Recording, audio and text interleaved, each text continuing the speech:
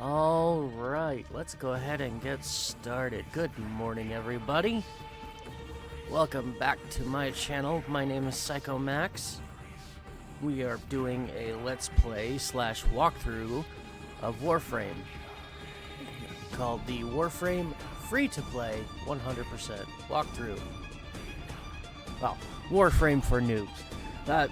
Please don't be offended by the noobs part. I'm not calling everybody a bunch of noobs. It's meant to signal that it is primarily directed towards brand new players of the game. Because it's the hope of this walkthrough to help new players discover it and use it as kind of a method to kind of get started in Warframe. So that they can more easily understand the mechanics and the different systems in a way that's easy to comprehend, and they don't get scared away, because the game has a really high user retention problem in that most people who start playing Warframe give up within the first hour and stop playing the game, and I'm hoping to help fix that. So thanks for joining me today. Let me log into my account real quick, and we can switch screens and get started. Welcome, friends. Ooh, hey, this is a nice little thing. We got us a decent login today. So, if you're ever presented with this scenario in your login, good way to start the stream, where it's giving you resources, basically pick the one that most benefits you at the time. For me personally, let's see, cryotic we can farm easy enough. You can see I've already got 1,000 of it, and we'll just keep getting more. Detonite ampules, I've got plenty. You're never going to need a whole ton of these, so got plenty of that. So I'm going to go with the tellurium because I've only got one, and I actually need more of this to build a couple of things in my foundry. So yeah, if you're ever presented with that, with just pick 3 of different resources, pick the one that most benefits you. Like for me, like if it ever gives me endo, I always pick the endo. Same with mutagen samples. If it ever gives me mutagen samples, because those are really hard to farm. And again, you need an absolute truckload of the damn things. Then I always take mutagen samples. So getting on with what we're doing today, we have made some pretty significant progress in our star chart expansion recently.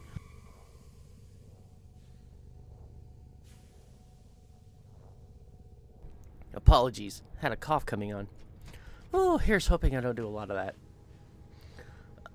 But yeah, we've made some pretty significant progress in our star chart expansion to the point where we are on our way to Uranus. We have 2 nodes left to do on Uranus, and both of them are junction requirements to open our pathway to Uranus, and so that is where we're going to be starting more or less today. Not Helene, Titan, over there, the blue shiny one. Yes, that's what we're doing today.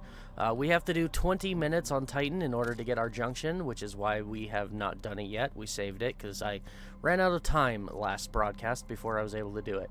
And then we have to defeat Sargus Rook on Tethys. Now, Sargus Rook is going to give us the parts for Ember, and so I might go ahead, considering, take the time to go ahead and farm Ember, just get it out of the way, because it's not a hard farm, and it shouldn't take very long. The big problem with it is I need 2 Ember Neuroptics, not just 1, because I need 1 to build Chroma's Neuroptics, and then I need 1 to build Ember herself. Operator, were you visualizing a bloody So battle? that might be a challenge. Me too. But we got to do that again. 20 minutes on Titan here to unlock the Uranus junction, and then we will be on to Uranus, and we are going to be opening Uranus and keeping an eye out for some interesting little robots or drones of some kind, as the quest calls them in the codex. If we come here to the Nata quest, play missions on Uranus until you encounter strange drones. So that's what we're looking for, and that is our intent of this stream, is to find those drones and unlock the Nata quest and do the Nata quest. That is our goal for today. And if we manage to make it a little bit further, all the better. Now, in the interim between last broadcast and this one, my son was kind enough to help me jump online, and he partnered up with me to run a few missions, which I need to put this back to solo now, to make kind of... I wanted the grind to be faster. That's all it is. So we managed to get the rest of the parts for Hydroid, which I only see one here. Did I forget to actually... yeah, I need Argon crystals to get the last piece of Hydroid. Oh, excuse me. So yeah, we've got all of his parts. So really excited about that, but I need to go get 2 more Argon crystals to finish his chassis, and then we will have Hydroid finished. So the Earth boss farm is done. He also helped me to finish getting the parts for Necros, so that that was a little bit faster because he could do significantly more damage to Lephantis than I could, meaning we just finished the mission a lot quicker. So, we got all the parts for Necros, and now he's ready to build, although I don't have enough credits. Why not? I never have enough credits, it seems. Oh well. And we have all of the parts for Nova, because we opened up, in the last broadcast, we opened up the farm to get Nova from Europa, and so he helped me do that as well, which was very, very kind of him and very appreciated. Oh, and we also, yeah, we're done with Deimos. I have all the parts for the weapon, the Path Assist. However, the Path Assist requires me to be Mastery rank 9 before I'm even allowed to build the stupid thing. So it's just gonna sit there for a while. But that's fine, because in the meantime, we have plenty of other weapons that need to be leveled anyways. So, not super duper worried about it. And I've almost got everything for all of these. I just need I need about 3,000 more plastids for that. And just another 100 oxime for this one. That's nice. We've almost got our next landing craft. Alright, so... that's going to be a plan for today. We're going to finish Saturn, open the Saturn Junction, and then start completing Uranus until we unlock the Nata quest. And then we're going to do the Nata quest, and then we will finish Uranus, and if we have time, we'll open Neptune and get started over there. We are making significant progress in our star chart completion. And it's really good. And again, for anybody who's wondering the build we're running, first of all, I'm MR6. We're almost to MR7, but I'm only currently MR6, where we are, getting to the Nata quest. And as far as my build on Rhino, there you go. I do not have any Forma put into him. I do not have an Orokin reactor in him. We are using just a very basic build with some mods that we haven't even actually farmed. We've just kind of collected them as we've been doing missions, because none of these are even the Nightmare mods that I've been farming, which, by the way, we are almost done with our Nightmare mod collection as well. I went ahead and transferred the list that I showed last time over to a different thing here. This is my notepad. So this is the list of the Nightmare mods, and I've gone ahead and crossed out all of the ones that we've already claimed. So we still need Streamline Form, Vigor, Blaze, Lethal Torrent, and Rending Strike. And that's it. I think that's, what, 5? So we have 5 Nightmare mods I still need to get my hands on. But that's the other farm I've been working on. But yeah, none of those mods are in this build as far as those Nightmare mods that we currently have, like Armored Agility. I would like to put Armored Agility in there because it'll give me the bonus of Gladiator Aegis, but also that little extra sprint speed, which would be really nice. Constitution for a little bit more duration for Roar, so that it could last a bit longer. Like, I've got a few of these that I would actually like to use in here. But, yeah. This is where we are. Alright. Now, before we go do our Saturn missions, let's start our journey today, as we typically do. I'm going to come here. I have a forma to claim and hope... What? Apparently I need more forma blueprints. Okay. Oh, and I forgot to put up that poll. Asking people about Duviri. I need to do that. I really need to do that. That's very important. Because we will also be unlocking the ability to go and do the Duviri Paradox today. However, I have some hesitation about going and doing it right away. And it has to do with lore. Yeah, still need those. This is one of the reasons why I want to open Duviri, because it'll give me a better way of getting these other than just Nightwave. These offerings are pure. Yeah, you don't have anything I want. Other than maybe Abyssal Beacons, which won't do us any good right now because we don't have access to Dagath parts. That's all this is good for. It opens a special exterminate mission that lets you farm a currency that you use to buy Dagath parts, but her parts come from a dojo lab. Then you have to research them first, so pointless right now. So those are just kind of stuck there, and that's kind of why I want to do Duviri. But at the same time, again, if we do Duviri now, and you watch this, and you're not completely caught up on Warframe lore, you're going to be very confused about what the hell's going on, because Duviri picks up a story at a point that we have yet to reach in the lore. So, for that reason, I don't want to go do it. What's on your mind, dreamers? Kill 150 enemies with abilities. I should run Volt and do that. That'll give us another 1,000. We're on our way to the Epitaph skin, which the Epitaph is a fantastic gun. But we need to unlock... Till then. We need to officially unlock Railjack missions, because I believe that's where the Epitaph is farmed. Let me go see. Featured secondary weapons. There we go. All filters off. We're just going to scroll down to the Epitaph, wherever it is. There you are. Epitaph. Weapon and component blueprints can be found in Earth, Venus, and Saturn void storms. So yeah, Railjack. Really a shame, because I love that weapon. It's a fantastic weapon. Alright, well, I want to get started on this, but before we do that, let's go ahead and head over to our dojo and see what we can build. Because we're still expanding our dojo so that we can go ahead and start building our research labs. Now we'll start by going downstairs. To check on our sub-basement and our reactors. But the Oracle should be finished today. Yes, the Oracle is finished. So this is the Oracle. It's a pretty room.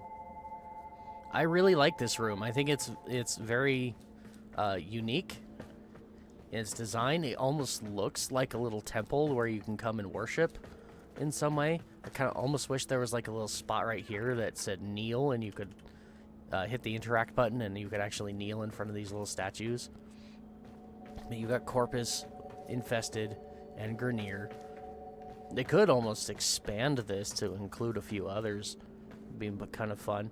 But I wish this room had a little bit more interactivity to it. I wish it served more of a purpose than just simply, oh, well, you need to build this room if you want to build any of the labs. Like, okay, I'm fine with that standard. I just wish I could do more with this room. Because now that it's built, it's like, meh. It's fun to look at, but once you've seen it, time to move on. It's kind of sad. Alright, so the next thing we're going to do, we're going to come over here. Connector rooms. I think, nope, reactor energy. We are putting another reactor room here.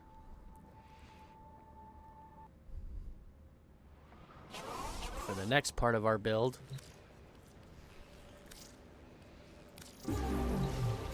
Now, I cannot go and immediately destroy that one. I have to wait for this one to finish building.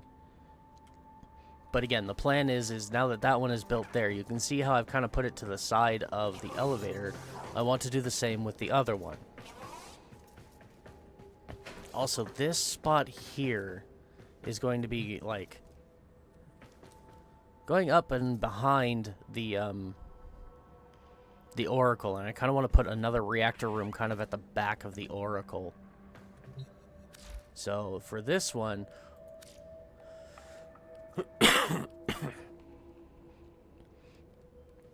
Now, we have the potential with this one to expand, but only in one direction.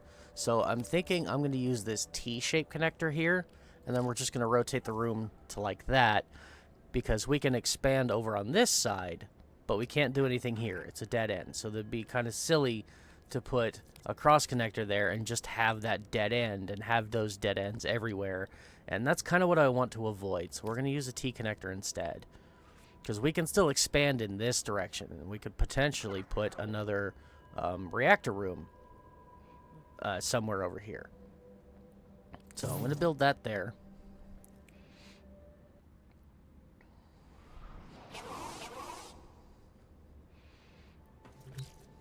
And I've only got 4 forma left.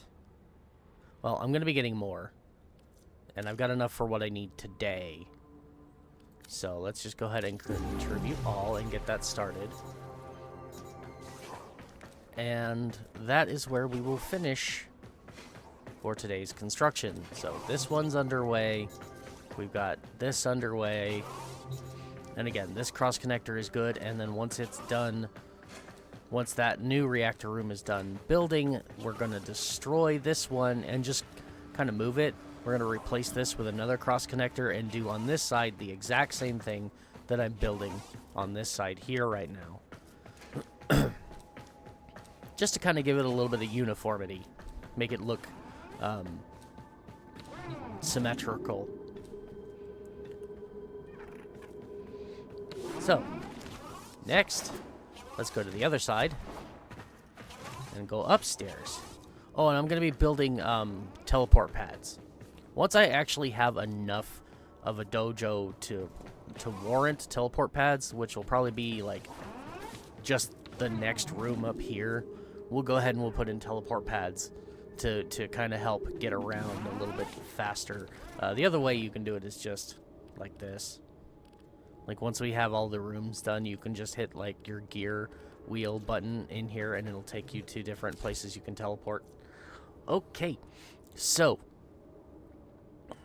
the next thing I want to do up here, now there's a lot of options for this next level. And I kind of want to keep...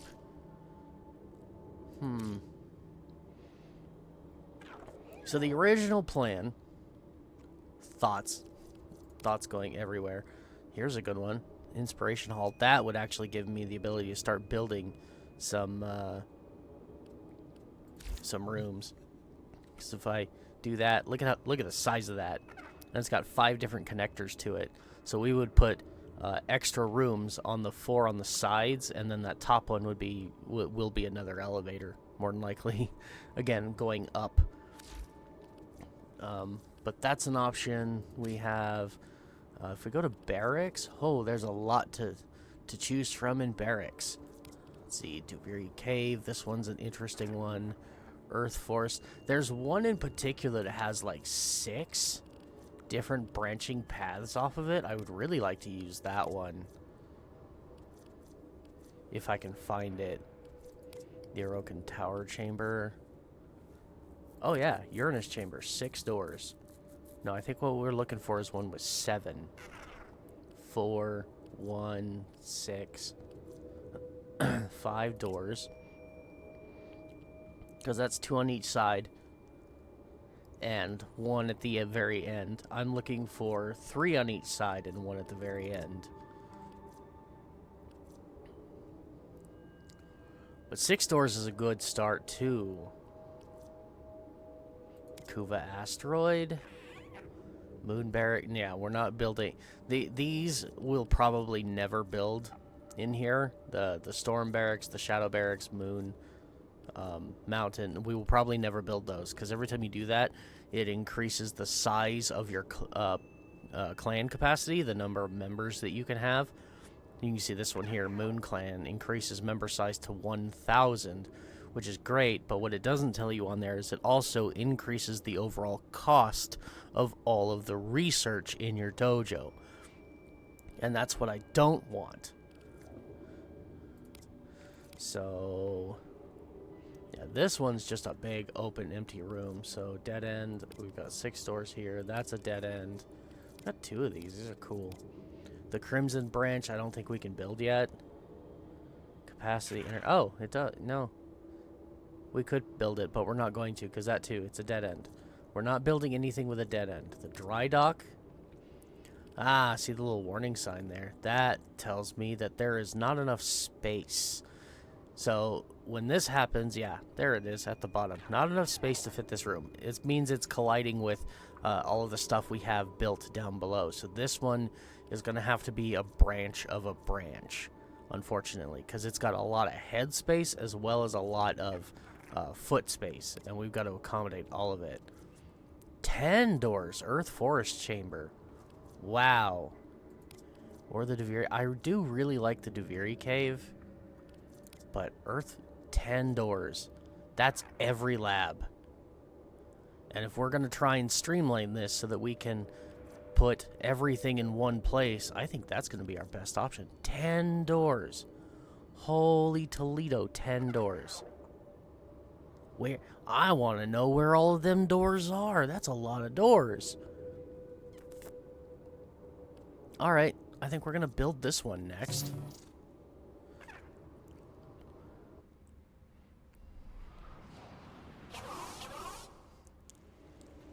Look at that. That is 4 on each side and 1 at the end. Wow. Yeah, that is everything we need. Perfect. And we can start the construction immediately. Even better. So we're going to take all of those branching nodes. You see them on the sides there. They kind of look like little nipples off of the edge of the map. We're going to take the ones on the sides, the 8. I think it's 8. Yeah, 8, and then this is one of the 10, and then the one on the other side is number 10. This is number 1, that one's number 10, and then you've got 2 through 9 in the middle. Whatever, doesn't matter. But still, we're going to take all of those branches, and we're going to start building our labs. Probably the very first one we build, and the most important, is going to be, and of course I can't actually show you now because I've already closed that window, but it's going to be the Orokin Lab, is what it's called. It only serves one purpose. There's only one item you can build in the Orokin Lab, but it is, right now, at this stage of our game, the most important thing we could possibly get out of our dojo, is the Orokin Lab, because it's going to give us the blueprints for Dragon Vault keys. And then we can go start farming the derelict missions for Dragon Vaults to collect our corrupted mods. And just like my Nightmare mission Something's out there, mods, dreamers. I don't know why it's not showing up, but I also have a Pulling list at her waters like the of moon pulls the tide. mods for... Something big. What the hell is and going on something here? old. I pulled up something weird. It knows Here, I'll just do it this way. what will it So we've say, got I this wonder? list here of The our day Nightmare steps mods. up to our I should door also and have one. I don't know why it's not showing. Notes list. There we go. I also have one for corrupted mods. All of the mods you get from the Dragon Vault. And just like the Nightmare mods collection, once we open up the ability to start farming these, I'll be going through, and once we collect one, I will highlight it and strike a line through it to insinuate that we've actually collected it. And then once we and I will be doing that to kind of keep track, and we will be farming every single corrupted mod in the game. Just as soon as I have access to do so, and hopefully that will be very soon, now that we have that building. Okay, but that is all we really needed to do for setup today. Yeah. Don't have any extra missions. I could go run nightmare missions, but I think that is more of a secondary thing that I can do later, because we have a lot of nightmare missions now available, which gives me very good odds to get the few mods that I'm missing.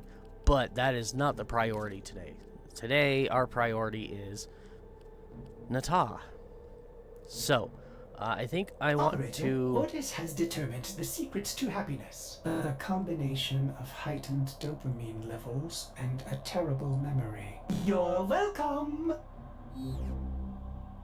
Thank you, Ordis, for those words of wisdom. Oh my god. Heightened dopamine and a terrible memory. Yeah, that checks. I can attest to that. That's pretty good. Alright, we're going to start with the 20-minute Titan survival, because I just want to get it out of the way. Oh, and for this, I want to switch weapons, because I love the Zorus, but I gotta be in here for 20 minutes, which means my fingers are gonna start hurting if I have to keep spamming the buttons over and over again. So I'm gonna equip a weapon that allows me to more easily just focus on killing by letting me just hold down the button lightly and just go.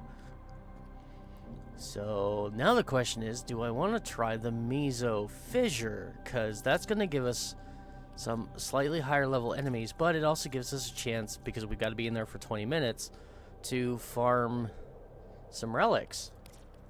Which is always good, because we need more void traces, and we always need more ducats.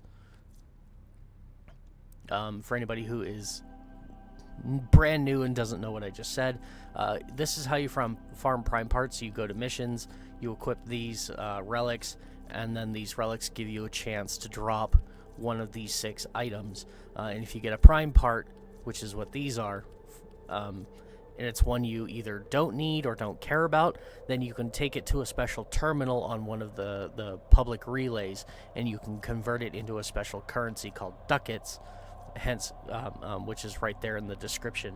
That's what the currency looks like, and this tells you how many it's going to be valued at.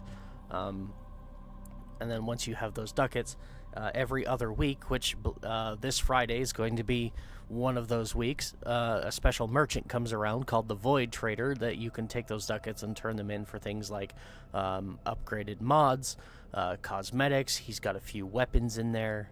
It's good stuff. Really good stuff. And if you're brand new, you should be checking on Barrow every time he shows up to get some of his goodies, because they're all worth it. So, yeah, I kind of want to build the Bratton. Honestly, I want to build another prime weapon specifically. We have a prime Warframe sitting in our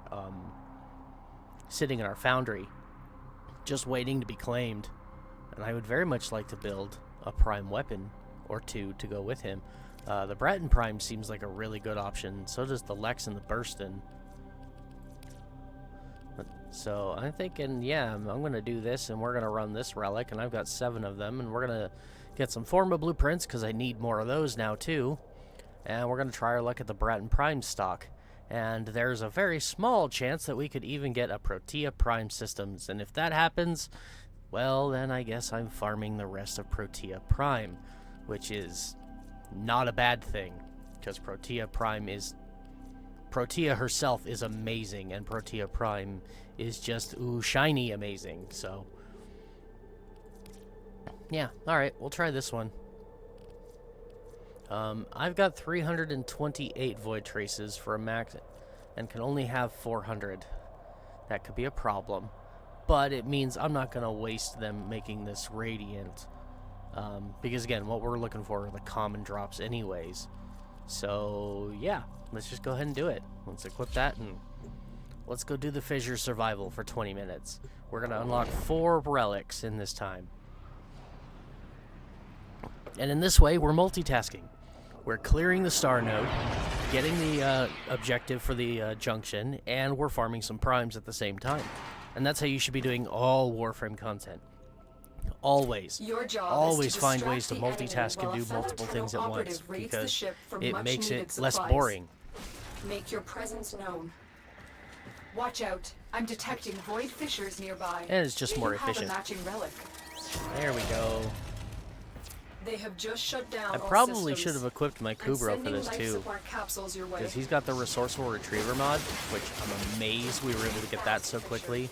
Look out for reactants. 18% chance to drop bonus loot would have been really fantastic, especially because this is Saturn, and it's going to drop plastids, and I need plastids. Fallen enemies A lot will of drop them. crucial life support. Be So on yeah, the we're lookout. just going to go ham Defeat with our pole arm and use their for about reactant 5 to open the minutes, relic. and then Don't see forget the reactant. You what need we more unlock. to open that relic. only one reactant so far. Oh, there's 2. Try and remember that when you're running fissure missions, if you don't see that little flash and you don't see them change and they don't have corrupted in their name, then killing them does no good. And depending on the mission type you're running, I've had defense missions, specifically low-level defense missions, where I've finished the entire set of waves and not gotten enough reactant to open my relic. So try not to kill too many enemies before they've had a chance to get corrupted. That way you increase your odds of getting all of your reactant and opening your relic. Because it is possible to succeed in finishing the mission, but fail to open your relic. What are you doing back here? Come on, guys. There we go. Now they're all I've corrupted. delivered a life support capsule to the area. Activating it will buy you more time. Now this is actually a really good room to hang out in for this map.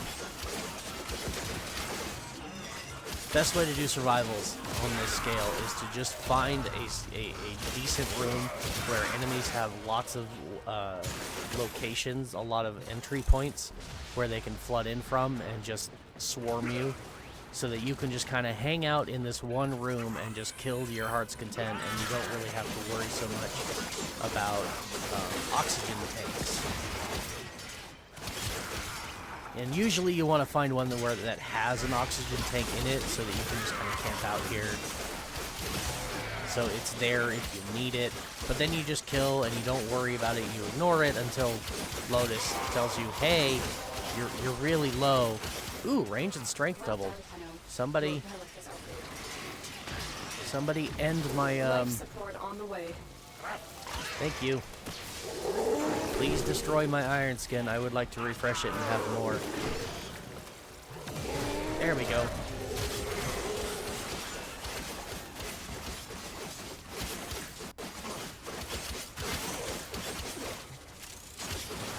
Love getting that special bonus. So yeah, when you actually finish collecting all of the reactant from a fissure relic, you'll get a special bonus. There's a few random ones. It's completely random. But the one I got, it's probably one of the ones that is most desired, because for a set duration of time, all of my ability strength and ability range is doubled. Depending on the Warframe you're playing, that is a significant increase.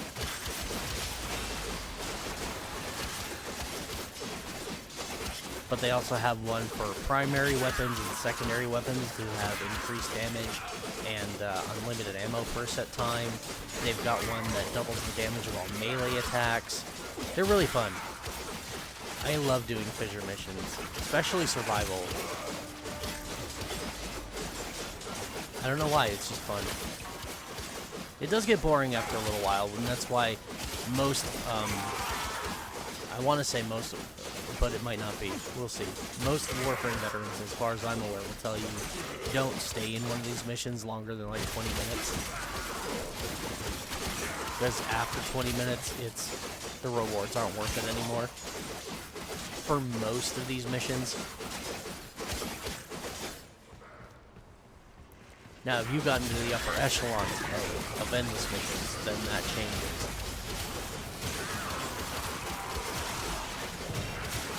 There's a couple of them on the high end that you stay in as long as you can, because the reward is that good that you just don't leave until you can't do it anymore.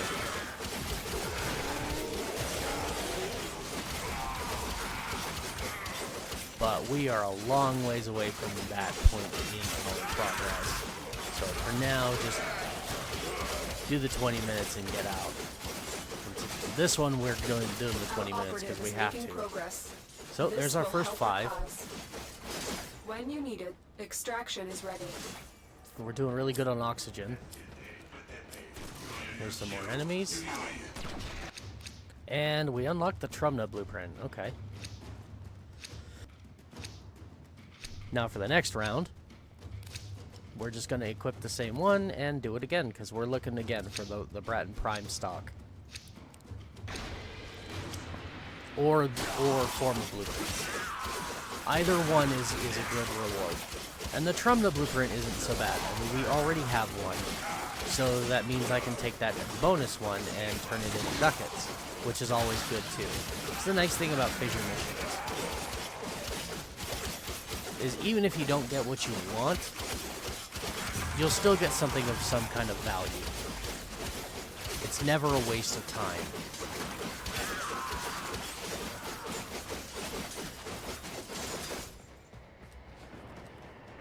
Where did all my enemies go? They're all flooding out from one door. That's rude.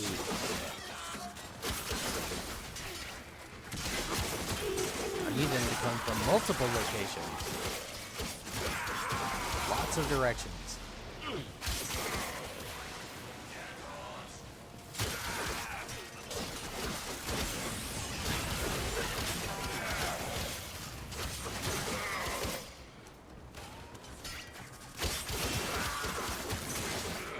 Come on, guys.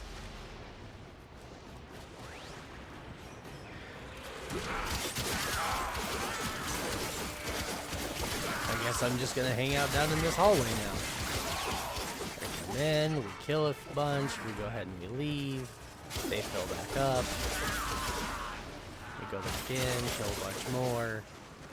Oh, they're getting corrupted. We'll wait and let them do that. Only one enemy from up here. Yeah, that door should be flooding out a whole bunch of people.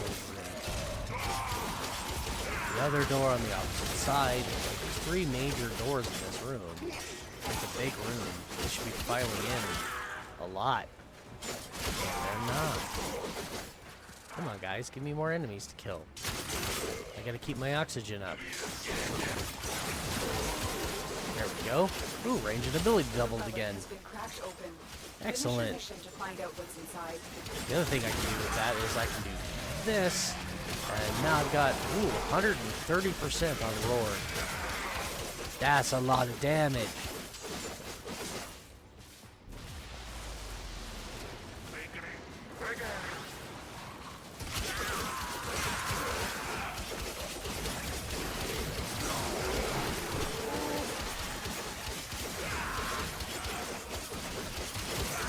Is there a better room that we can maybe find? Ooh, hey, Jade. Damn it, he's dead. I forgot to let go of the button and stop swinging my thing. Damn, that's a dead end.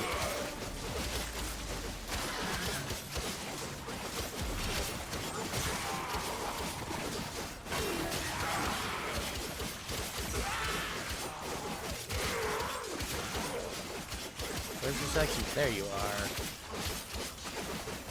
Hello, Mr. Eximus.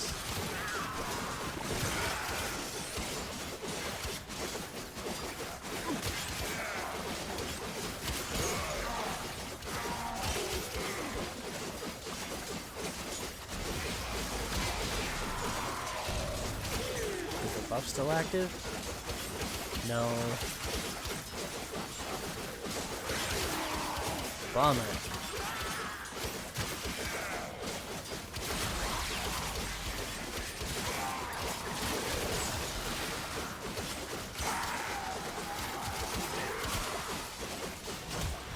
Now we're getting somewhere with enemies. Now this is the hallway I prefer to hang in. So I got all the enemies that come up both of the ramps, and then I've got the guys that come from behind. And if I kind of focus on the guys that come from behind, then it gives the ones coming up the ramp more time to actually come up the ramp. So they don't really run out. This guy with his shield is being a little annoying, but down he goes.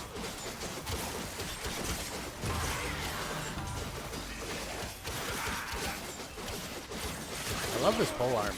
It's really good.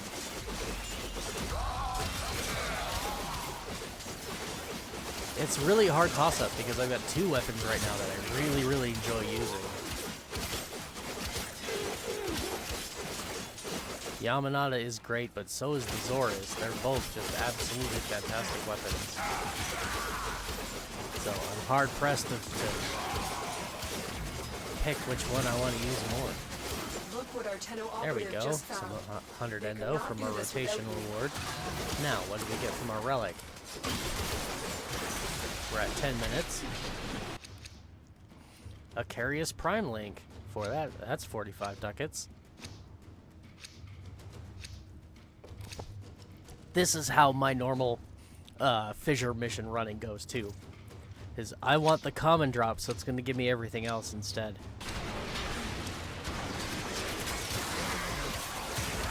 It's pretty common. And then, of course, if I go and try for the rare one, then it's just like, ha ha, no. No, you can't have that. It only gives that to me when it's not the thing I'm looking for.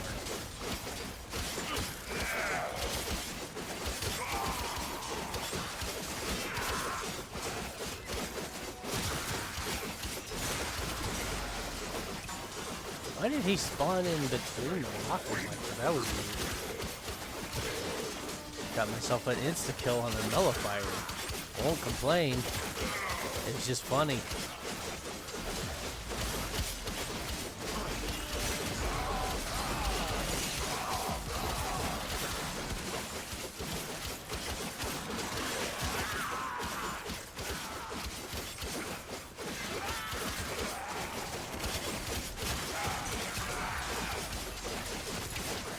Alright, I'm wandering too far from my favorite spot. I want to stay up here. Best way to get enemies to spawn is find a junction point like this that goes between the different tiles and just keep running back and forth between them because it encourages enemies to spawn in the tile you just left while you kill the ones that you just entered. So we come in here, we kill a whole bunch of guys, and then there should be some spawns in this one. Should be. Of course, there's not right now because I'm talking about it, so it's gotta sit there and prove me wrong. Fine, I'll stick around in here and collect a bunch of plastids because they're just sitting there waiting to be taken.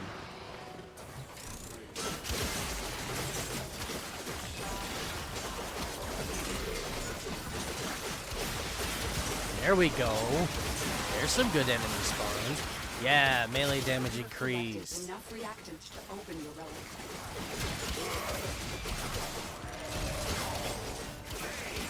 This is better. Yeah, we'll just hang out in here. Why not? We're basically in a room between rooms. With tight spaces. So it's real easy for them to all just get grouped up and chopped down.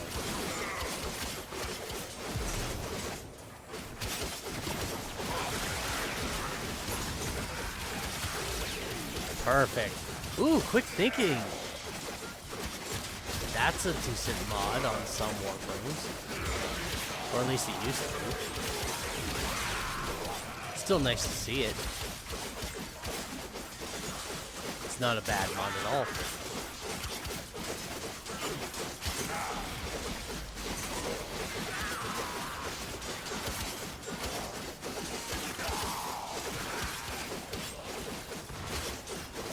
This is, by the way, how I get most of the mods to drop too.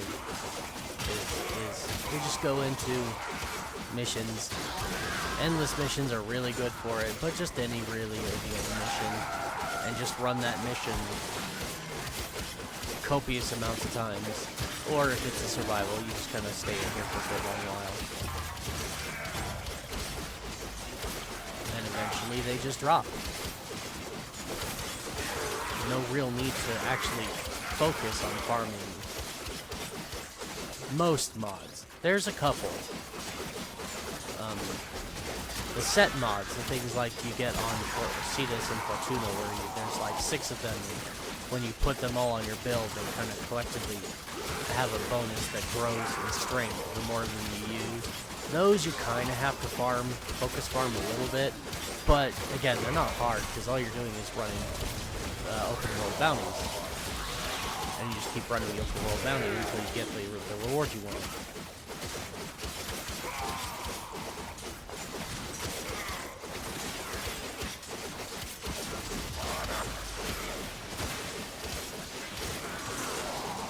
Alright, fast coming up on the 15-minute mark.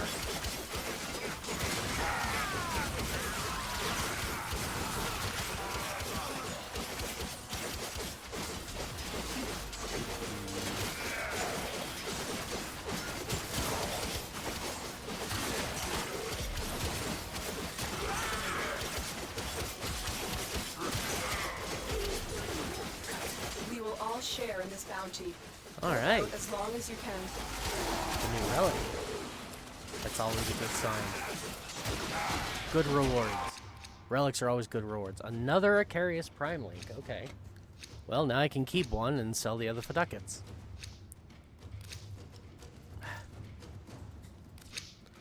One more relic and then we can get out of this mission and move on to the next task. That is a manic lap.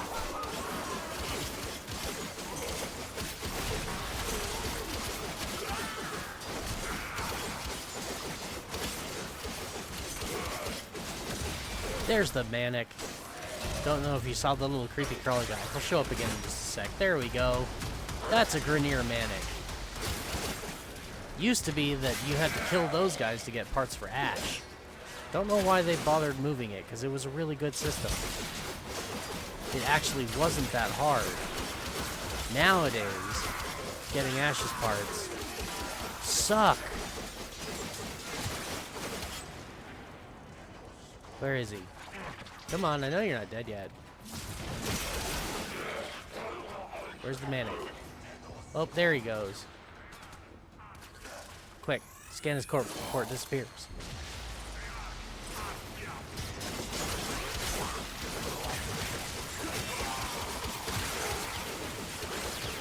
Another Harrow chassis. Worth some credits.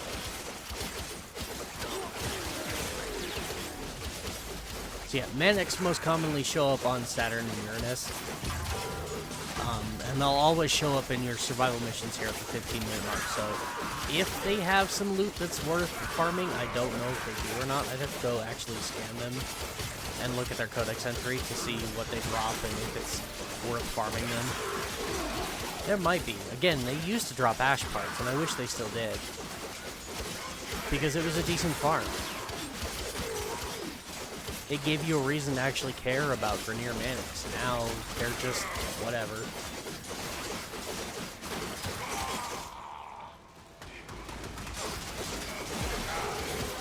There we go. Primary weapon damage increased and unlimited ammo. Finish your mission and we'll take a look inside. Don't really need that one. We're not using our primary weapon. It kind of sucks right now. It is leveling them. We're using the Mark 1 Paris and the Mark 1 Furus. Trying to get them out of the way because, well, we've already done their upgraded versions and gotten rid of them, so... Alright, we might as well.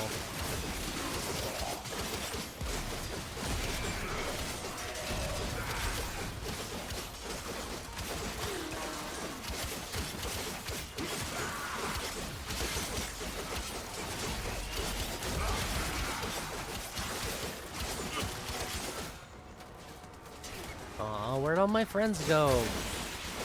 Y'all stop spawning. Kill this big old Nox. I'm surprised those Nox don't always show up as Eximus. They are technically heavy units. You're being annoying.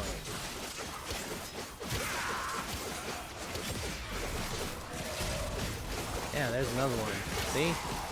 He's shooting me with a big gun that drops these big, like, goopy globules of stuff on that they do, I think, viral damage as well as cold.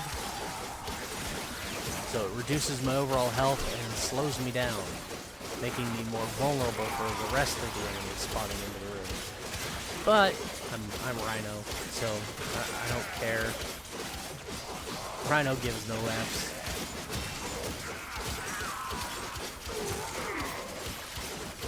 Don't ask me why, I just said Fs. I'm trying to watch my language for some reason. This is Twitch. I don't need to watch my language. Hell, even YouTube doesn't really care. But in case there's any kiddies watching and mom doesn't appreciate lewd language, I'm trying to be courteous. I swear like a trucker when I'm not streaming. I promise. Like, I don't personally have a problem with foul language. I use it all the time.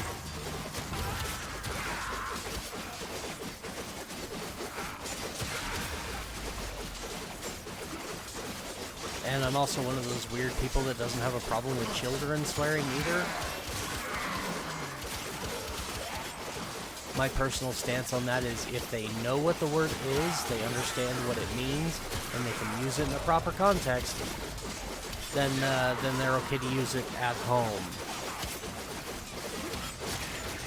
But only at home.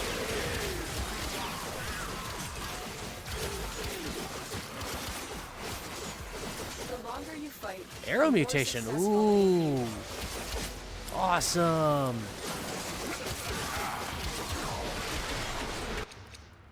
Yay, and I finally got my forma blueprint I wanted. Now, we could go one more round and get an extra relic, but we only needed to go 20 minutes. That's 4 rounds. We've gotten our 4 rewards. So we're just going to go ahead and equip no relic and make haste to the end.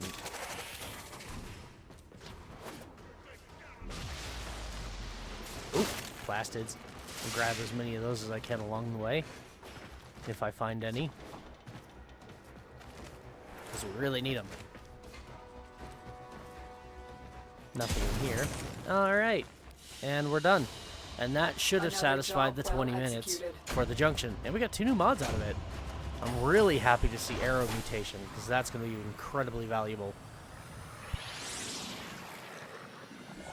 Once I get a bow I actually want to keep, we'll be putting that mod on there, provided I don't get the primed variant before I have a chance to use it. Because that's a possibility too. Or the mod Vigilante Supplies, which is just all around better because it works for all weapons, not just bows. So, that, yep, finished the junction requirement. 20 minutes of survival on Titan, and we got an Orokin cell for it. That they probably could have done better with, the reward for doing that. Like, an Orokin cell's not anything, like, to really scoff at, but we've got a lot of them. Like, by this time, we've got a lot of them. I mean, hell, Saturn drops Orokin cells. So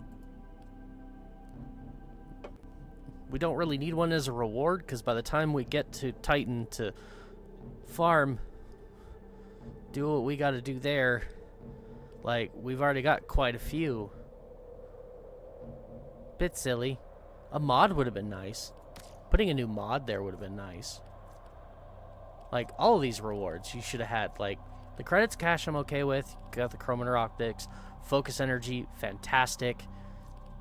Put another Nightmare mod here. Make this like Lethal Torrent, because that one seems to be eluding me a lot. Maybe that'll be in the next junction. Don't know. We'll see. Alright, all we have left to do for this, though, is Tethys. Oh, and there's a Forid invasion on here right now. I want to do that, too. That mission, that's how we farm Nyx. That's how we get the parts for Nyx.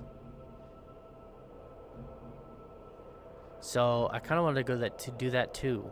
But we will start. We have to kill Sargus Rook for the junction. If we go do Forid, it won't count. So we'll start with Sargus Rook. I think I'm gonna go ahead and swap my Almanata back to the Zorus for this, because Sargus Rook is another one of those. He's got invincibility phases, and he's got damage weak points that you have to hit, and the Zorus might just be a bit easier to hit those weak points. So, let's go fight Sargus Rook. And open the junction, and then maybe we can do Forid.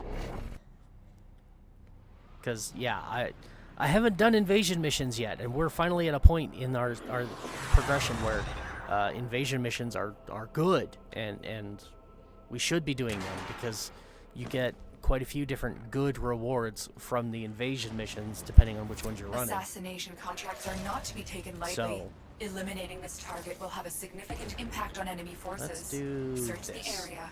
Leave no survivors.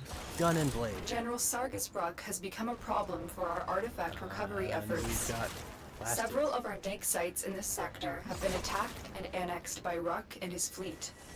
Take Rook out. Zorus also doesn't care about the stupid shield guys. The explosion goes right through their shield and still tears them apart. No. You're not setting the alarms just yet. Okay, that's a dead end.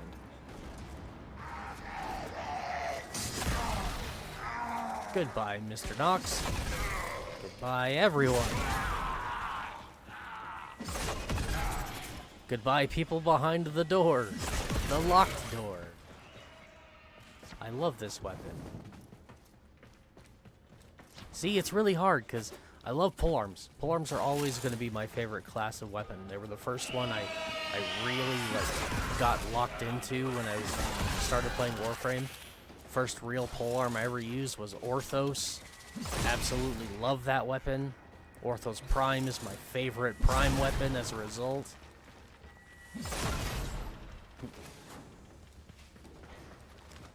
Alright, I don't want to do a ton of loot farming in this particular mission, because it's not necessary. It is fun though. Stay focused. There's a heavy unit approaching. Is there now? Keep going. Are Nobody you knows sure you're I here. haven't just blown them to smithereens? Like, that's what you call a heavy unit. I'm disappointed. Citizens found. Just need one more. What about... Oh, that's the heavy unit. Well, there they go. Goodbye. I love doing that, too, in loot rooms, where they've got a whole bunch of loot lockers spread around. You just throw the Zorus in there and detonate it, and they all explode. Makes loot collection real fast. Glaives are fantastic. They're probably number 2. Oh, I just gained a new follower.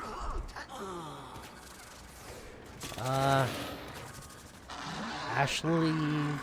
I can't read that. The 84 something? I apologize. I'm not very good with names, but welcome. Thanks for the follow. I really appreciate it.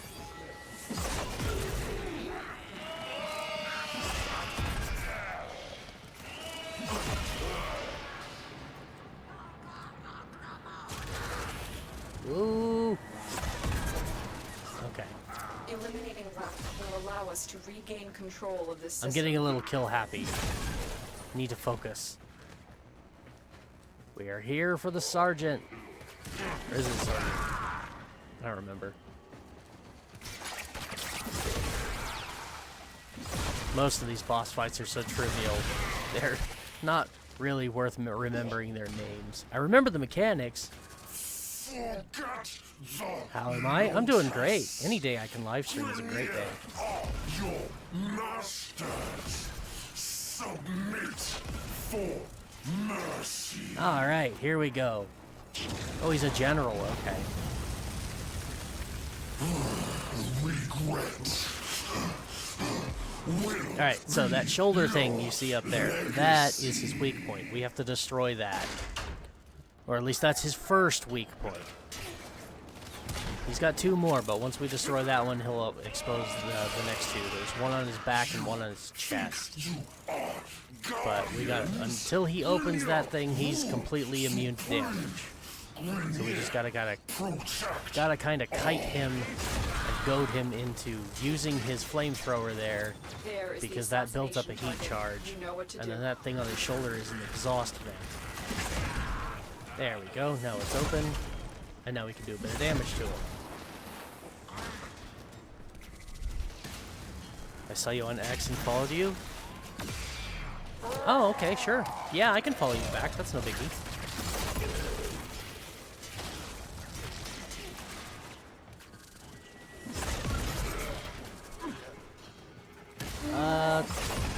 There we go. I think this is the one thing I don't like about this boss fight. It's a good boss fight, but it's kind of slow. Oh, he opened the one on his chest. Zorus is just taking full advantage. Oh, we're doing lots of damage now. And that's the one on his back. We'll just kind of throw this above here and detonate it, and there we go. Goodbye, Sargus Rook. It's been nice knowing you, buddy. Target down. The Assassination Zorus makes such contract. quick work of all of these guys. I love this weapon. Yeah, it was really smart for me to switch. Stay focused. Thank There's you. a Yeah, heavy not a unit problem. approaching.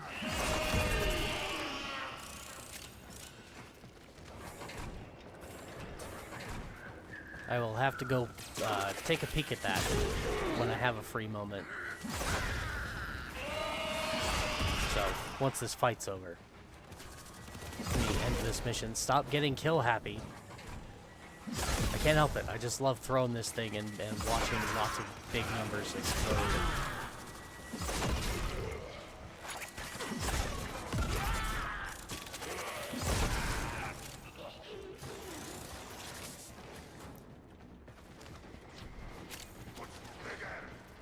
All right. And there we go. Us anymore. Let's get out of here.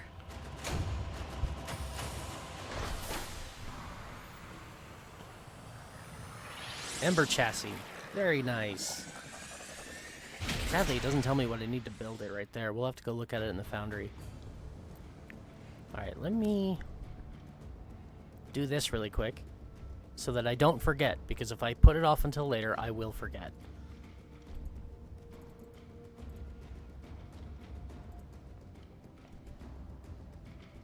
Well, it's a lazy night between the stars for you and me.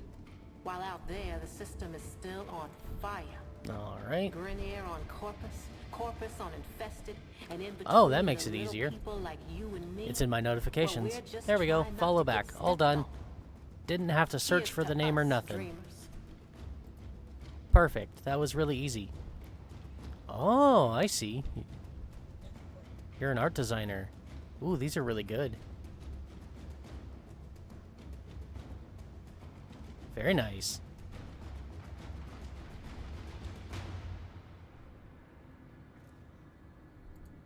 Very nice indeed. Well, yeah, there you go. There's a follow back for you. And again, thank you for following me. I really appreciate it. I am trying to grow, and every little follow helps, even if it's conditional.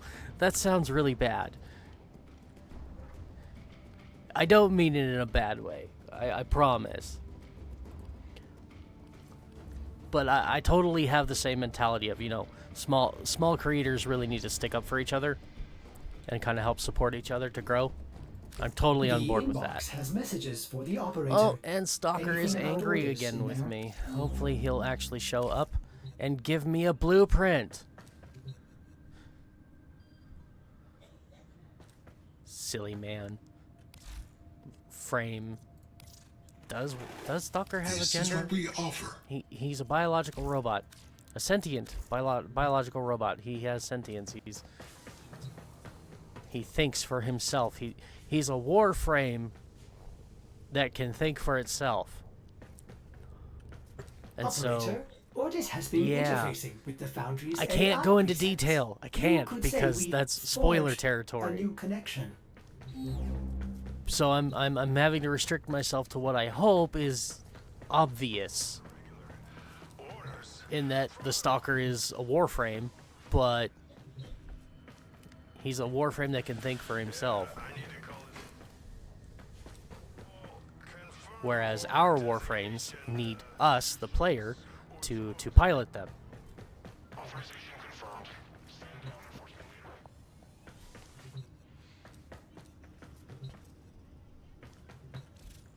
I don't know why. There. Okay.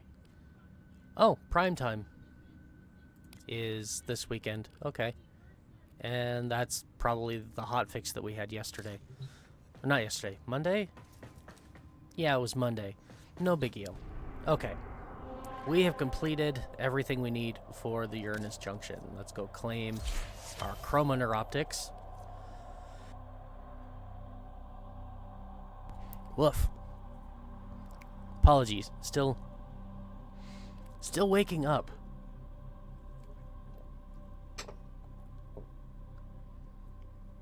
Right. Anyways. So, to do now or not to do now, that is not even a question. Of course we're doing it now. It's open, we're here, we're doing the junction. But we are going to go back and do the forward fight at least once, just so you guys can see it, and then I can go and farm it. Because again, that's the restriction I've put on this walkthrough, is I can't farm that anything offline until I've at least done it once live for everybody to see. Because if you never see it, then you don't know how to farm it. It's just another assassination mission, honestly, and it's probably one of the easier ones. Because it's just a big infested charger. For it is just a big infested charger. We're going to scan Equinox. Very nice. Okay. Now let's go confront Equinox. And, yeah, this fight's going to be just as fast as all the others. Goodbye. I forgot I was using the Zorus and not the Aminata. I tried to jump and then I remembered, oh wait, yeah, I'm using the Zorus. Let's just throw it and make it explode. And yeah. Trivial fight, very trivial, but yeah, don't ever forget to scan your junction target, because once you open the junction, it goes away now, and you'll never get another chance to go and scan them. If you're a Codex completionist. If not, you don't care about it, then don't worry. The Deviri Paradox. Remember how I said we were unlocking that today? Yeah, there it is.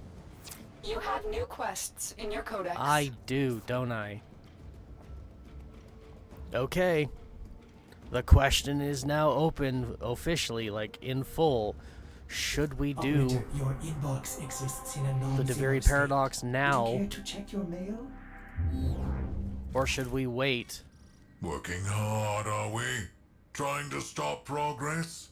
Grenier progress? That's my progress. Might work with Vayhek. Vayhek might roll over, but not Till. Not me.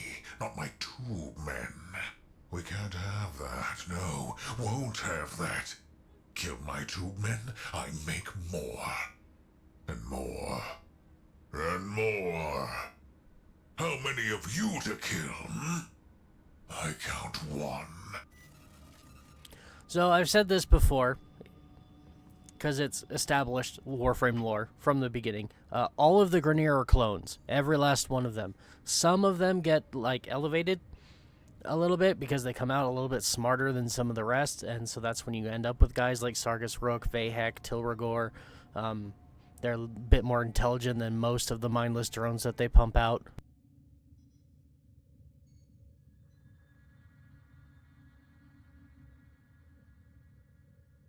I don't know what the hell that noise was just now. Hopefully you guys didn't hear it.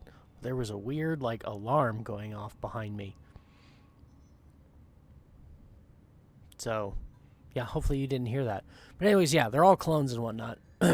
Tilrigor has his own cloning facility on Uranus, and he specializes in a specific type of aquatic or underwater Grineer clones. Knock, knock. Every Grineer unit that's cloned is here. designed for a specific Operator. purpose. I don't Like think you should answer all that. the butchers, they're basically the rejects, so they just get like handed some basic armor and a couple of knives and say, "Here, go to the front lines and be fodder for us." The slightly more intelligent ones, they end up as like butchers and lancers and eviscerators, and so they get slightly better armor and better weapons. The really intelligent ones end up as your heavy units, your bombards and heavy gunners and the like. Heka masters are some of the more intelligent ones. The females and males alike, they're all clones.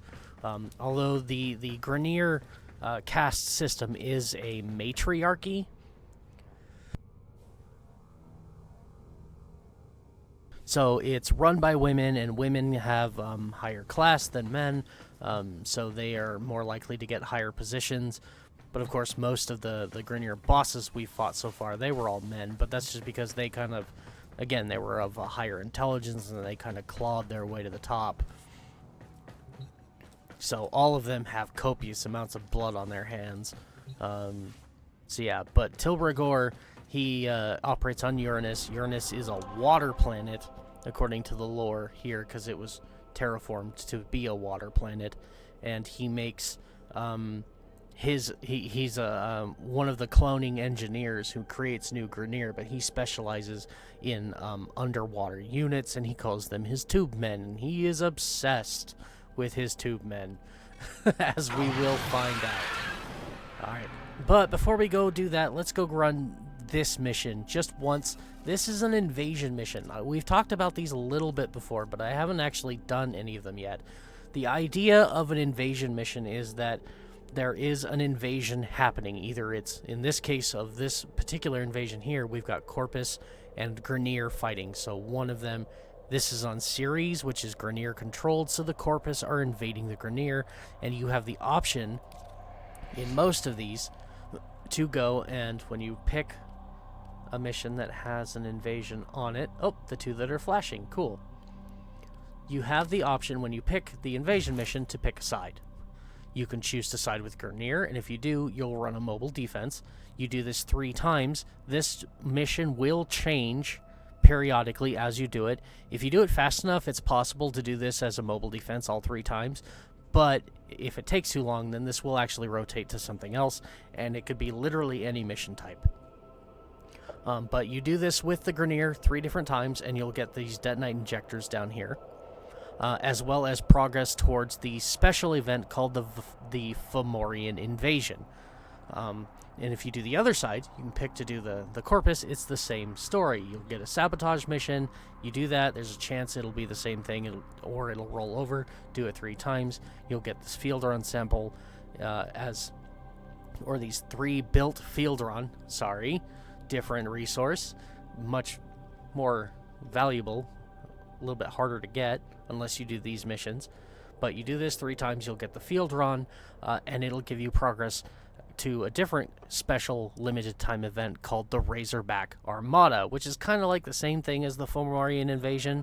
The difference is that the Fomorian Invasion is an Arcwing type mission, whereas the Razorback Armada is an assassination. But both sides are worth farming, because both missions give you really unique mods. That's where you get most of your dual stat. I've talked about those before. Dual stat mods are mods that you can put on your weapons that will give you both an elemental as well as bonus status chance to proc that elemental. And all of the dual stat elemental mods that you need for your Arcwing and Arc weapons come from the Fomorian and the Razorback. So it's a worthwhile farm. In addition to that, one of them, I believe the Fomorian, will give you parts to a new arc gun called the Imperator Vandal, which is just a variant of your very first gun. And then the Razorback Armada will give you a variant of the Gorgon machine gun called the Gorgon Wraith, which not the best weapon, but it's definitely better than its base counterpart. So yeah, invasion missions are very much worthwhile to do. But there is a third type of invasion mission, or a second type, I should say. I say third because Corpus versus Grineer. Yeah, 2 factions. There's a third one, and that's the one we're going to go do, which is anybody, it could be Corpus or Grineer, versus the Infested. Now, the big difference here is that you don't get to pick a side. You do not get to pick to fight for the Infested. It is always whatever faction is fighting against the Infested, and that's it. You get to pick that. But again, we run this mission 3 times. This one specifically, though, the assassination mission, again, we run this 3 times. We will get the detonite injectors, but we will also get parts for Nyx from the boss that this mission is doing, and his name is Forid, and it's another Infested boss. Much like Lephantis and the Zealoid Prelate, this is the 3rd of 4, I think. You could say 5 Infested bosses. Because there's one more for certain. And that's up on Eris. In fact, they're both on Eris. The last 2 The VIP that we're hunting is here. Infested bosses currently available in the game This place is crawling with infested. are up on Unfortunately, Eris. something far more ominous awaits. Oh, Make your way please. deeper into the base. Alright, let's go ahead. We'll ignore the Grineer and the Infested. We will just run right through this to him.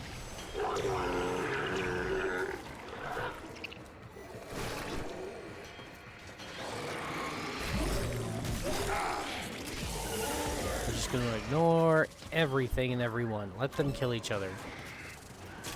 We do not care about a bunch of Grineer getting slaughtered by Infested.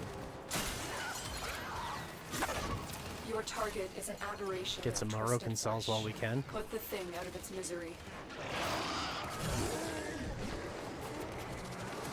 There we are. You'll recognize the map, too, because it's the exact same map we fought Captain Vor on the very first time. Oh, which reminds me, we need to go do the Vor mission again, because when they updated the game with Ileweaver, they updated the Vor boss fight.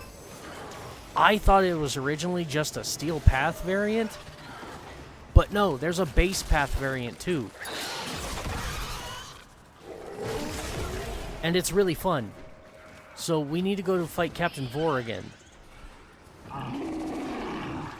So I might go do that as well, but we want to get to Natal. Stay focused. Here's some more There's plastids. a heavy unit approaching. Need more of Listen those for right its now. screams. This will mean Alright, we're so getting yeah, close. this map should look very familiar because we fought Captain Vor on it originally.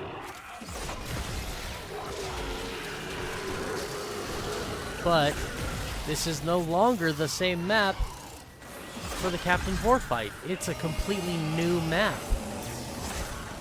which is why I wanted to do it. Oh, right, I can't kill him. I'm trying to blow up this Eximus right here, but he's an ally right now. That always gets me off guard. That's why I prefer crossfire missions, because it's both factions fighting each other, and then they're fighting you as well. You can just kill everyone. But that's Forid right there. He's a giant infested charger. Target spotted. Stay sharp. We've This killed one his is kind a handful. lot in the smaller ones. But now we got the big one. So yeah, if we didn't have our iron skin up, you just saw the screen get all blurry. He yelled. And if we didn't have our iron skin on, that yell would actually damage us. And yes, I'm trying to prolong this fight because I can kill him in an instant.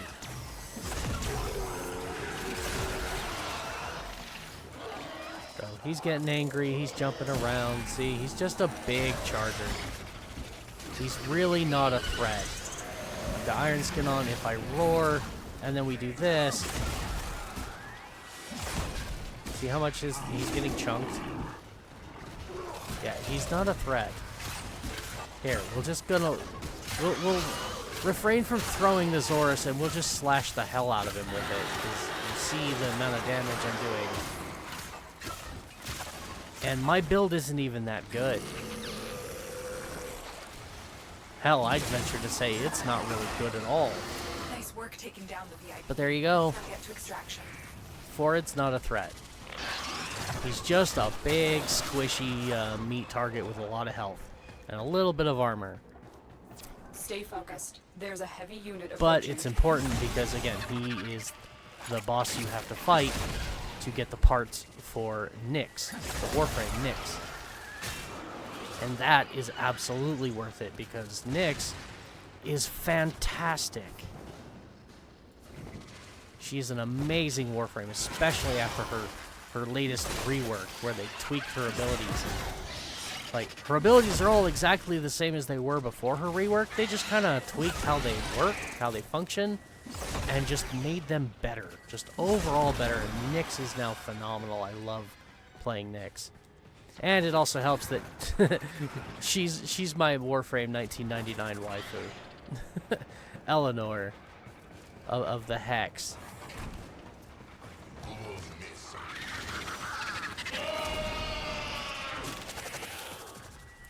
I'll probably pick somebody else to romance when we get to that point. Yeah, you can romance the Hex, by the way. That's why I call her my waifus, because you can actually romance them.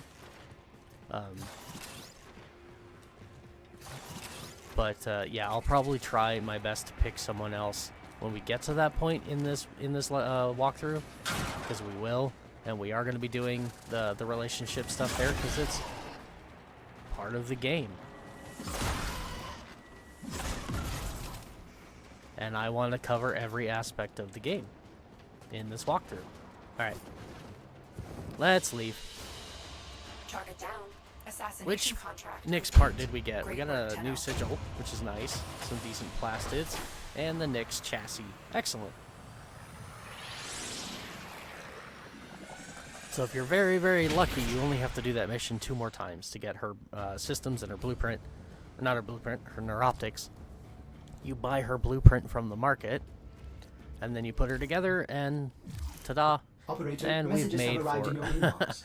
we've made Stalker angry yet again. That's twice in one stream. Nora, I make him mad all the time, and I love making him mad because then he shows up in my missions and I get to kill him. Do I have anything here? No. Okay. It's kind of good. Ooh, finally, I've got enough credits for... Ooh, I can do both. Necros and Nova. Awesome. Oh, and the Volcar is ready. That is also fantastic. And we can build the Lecta. Perfect.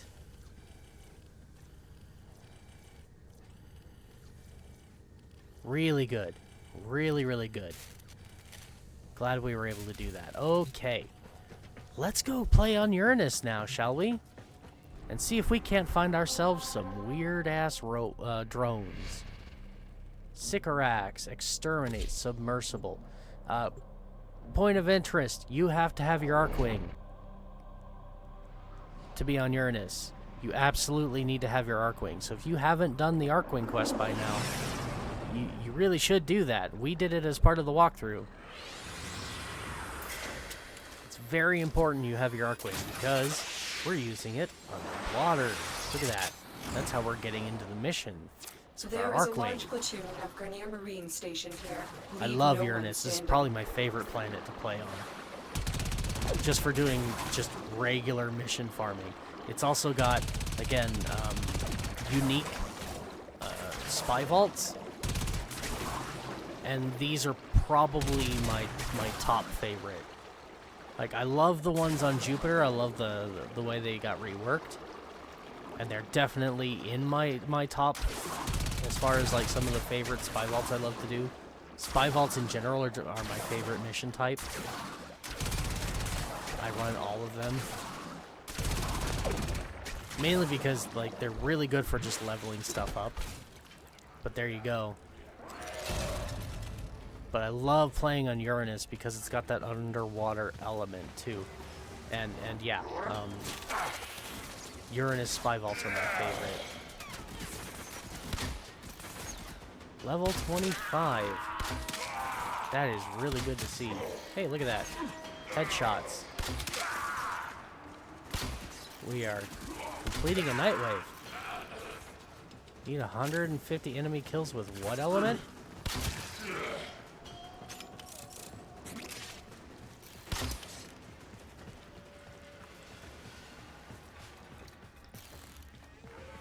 This map should also look familiar if you remember, which if you don't, I understand, because I hardly remember.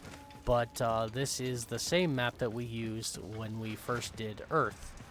Our first 2 maps on Earth. One of them was the forest, and the other one was this.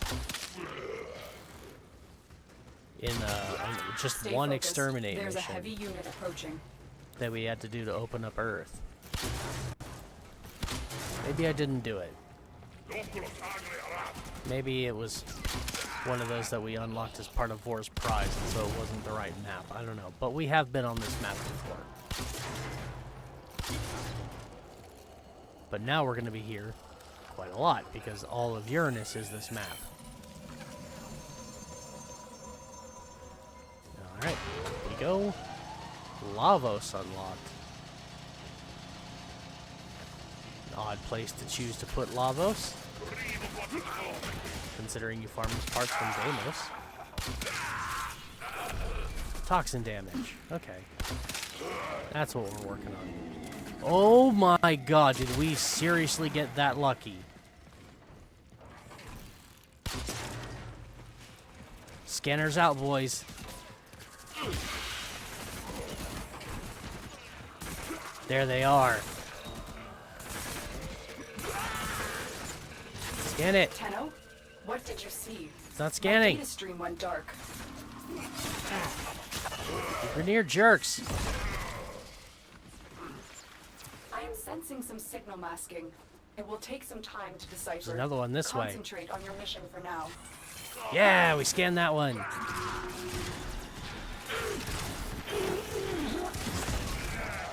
That's what we were looking for. Holy crap. Normally it takes like 2 or 3 missions for them to show up. Maybe they changed it. Maybe they tweaked it. Must have, because having them show up the very first time, that's unheard of. I'm super pumped for it, though. I'm really happy that that happened. I love it.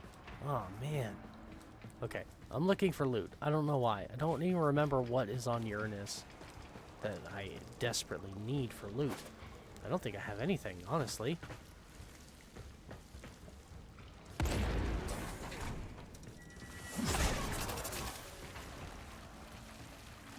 And my phone's being weird.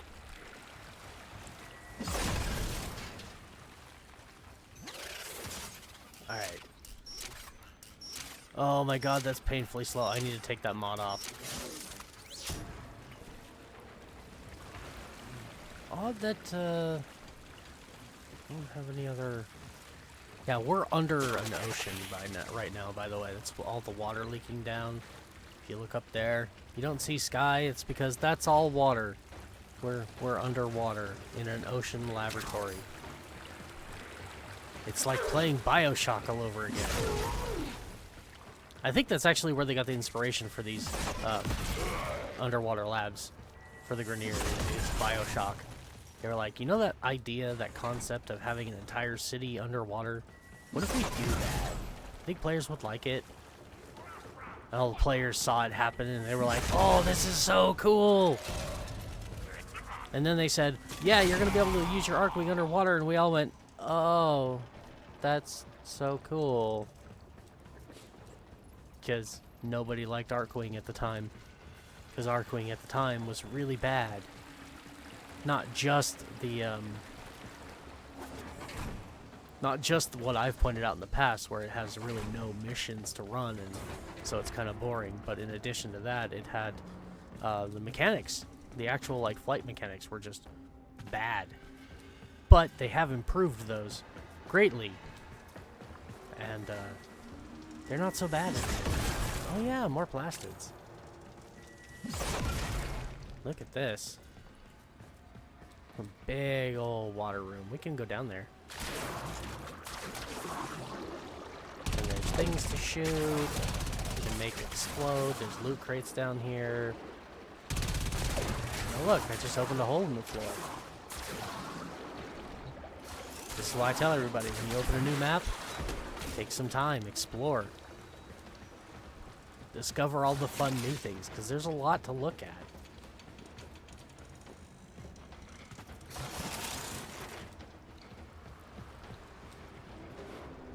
My only disappointment here is that there's not a control panel on this side that I can open the door and run back out. So now we gotta get back in the water. Not a big deal. There we go. Now I gotta figure out how to get back upstairs. By remembering how I got down here in the first place. There we go.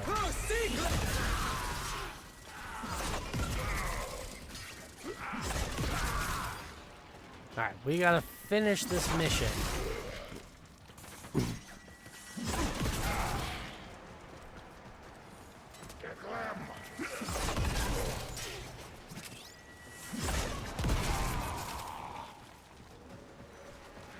So I need to focus on just killing enemies because it's an exterminate. Ooh, here's one of the fun ones. Is this electrified? It is. See the little bits of electricity going through the water? There's a heavy unit approaching. That will do I'm damage. detecting a large security It's not a lot force of heading damage, your way. so you It's can the just kind of Premier. ignore it, especially if you're playing like Rhino. But if you want to turn it off, this is how. You come in the room, depending on what side you pop in on, because it's kind of mirrored. You want to make your way to the center area and hit this console. And now the water on the floor is no longer electrified.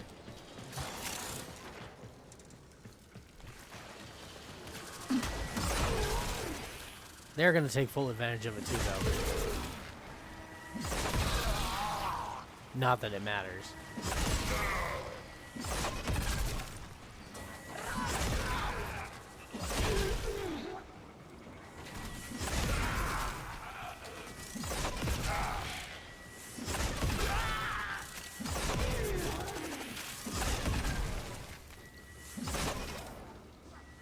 I'm aiming up. Throw it up, please.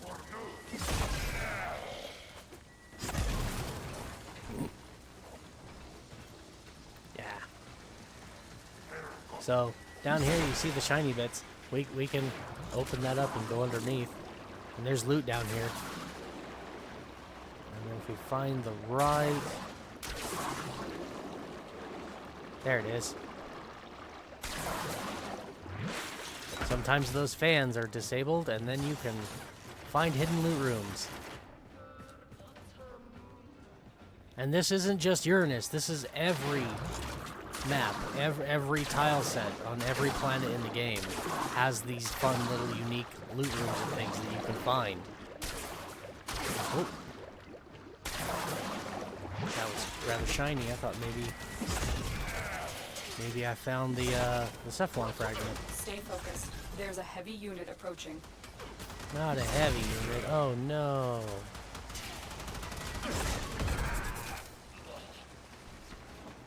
We're gonna go back upstairs.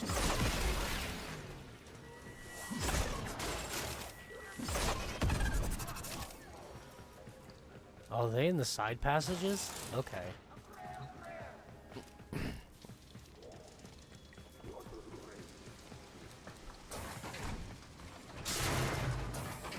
So if we go this way...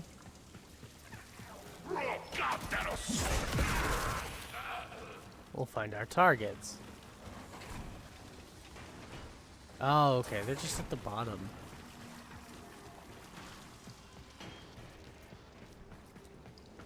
They're running around like little squirrels, trying not to get their heads cut off. Well, unfortunate news for you. I can kill you through walls with the power of the Zorus explosion. I don't think I'm supposed to be able to do that, but I can. Oh, this water's shallow enough to actually walk in.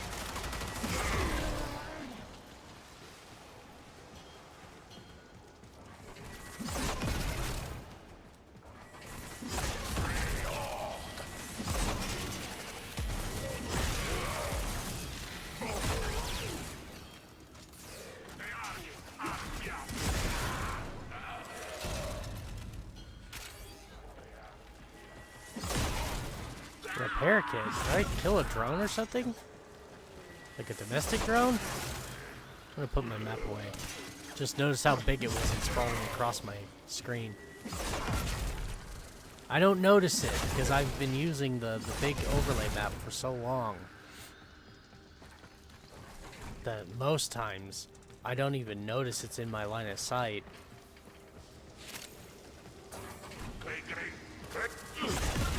No, I don't want you locking the door. Sorry. You have broken their ranks There we and go. they are on the run. Yeah, Another domestic successful drone. mission. Find extraction. I didn't know they put Grenier domestic drones in. But yeah, you can see this one's electrified too, and it's doing damage to my iron skin. So if you don't want that to happen, you can just go turn it off.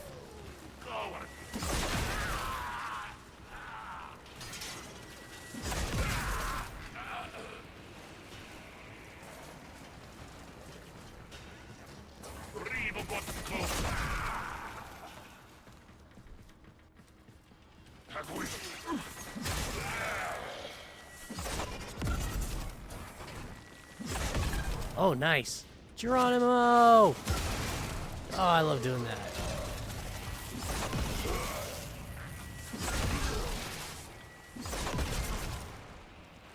Do you believe I'm actually not a fan of high places? It's because I know there's no damage, there's no consequence for just dropping off that height in the game.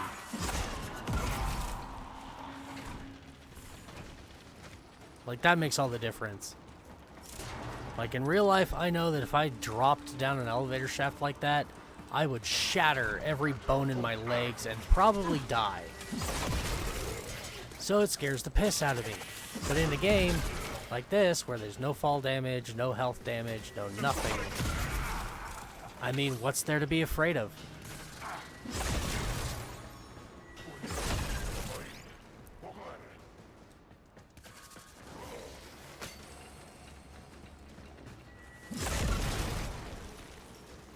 What else did I just blow up? No matter. We're done with this mission, and Another job well we got the executed. drones. They showed up. 600 plastids. Look at that. Oh, that's what I love about Uranus. Plastids are a common drop on Uranus. Building and leveling weapons is now going to become incredibly fast. Unread inbox messages. There make it me is. ill. Nata. I require your help. Alright, we'll delete that. And now we can come in here and we can start Nata. Strange drones have appeared in the origin system. Help the Lotus find out what they are and who sent them. Stillness was promised, and still the Tenno dance. Why? What was that? Wait. I am receiving a message from Earth. It seems they are reporting sightings of strange drones. You must investigate. You will need to gather scans of them to determine their origin and capabilities. Okay.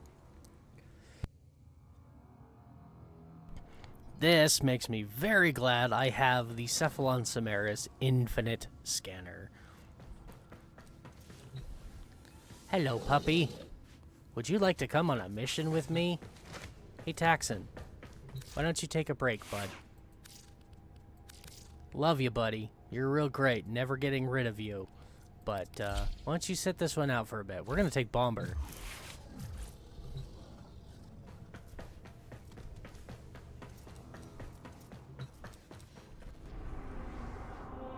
So that I can get more loot drops.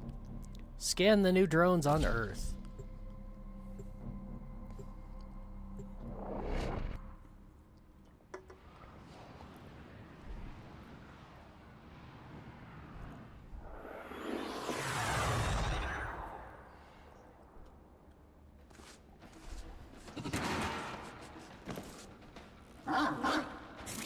I've marked the Alright, signatures on your good map. boy. Something is jamming the visual feed. Gather scans, but approach with caution, Tenno. He's gonna give me some very needed bonus loot.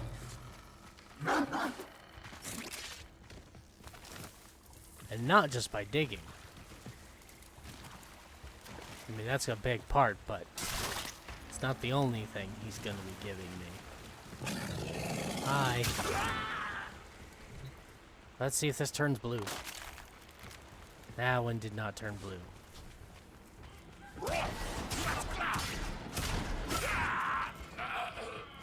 You know, this is actually a good spot to do this.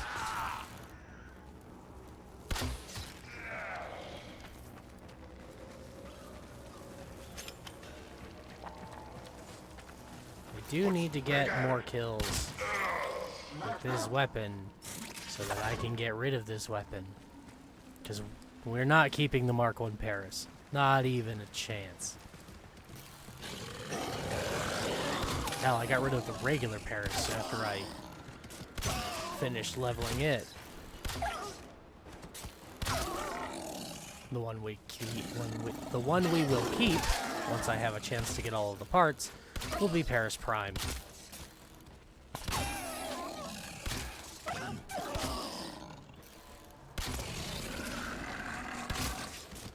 I wish you would hold still. There we go.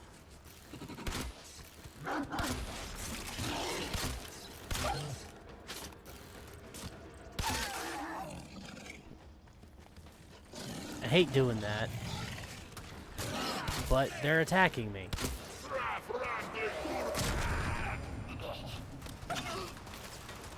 Hey, heavy gunner. Goodbye. Oh, that headshot. I love a good headshot against my enemies.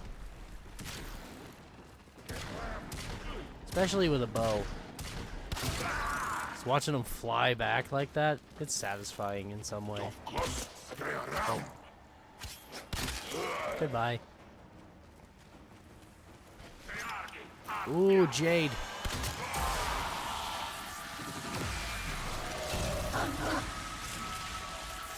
That'll do. 124,000.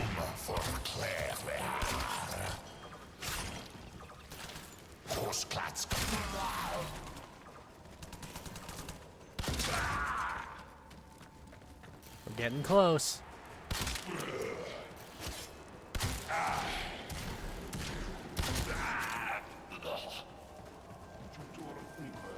Ooh! How long has it been since we saw one of these?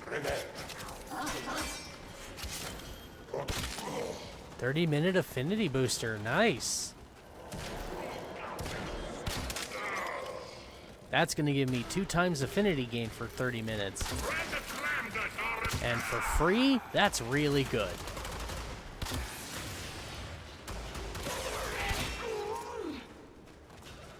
If I had to pay for that, I'd say you're out of your damn mind. But you don't have to pay for it. For 30 minutes. 30 minutes is for free is great.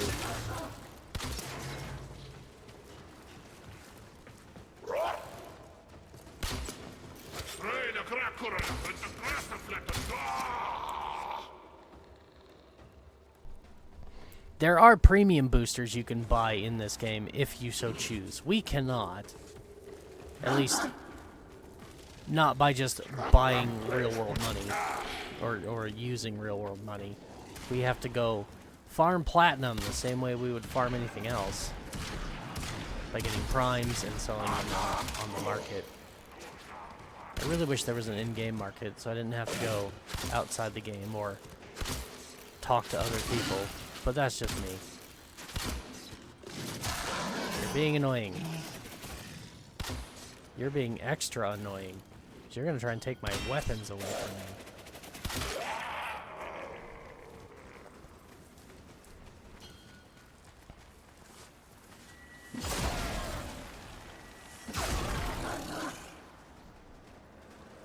I really didn't feel like fighting with them. Again.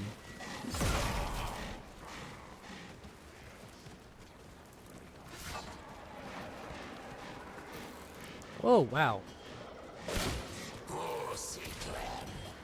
Aw, crap, he's one of those. Stand still, you bastard. He's gonna go in the air and shoot me with rockets. Oh, I just destroyed his backpack.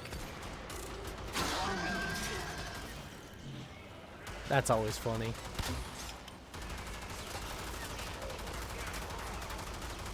Would you stop walking, please?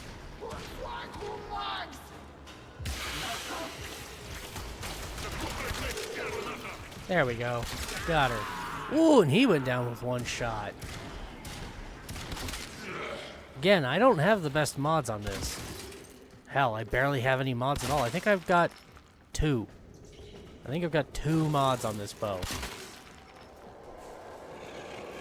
One for an elemental, which is Toxin, and the other one I believe is multi-shot. Maybe. I could also be thinking of the wrong weapon, but all the same, I don't have a very good build on this weapon. That much I'm not lying about. Or misremembering is a better way, because I'm not lying.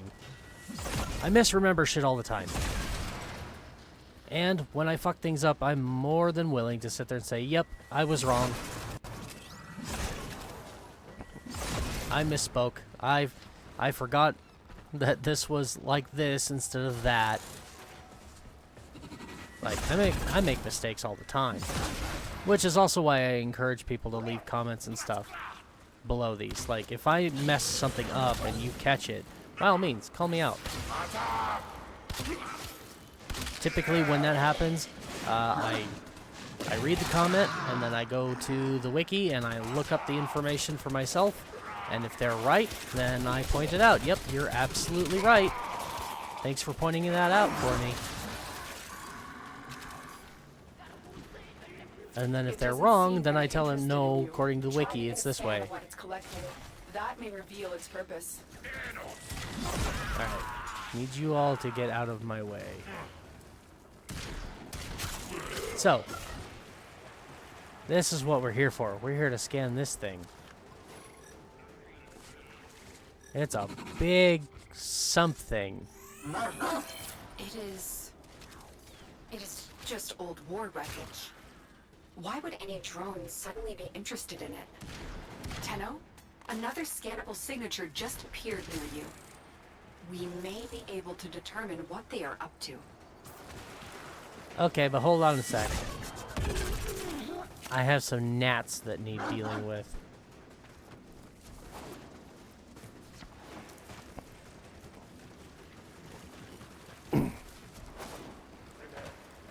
And for anybody wondering, yes, I know what that is. I am not mentioning it because that is spoilers, but I know exactly what it is we just scanned.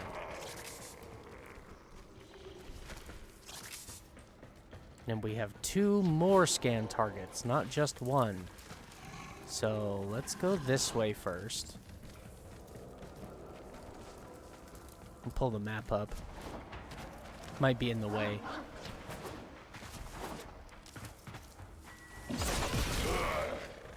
I'm not getting a signal, but if you found a drone, scan it before it notices you. Crap. Wrong gun. Why you not? There we go. Alright. She said scan the drone. There it is. Scanning the drone. Trying to scan the drone. There's too many other things in the way. This thing is not. If you can get another scan, I can determine its origin. There were too many Drock in the way. Problem is if you damage them, which they can't take any damage, but if you do attempt to damage them, then they run away.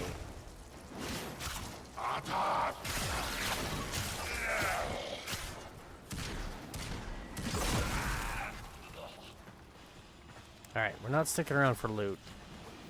Tenno, I need you to scan another drone. I'm working on it.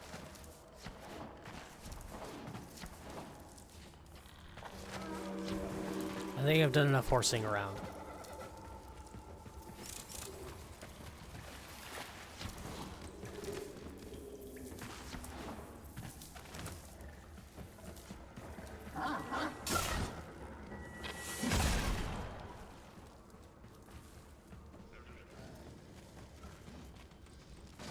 I'm not getting a signal, but if you found a drone, scan it before it notices you.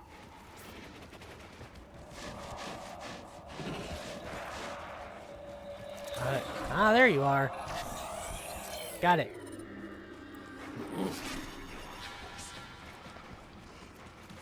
Whoa, look at all the bodies.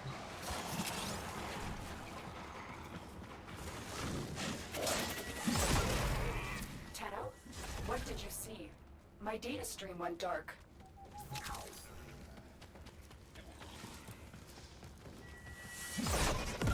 I am sensing some signal masking. It will take some time to decipher. Concentrate on your mission for now. Good. My mission's I'm putting over. the stream together now. It is an oculist. That means... I'm sorry, Tenno. Stay safe. Hello? Did the Lotus just Abandon the operator? get cut off? I have extraction ready. I think you should hurry. Hurry? But there's all this loot together. Nah, we're gonna hurry. So yeah, what we were scanning was called an oculist. And it is part of the new faction that we're going to be introduced to in just a bit.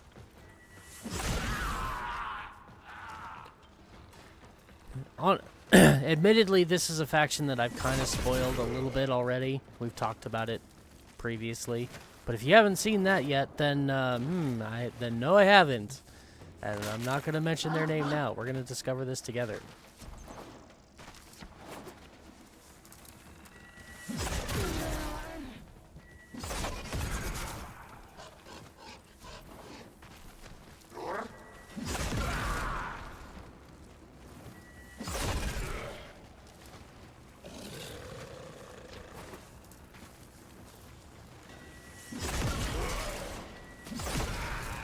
Hey! Oh, that one's all done. That's right, we're on Earth. We're actually on Earth, not doing a mission on a different planet that just looks like Earth. No, it's actually Earth. So we don't need that one.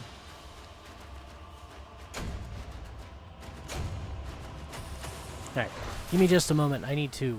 Oh, hey, the near forest industry scene. Oh, we got that from that super rare chest. Cool. Give me just a sec. My drink is out and I need to open the next one. It's going to be kind of loud.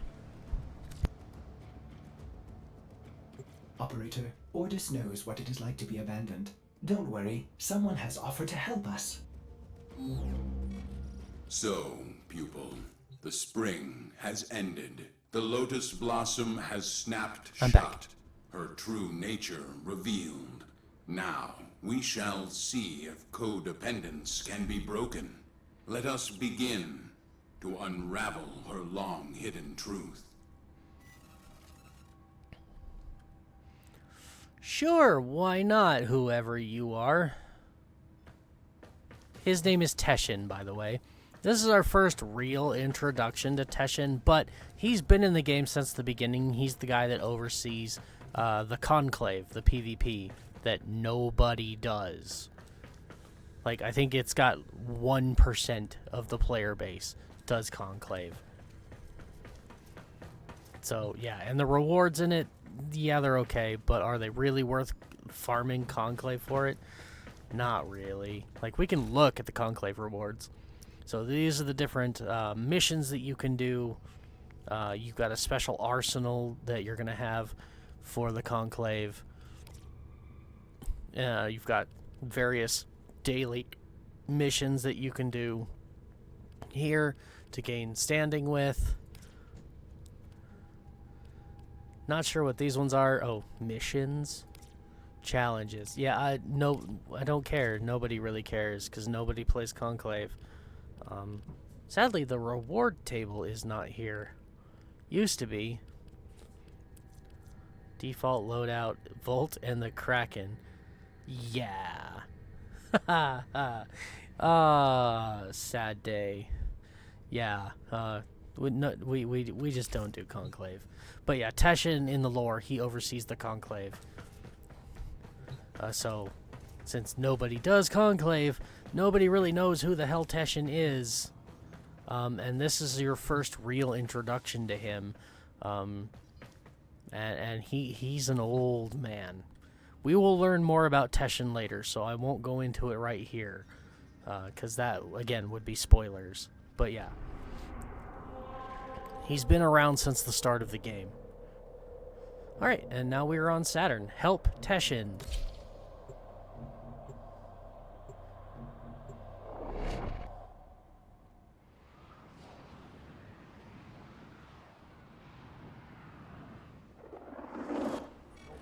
The ghost you saw is of a menace long thought dead.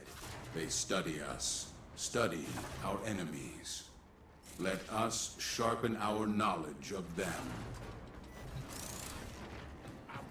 Okay. Ouch. I forgot my iron skin. I really don't need to worry about loot. But I like worrying about loot, because looting is most of this game. It is, after all, called a looter-shooter.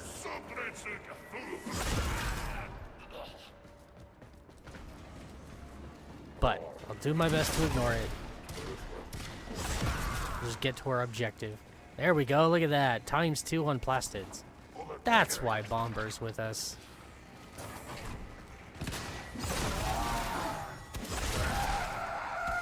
Oh, and we opened up... Where is it? An Iatator. Very good. Our first defense target is over in this other room. I like this room. Here, this console will serve It's my unique. purpose. Unlike your Lotus, I will not. But you only keep ever see it in secrets mobile from defense. you. And I think it's only on Saturn and above. You might see it in some of the other later ones, but Saturn's the first place you see this map room. What you got for me, pup? Nothing. Exercise your training. Defend the console. And we're just gonna stand here and defend it. And my god, those lights are bright. The glare is ridiculous. Looks good, but can't see. We're literally just gonna stand here and throw this like this and kill everyone that comes near us.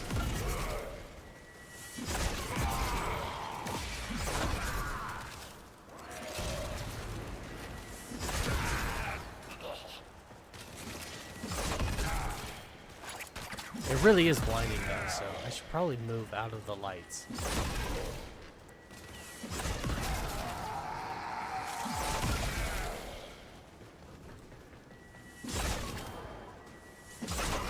I have what I seek.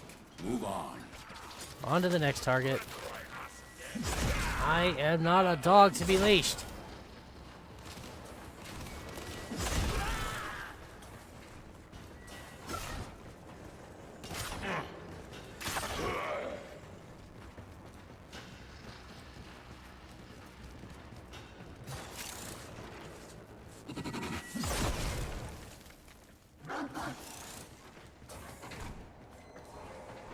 I was really kind of hoping we'd stay in that room for a bit. There's two sides to it. And a lot of times when you have mobile defense that involves that tile set, that tile set. This whole thing's the tile set. I swear I can speak proper English. But yeah, a lot of times when that room Access appears, the console. it'll have a defense target on both sides of the room. Protect this console. Go.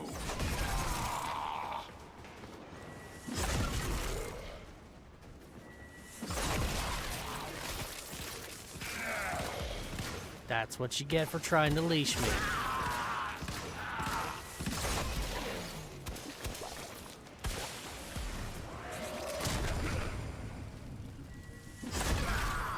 Oh, yeah, Warframe ability kills.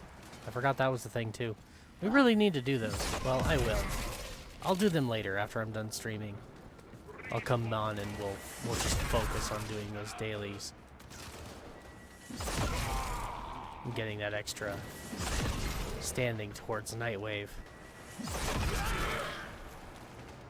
So we are getting real close to level 20. And that is what I want. Because level 20 for Nightwave, again, is that extra Warframe slot.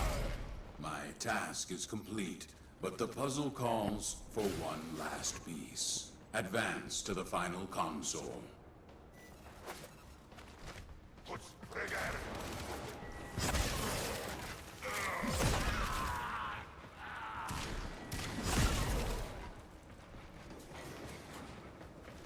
I see that.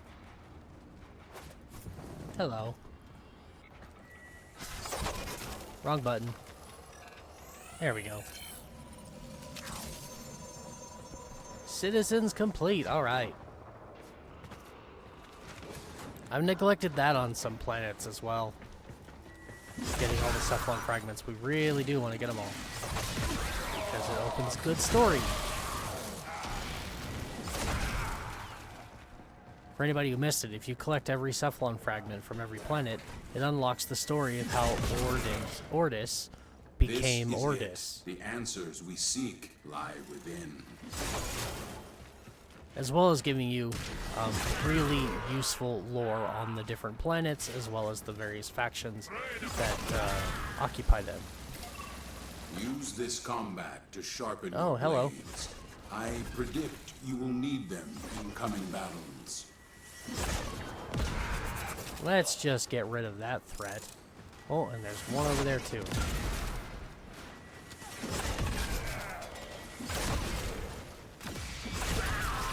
Whoops.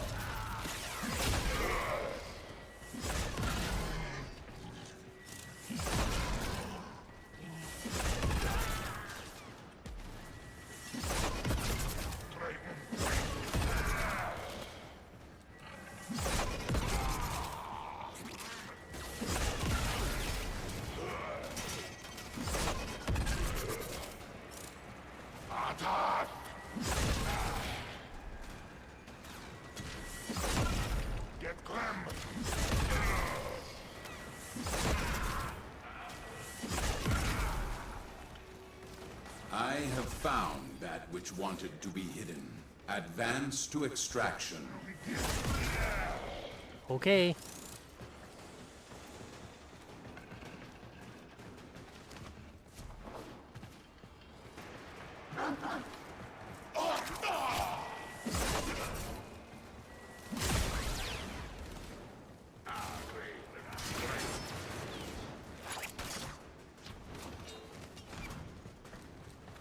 I have advanced to extraction. As Uncle Teshin has told us to do.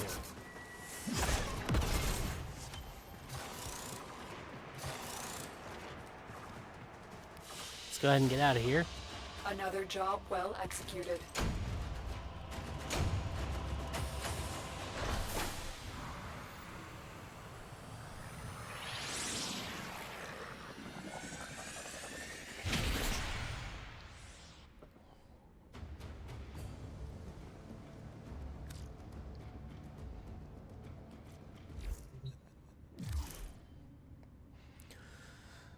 Sergeant Skur.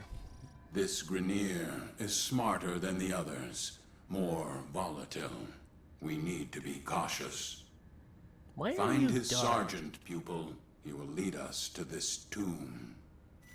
Why are you so dark, Teshin? That's weird. Sergeant Skur, you want to know why they are here? 'Cause I found it, the tomb.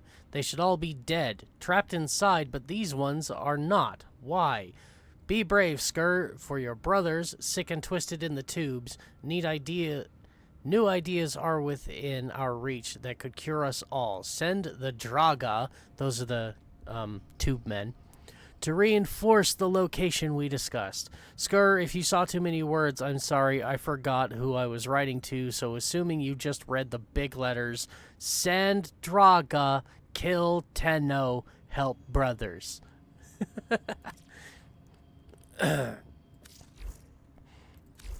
Yeah, that was Tilregor sending that message to Skur, and yeah, remembering that, oh yeah, Skur has a mental deficit because he's a clone of a clone of a clone of a clone of a clone.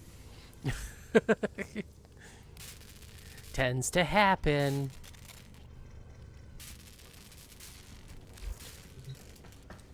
Alright, so, yeah. That message is what Teshin uncovered in those mobile defenses we just got. And they had a location attached to them. Here. On Uranus. Where's the mission I'm looking for? I believe it is... It's either Rosalind or Puck. Titania is the boss fight. Aptly named, I might mention. What do we need for the junction? Complete an attack quest. We're doing that now. Defeat Tel Rigor on Titania to get the next chroma piece. Okay. Complete a mission on Uranus with only your melee weapon equipped. It's going to give me a Tellurium. Nice. Complete a rescue mission at Caliban. Okay. We can do one of these right now. And we're already in the process of doing the next one. So... And Caliban. Where is Caliban? Caliban's right there. Huh. Okay. So we're just gonna go ahead and unequip that, and we're gonna unequip this. And look, there's just a melee weapon. Will the doggy count? Let's find out. Let me do this with the doggy, and then if it doesn't count, I'll get rid of the doggy. But I want to keep my doggy.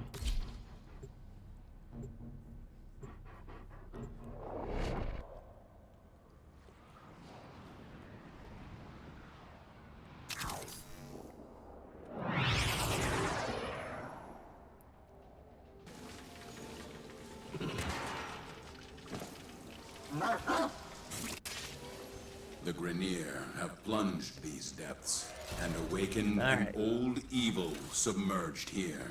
Capture the sergeant. He will know where this tomb is. Teshin, you don't have the authority. You are endangering the Tenno. Hi, Lotus. So, the petals have opened once more. But why now? Afraid of what we'll find? I had to cover my tracks, but I see that Teshin has been leading you into an even greater danger. The beast soon stirs, Lotus, revealing much. It will awaken and become whole again. The sentient. You know this one, don't you?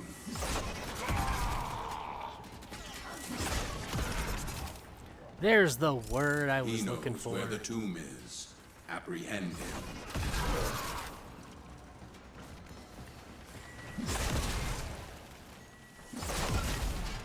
That's the big reveal. Thank you, Lotus.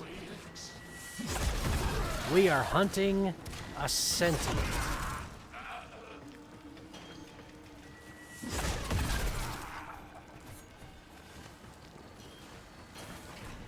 I don't know if, I don't believe this quest goes into any great detail of what the sentients are or where they came from.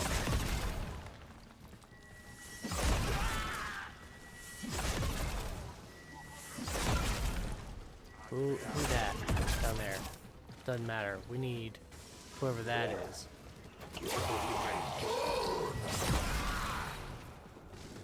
Let's grab our target. And then maybe I can monologue a little bit about the sentients. Goodbye. You're not getting away.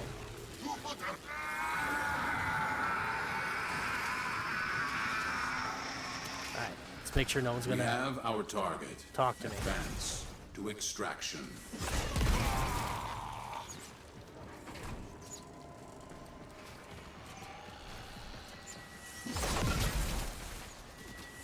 Alright, so back to some historical lore about Warframe. We've talked about the Orokin Empire and their various factions. The Corpus and the Grenier were factions of the Orokin Empire.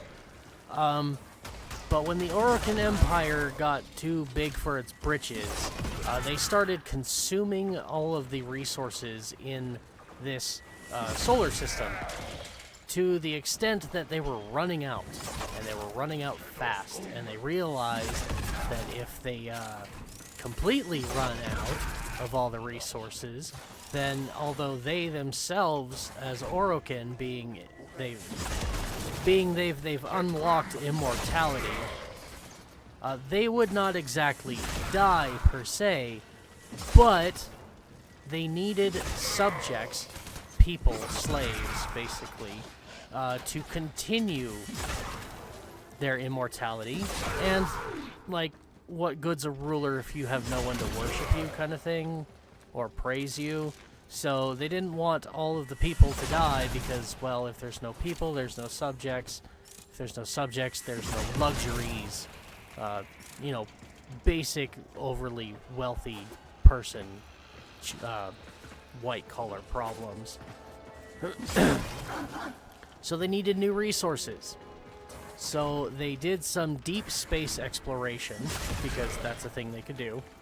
And they found that the nearby star system of Tau was rather ripe for the terraforming that they can do to go ahead and produce the new resources that they need to survive. But they didn't have the technology to get there, to send humans. They couldn't survive the trip.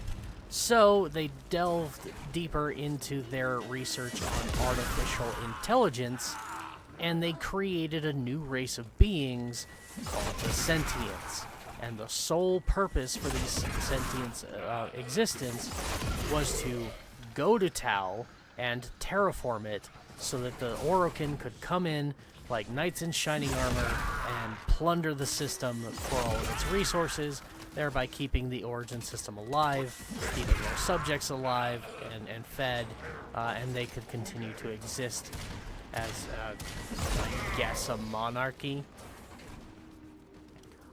But when they developed the Sentients, they made one fatal mistake, and that was they made the Sentients capable of learning and self-improvement.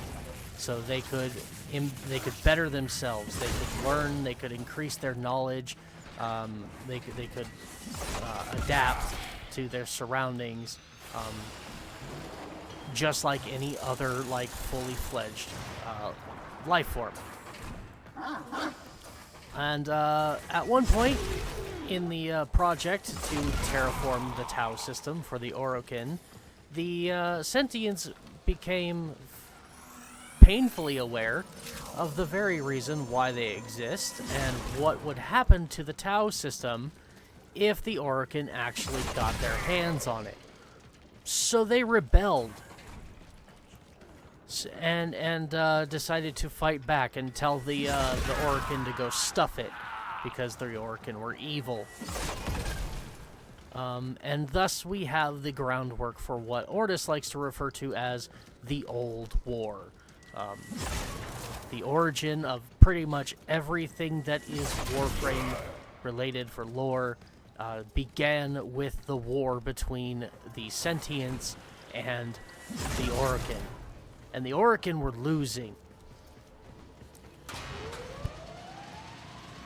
That was the worst part, is the Orokin put up a good fight, but they were slowly but surely, they were losing the fight against the Sentients. And so they were not going to get what they wanted. So to kind of turn the tables in their favor, that's when they came up with this new wonderful thing called Technocyte in their research labs. And they developed it, and they tried to use it as a weapon against the Sentients. It didn't work. And in fact, it actually got out of control. And it became what we know now as the Infested, because it just spread like mad to all corners of the solar system in various pockets. And they actually had to stop the fight with the Sentients so that they could combat the Infested and keep them under some semblance of control. and then ultimately they ended up being able to contain the majority of the sentient outbreak to just the planet Eris. But then they didn't actually learn their lesson from the infested outbreak and went, no, we can harness this. We made one faux pas, but this is still our best option. We can figure this out. So they started experimenting with the Technocyte again, and later they came up with the Warframes. And then the Warframes, although, again, they were biomechanical robots, had some kind of self-awareness to them. That's where we get the Stalker from. But the Stalker was a unique case. And again, I can't talk about him a lot right now because it has lore implications for other future quests. But yeah, the Stalker was a unique case in some way. In basically, when he was created, he didn't go insane. Not completely insane. He still kind of kept some of his mental faculties. All of the rest of the Warframes that were developed using the Infested were completely insane and out of control and unable to be manipulated until a certain incident happens that I cannot go into now because, again, Great work. spoilers. I am pleased with your performance. But yeah, this is the origin of the Sentients. They were created to terraform the Tau system so that Orokin could plunder it for resources, and when they discovered that they were going to do that, the Sentients decided, no, this is our home now. You can't have it. And they started a big-ass war with the Orokin that Speak, inevitably Lotus. the Orokin The lost. pieces are set. It is your move. Till Regor must be stopped from entering the tomb. I have to risk exposure to stop him. Go. Stop Till Regor. Where's this mission gonna be? Ooh. What is that mission normally? It's not gonna tell me. It's just gonna let me do the quest. That's fine.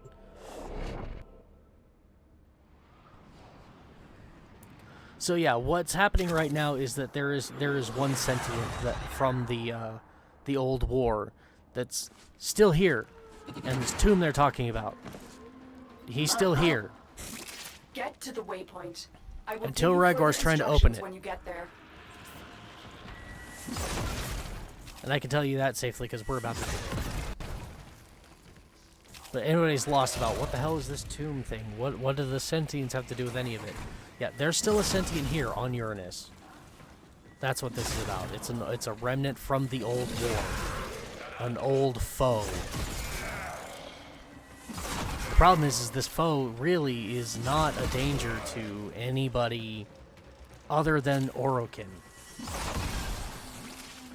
On the other flip side of that, though, is who exactly does this sentient constitute as Orokin? Who does it see as friend and who as foe? You've reached the waypoint. Because it doesn't have any Access the problem with system. normal humans. This is a survival mission. Knew it. Little lizards can't resist another chance to get their sticky hands in my jar. He set a trap. Till's cut off life support. Hold on, Tenno. I'm readying extraction, but this will take time. And now we have a 10-minute survival. The sentient. The destroyer. The liberator. Depends Delirium. on who you ask. But this thing is certain. I will have its secret.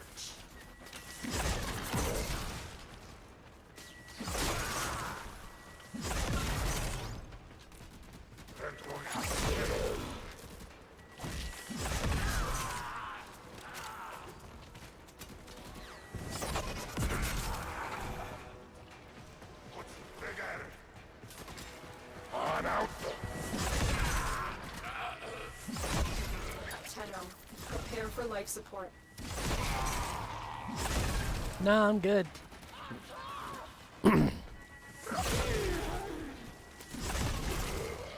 Kind of wish this wasn't 10 minutes, but 10 minutes isn't too outlandish either. It's not a big deal.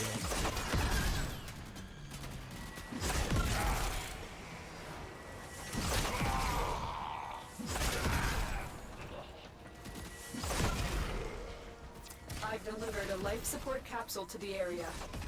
Activating it will buy you more time.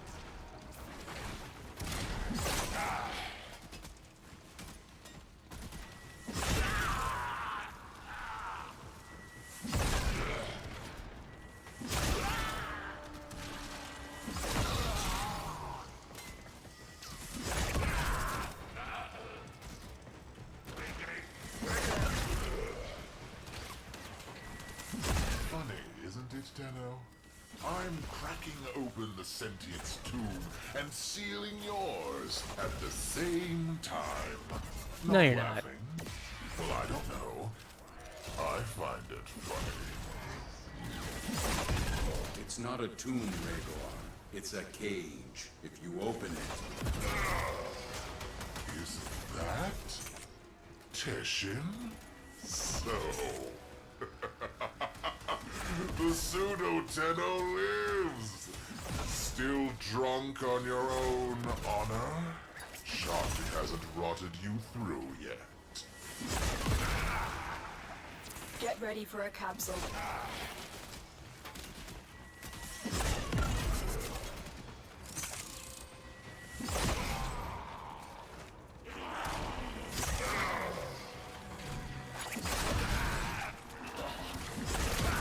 Another life support capsule is now available. So yeah, Teshin just kind of gave it away. So, sentient, nasty thing. Came from where? Who cares? They smashed the Orokin, freed us. How? How'd they do that? I want to know. And there it is. I love this burned face Lotus that they use in this quest. Later he gets his own... Yeah, I just kind of gave that away a little bit, but yeah, later he gets his own unique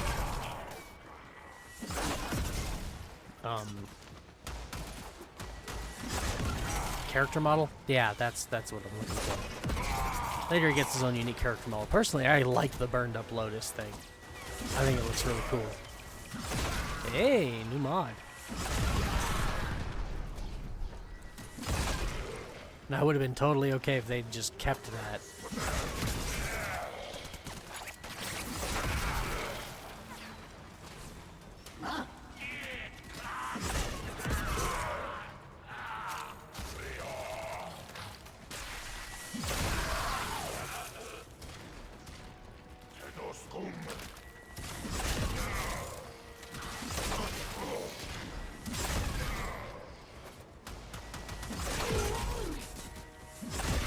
Doing pretty good. 5 minutes and change.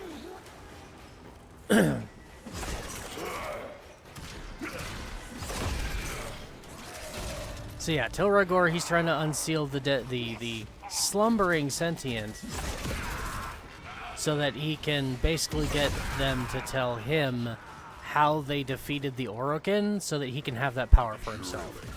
Hundreds of hours and just cracking through the sarcophagus now. Open wide.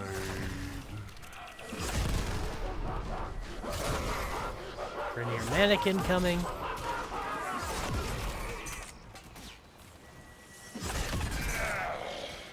Really glad that didn't happen during dialogue.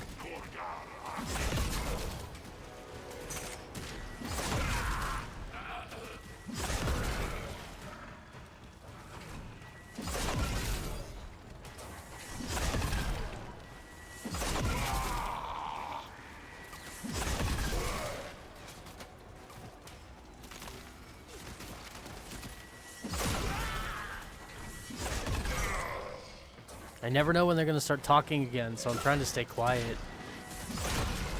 Because I don't want to talk over the dialogue. It's from this point on, all of the quests... It's massive. Empty. Where are they? They escaped? Wait. What's this? Don't do it, Rhaegar. All of the dialogue is really important, and I don't want to talk over it. And not knowing when they're going to start talking again.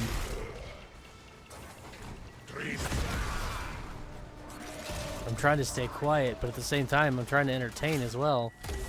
It's a hard balance. Seems to be at every 2-minute intervals. There's new dialogue.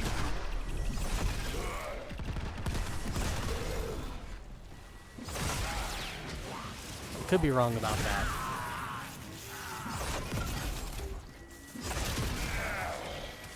Tellurium, yay! Yeah, you can farm Tellurium from all of the missions on Uranus, because they're all marked as being like half Arcwing. So normally you can only get Tellurium from Arcwing missions, but because all of Uranus is marked as being half Arcwing missions themselves, because you've always got the potential of that underwater area showing up.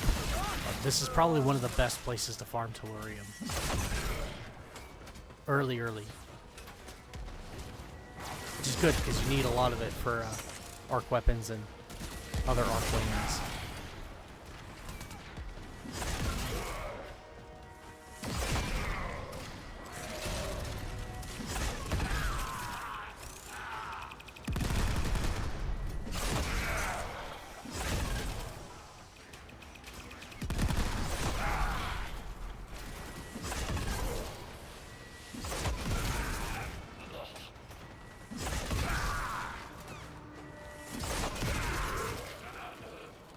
Look, Exodus. Some primordial former. An engine for self-manipulation. What will it do for me? What has he found? What was that? Ooh.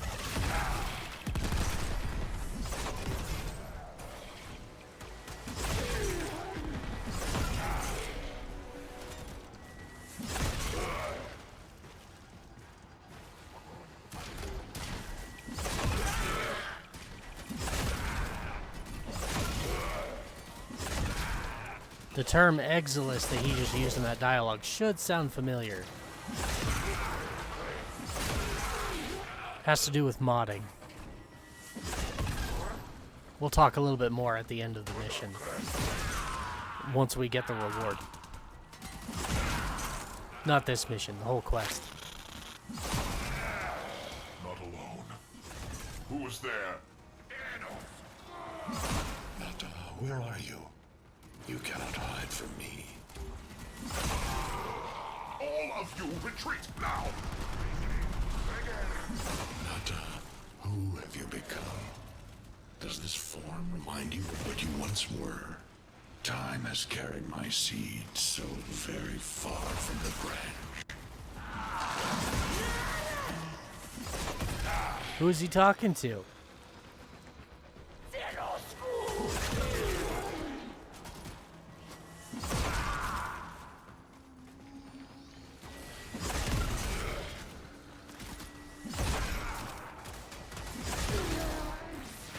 Anyone in chat want to guess? Who's he talking to? If you already know, don't guess. Let the new people figure it out. Extraction ready. Leave now. Get out. Okay. We are GTFOing. Oh, not entirely though. I want that.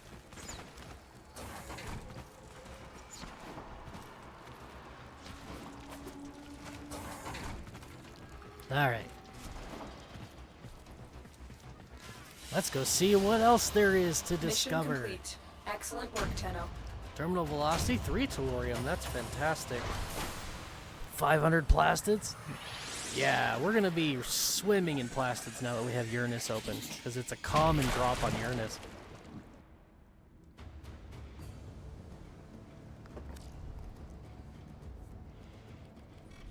Pupil, what is your Lotus hiding? Who is Nata? My name. My old name. Come again? It is not who I am now. We need to focus on now, not history. We need to seal the tomb. A blast capable. No. The sentient is awake, Nata. It will not be contained for long. Do not call me that. Containment will buy us time. Go now, Tenno. I will explain more when you reach the site. What do you mean your name used to be Nata? The sentient was calling for Nata. Said an interesting line in there if you caught it. Said, my time has allowed this seed to fall far from the roots, or something like that. Far from its roots. Excuse me? That implies a familial bond.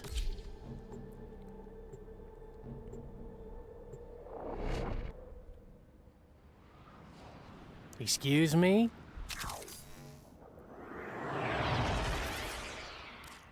A focused blast could release the magma flows beneath and rebury the tomb. Protect the bomb during its lengthy arming process. Yeah, I'll do that. Why don't you talk while we bomb? Explain why it is this sentient is referring to you the way that he is.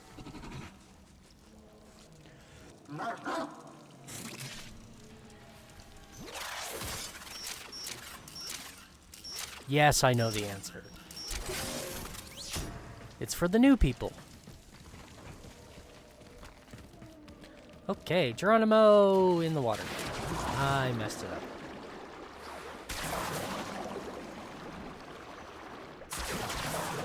Well, this is an underwater section we are going to see quite a bit. Probably. Maybe. It's a lot of fun. I love this. There's no enemies in here, though. That's a bit of a disappointment. We can shoot this, though, and that's a bomb. Alright, so follow the yellow tubes. If you ever get lost in this underwater section, because it can be a little bit confusing, just follow the yellow tubes you see on the ground. Eventually, they will lead you to an opening.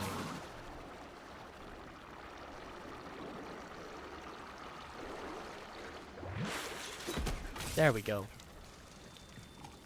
Oh, Iron Skin is still on. That's good. And I keep forgetting to take that mod off of my Parazon. Need to get a new mods for my Parazon.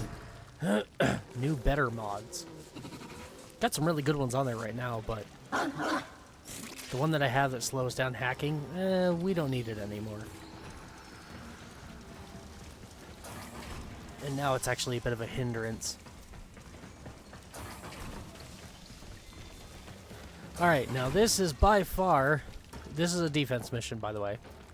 On probably the worst defense map you could possibly get stuck on. This is your introduction to it. But if you do just generic defense on the star chart in Uranus, there's a chance that this map will drop. There's 2 different defense maps for Uranus, so it's like a 50-50. And this one is by far not just the worst one on Uranus, it's the worst defense map in the whole damn game. And you'll see why soon enough. So notice, if you will, we're in the corner of the map, not the center. Destroy the tomb? Destroy our history? Vandals. Gonna use the Zorus to my full advantage here.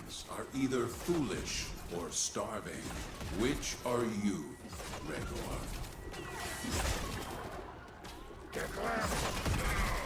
Let them throw insults at each other.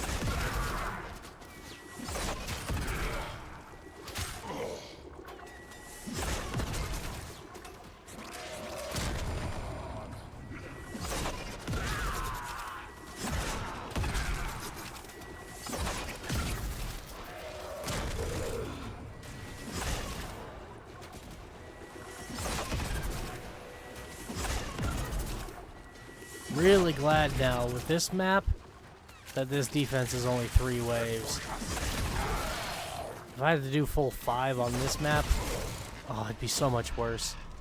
What? Look at that. Defense target. Not there anymore. Why did you not finish the What's sequence you going started? on? Why did you It stop moved. at the last? And that's what I was is it talking talking about. Lotus?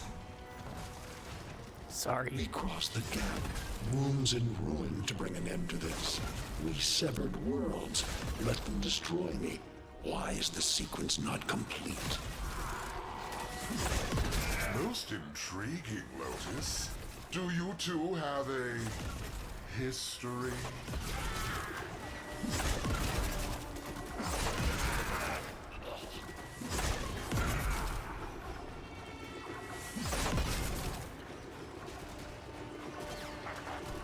Anyways. So yeah. This is why I hate this map. It doesn't have one defense target. It actually has 4. And it just between each wave. Daughter, the last of my womb. How can you do this? Lotus, what are you not telling us? Focus, Teshin. We need focus. Hold on, Tenno. It's almost armed.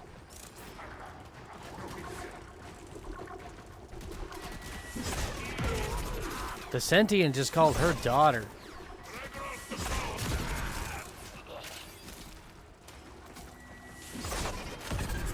But yeah, this map has 4 different defense nodes on it. Thankfully, you don't ever have to do all 4 at once. It cycles between them. But yeah, it sucks. It's not hard, it's just...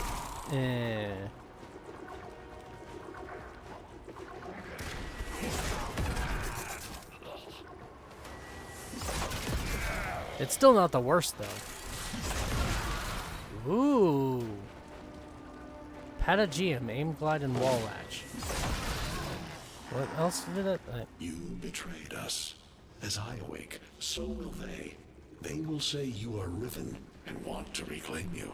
I will not be able to stop them. Finish the sequence, and I will forgive you. Fail at this, and you will be reclaimed by your own father. The bomb What? is armed. I'm pulling you out.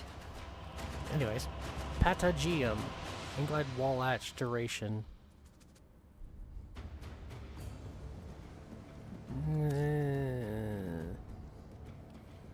I'll never use it.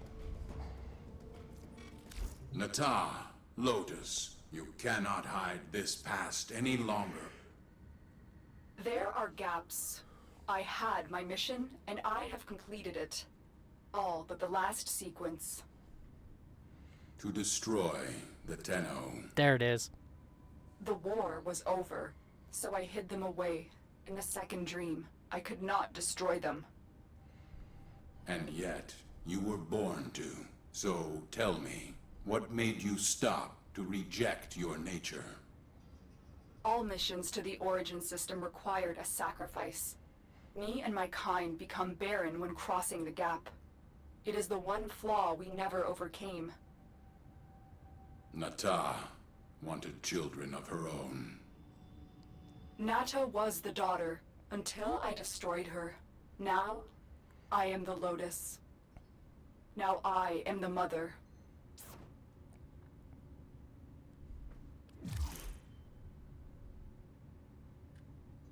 Okay. Tenno, the tomb is sealed at last for now. Good work. There's one more thing. When you were sealing the tomb, Till Regor salvaged several things from the sentient there. Use this Exilis to fortify your Warframe against what comes next. If you need more, Samaris has synthesized blueprints. I fear Regor has more of the old technologies now. You may want to seek him out when you are ready to face him. He's become more dangerous than ever before, the Lotus. So this is an Exilis Warframe adapter, which allows us to open excuse me, the Exilis mod slot on our Warframe and use Exilis mods in their proper fashion. This is your Exilis mod slot, and we use that to go ahead and unlock this. Now, I'm not going to do this here. Not going to waste it. Tenno, you seal my tomb. You kill my two men. Not acceptable behavior. Our differences need to be settled. So, you know where I am. Come, get me. Just try. We Tenno, will. You know where Till is. When you are ready, destroy him. And that completes Nata. So, as the letter said, those Exilus adapters are now available for purchase at Cephalon Samaris. So whenever you need one for a new weapon, or Warframe, I should say, Warframe, because weapon adapters are something different, and they come from a different location. But the Warframe Exilus adapters, anytime you need one, you just go farm some Cephalon Samaris standing and go buy it from his shop and then build them. It is a blueprint that he has. You do have to build it after you buy it, but it's not super hard. It does, however, require Forma. Now then, that's what we got as the reward, and that's why Tilragor mentioned the word Exilus in the survival mission. Now, the rest of that, we were talking about the Old War earlier and how the and how it ended, and I had to kind of stop abruptly because of lore implications. We just got the rest of the story. So when the Sentients were fighting the Orokin were losing. They created the Warframes, so that with the Helminth, the Infested, like we said before, to go ahead and fight the Sentients. And the Sentients kind of played a bluff on the Orokin in allowing them using this sentient, which we still don't have his name yet, so I won't tell you his name. But they used this sentient as a distraction. He allowed himself to be destroyed so that the Orokin got complacent and thought that they had actually won. Meanwhile, Nata was taking control of us, the Tenno. Us. We control the Warframes as the Tenno. She was put in charge of... Reload. Yes, Ortis, I get it. She was put in charge of taking over us. She was going to be our caretaker, our instructor, our teacher. And she succeeded in doing so. But as she said, when they came over here to the origin system from Tau, they were left barren. They could no longer have children. They could no longer reproduce. So the Sentients had to give that up to come back here, and it happened as a result of being exposed to the void energy, because all Sentients they're basically like tiny living ships in various sizes. So yeah, so Lotus being female, and that she had that maternal urge to procreate, but because of the Tau because of the void sickness, she couldn't give birth to children anymore. She came to see, as she was doing her mission to educate and basically become the mentor of us, the Tenno, and take them over. She grew fond of them in a motherly fashion, so she used them. The ploy went off without a hitch. The Sentient, the big guy, he let himself be killed. The Orokin got complacent, and then Nata initiated the next phase, which was to take the Tenno and their Warframes and use them to destroy the Orokin. And they did. They succeeded. They completely wiped out the Orokin, obviously minus the Andrade family, who's on Deimos.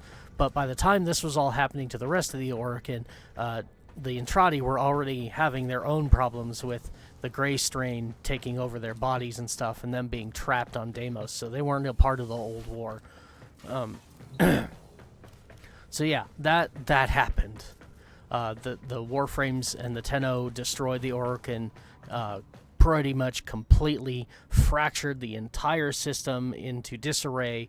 That's when you got the Grineer Queens to show up, which we kind of have some lore about them yet, and I've already made it clear that the Grineer faction is a matriarchy. So yeah, they're controlled by a queen, and then the Corpus and Parvos did their thing, and then basically all of the rest of humankind became their independent selves. That's where you came up with, you have the Ostron on Earth, you have Solaris United on Cetus, and there are many other factions that we've never been introduced to. They all just kind of went their own way, formed their own independent civilizations, and in the aftermath of the downfall of the Orokin Empire. But the last little bit there that she mentioned was after the Orokin fell, Nata's final precept, her final mission, was once she was done using the Tenno to wipe out the Orokin, she was told to kill us all. But because she had developed those maternal feelings for us, she couldn't do it. So as she said, she locked us away in something called the Second Dream. Now again, I can't get into that because that's the very next quest, and we will get that as soon as we get to the Neptune Junction and open that. So that's all I'm going to say about that. The very next cinematic quest is called the Second Dream, and it's directly tied to the lore that we just found out from Nata. And then some. There's going to be more in there as well. But yeah, so that's how the old war ended. And that actually brings us to the point where you see in the very beginning, in the Awakening quest, that opening cinematic, when you see them fighting, that is them finishing, that is the Warframes with their being guided by their Tenno, to us, the players, to finish off the Orokin Empire, and then you see the three in the center, they have this light leave them. That is us, the Tenno, relinquishing our control over the Warframes, and then they go dormant in that tower, and they stay that way for a good long time. They're never entirely clear as to how long it is between our current timeline and the old war, but it's been at least 100 years, if not more. We can surmise that much at least. So yeah. But yeah, the big reveal here, the Lotus used to be called Nata, and she's a sentient. She's not human. She's not an Orokin. She's a sentient who took on this form called the Lotus so that she could become basically our mother of sorts. That's why we always call her Mama Lotus or Space Mom. That's where that moniker comes from, and that's why. It's really not far off the mark. She's more like a stepmom than anything, but yeah. So that was Nata. Really fun. I love doing stuff that opens up lore in the game.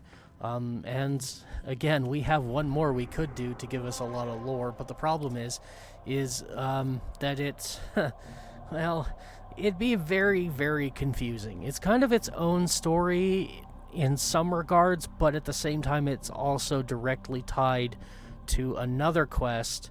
The New War is the one I'm talking about. The lore of Duviri Paradox is directly tied to the New War, and the New War came first. So by doing it right now, it kind of leaves some gaps and a lot of questions. So I don't know if it's worth actually doing right now. Alright, Neptune Junction. We have 2 of them. Yay, that actually counted. So I was able to keep my doggy. That's good. So let's go ahead and claim that Tellurium and this Endo. How much was it? 1,000 Endo. Wow. That's nothing to write home about.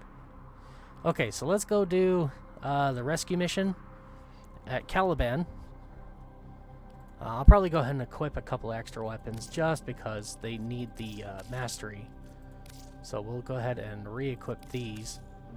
And Caliban's already open.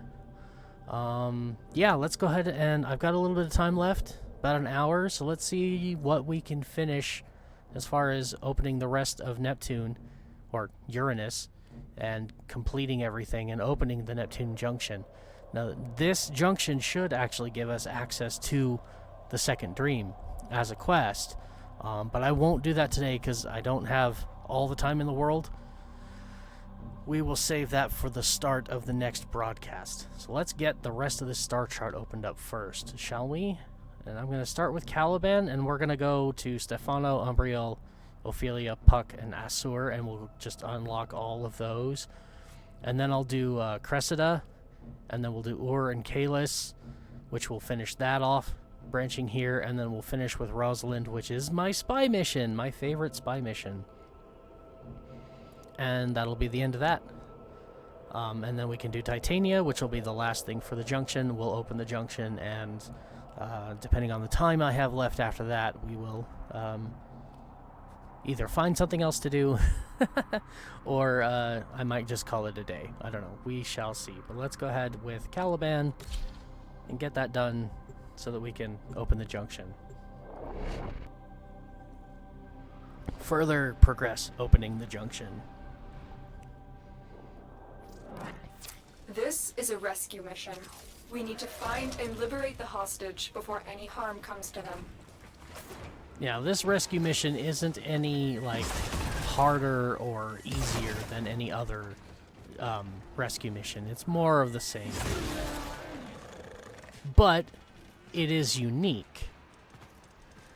So we will talk about it a little bit. It's just that the map is unique. The methods that you use to get to the rescue target are a bit unique. There's no telling what the captors are doing to our rescue target. And you we need to have find the holding cell immediately. the Oculists are back. They will always spawn in the missions now. They're And still in the you clear. can just go ahead No and scan detection them, from enemy sensors. and that will add their entries to the codex. They are invincible. You cannot kill an Oculist. Never. Period. They're just a recon drone. And here on Uranus, What did you see? My data stream went dark. yeah, she'll always give you the same dialogue now that we found them the first time. It does not trigger the talk quest a second time. I am sensing some signal masking. It will take some time to decipher. Concentrate on your mission for now. So yeah, you can just kind of ignore her, but it is worth, Stay you know, focused. again, There's a scanning heavy them for the unit codex. approaching. But they are invincible enemies. They will never take damage. So don't bother trying to kill them, because you do, they'll just fly away.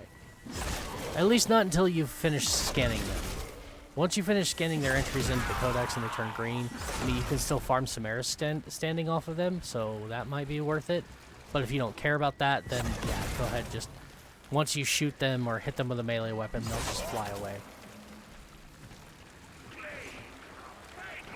Now, that's a big hole, and I can actually go down there.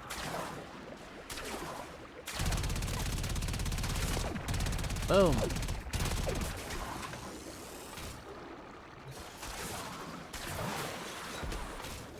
There we go. But now we are in this room. What you got, puppy? Nothing? Okay. Still a bummer whenever you give me nothing, but what can I do? Alright. Some more plastids. Yeah, and he gave me the multiplier. That's why he's with me. Oh, that's locked. Gotta go upstairs.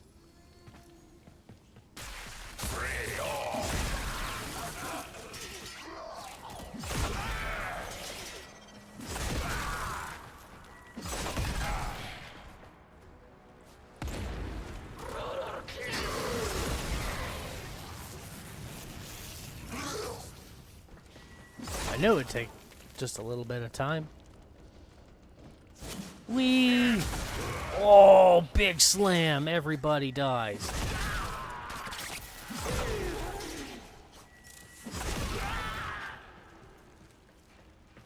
That was awesome.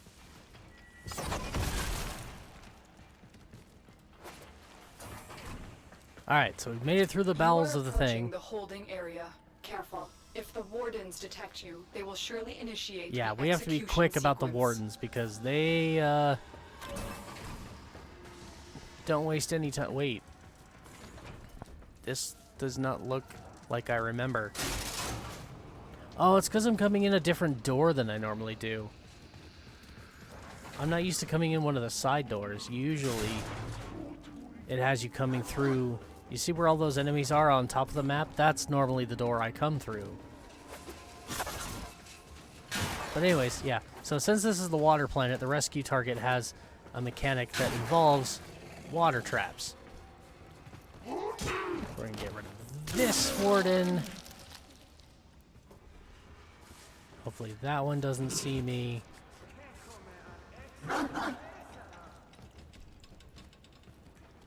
And there we go. That one's done for. Sneaky, sneaky.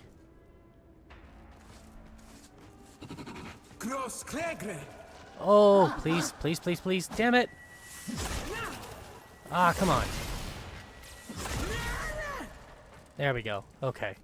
Now we got a couple enemies here. Let's take them out. There we go. And that gets rid of our opposition. So this is where it's unique. They keep all the prisoners underwater. They put them in little, like, oxygen pods to keep them alive. And then they put the pods underwater so you can't escape. And then if there's a breach, then they also have, like, if we triggered the alarms, they would start filling those oxygen pods with poison gas to kill the target. So we have to hack this console to drain the water. And now you can see the pods.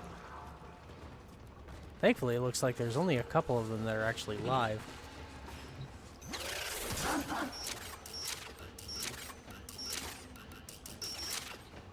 Damn it. Okay. So, we open it up, and if this was the right one, which it's not even one of the marked ones, they would just kind of hop out. I want to see if there's any extra stuff in here, because again, like in the land-based rescue missions, sometimes you'll open this pod and an infested will pop out. I wanted to see if maybe that was the case for these as well. There we go. Let's go home. There's our target. See, he's just kind of sitting in there. You've located the hostage. Escort the prisoner to the extraction Now, point. let's open this one and now. I'll take care of the rest.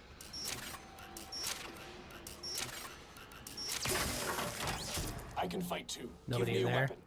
Here, you can have my really, really terrible Mark I Furus. So yeah, you have to absolutely drain that water or else you can't open the pods. So yeah, but like I said, unique. Okay, and that's just like a hidden hatch if you're trying to avoid danger. Yeah, we need to leave. The room is starting to fill up with enemies. So we need to leave before our target gets down. Our rescue target. Stay focused. There's a heavy unit approaching. I don't know if he's taking damage right now or not. I'm just hauling ass. Heading your way. It's the premier. Trying to haul ass. There we go. There's our exit. Not worried about kills. Get out of my way, please. Gallium. Very nice. Escort mission complete. Hostage is safe now. Very nice. I don't think I have a lot of gallium. No, 50. 50 is not that much. But we got the rank 4 Spectres. These are what you really want. If you're going to be using Spectres in missions, like this, I've never actually gone over these because I don't ever use them. But if you're ever going to use them, these level 4s are the highest ranked ones. They do the most damage, so they're the ones that are most worth actually crafting. But let's go look at them, and I'll show you what happens when you actually craft one. So it's going to be under your gear tab, and we want the, we've got Cosmic, Force, Phase, Vapor Spectres. Each one has a different star ranking. You only want to use the Cosmics because they're the only ones that are worth it. But when you go to craft them, it takes your current loadout, whatever your loadout is, and it turns that into a Spectre that you can then deploy in missions, and it'll fight alongside you as an autonomous entity. Personally, I don't use Spectres. It's not that they're bad, it's just I don't really feel like I need to use them. But that has given us another completion here on our junction. Detonite Injector is a very nice reward to have. So now we just need to beat Tilrigor, but that's going to take a bit because we're going to finish opening the rest of the planet before we do. Speaking of which, oh, it's a Neo Fissure. Hello. What? I have one. I have just one Neo Relic. Gauss Masseter Bronco. The Compressa Blueprint. Good weapon. Very good weapon. I love this thing. Gauss Prime Systems and Gauss Prime Blueprint, both on the same relic. Can I have more of that, please? Can I have more of just one relic having all of the parts of a frame on the one relic? That'd be nice. Alright, but this is a defense mission, so Ordis is picking up a distress I don't signal. like doing defense as a Wait, fissure mission. No. Personally, It's just the and we've cores only got battling one their relic, wares again. so meh. Get off the emergency frequency. So we'll just do the regular mission, 3 waves, and we'll get out of there. And this has a 50-50 chance, I believe, of being the map we've already done. I don't like that map, but it could be worse. The enemy is at our doorstep. Let's see what You we must get. defend our equipment until reinforcements arrive. Grab some quick loot on our way to the defense target, because why not?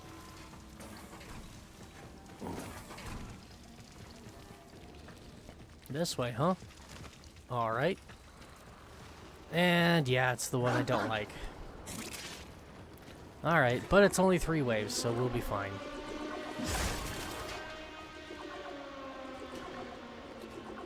I just don't like the fact that between waves it forces you to run halfway across the map, because after every wave it switches defense targets. And again, there are 4 different targets on this map that it can randomly rotate between. And then you're just stuck running across the map. Obviously, the easy method for this is you get 4 people, all of them with good defensive warframes, like Frost or Gara or things of that nature. Korra's really good. Just any Warframe that has a really decent defensive ability. And then you just station 1 person at each of the defense nodes. So while 1 person's defending, the other 3 are just kind of chilling. But also doing that, people miss out on loot. So you only really do that if you don't care about the loot. You'll still get your rotation rewards and anything you kill from the enemies in between, but while the defense target is on somebody else's and you're just standing there, you're not getting any loot from those kills. So yeah, not the worst mission in the game. Again, that still goes to defection. I will gladly do this mission for an hour or more if it means I don't have to do defection. I hate defection that much. And we're not done with defection either. We've still got at least 1 more defection mission that I'm aware of that we have to do, and it's on Neptune.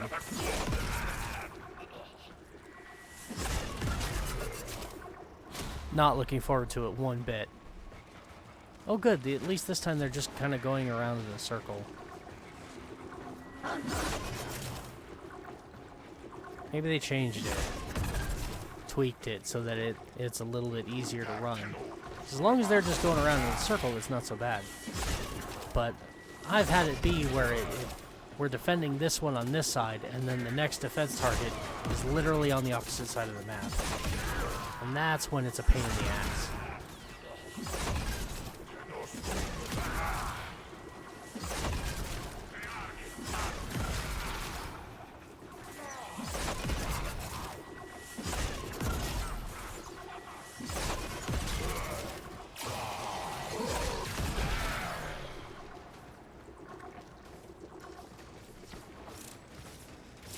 Reinforcements available. Done already. Do you choose to leave now Yeah, okay, we're done. or We're continue leaving. fighting? Got another Neo Relic.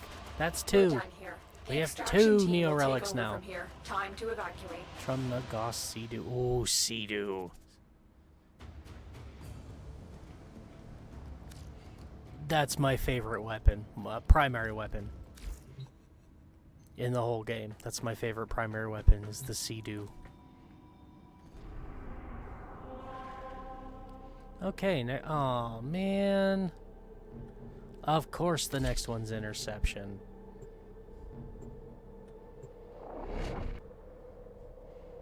Luckily though, I think this one too is it's really easy We have located the enemy's planetary because the communication map towers. is relatively Capture the small. towers and remain in control long enough to decode incoming So it's really messages. easy to get between all of the targets. One of them's on an elevated platform, but it's really easy to get up there and defend it. I think. Oh no, no, I'm entirely wrong. Oh no. Oh, this is gonna suck so bad. Yeah, you see where the defense targets are? Yeah, it's all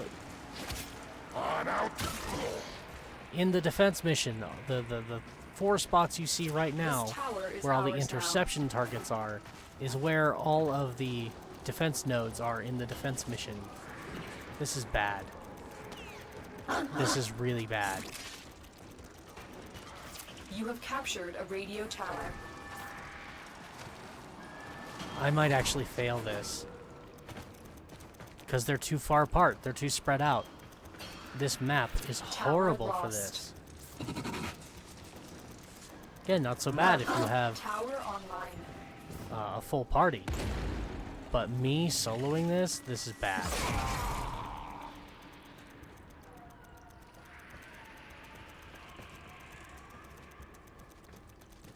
Tower captured. Beginning They're stream going after code C. now. But we're gonna go reclaim D. The enemy have taken a tower. You must recapture it. You have captured a Okay, radio now we're tower. gonna go retake C.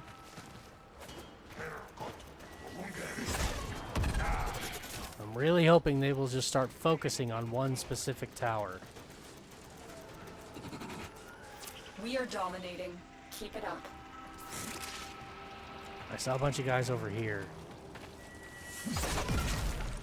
If they go out... Oh, fuck, they're going after B. Damn it.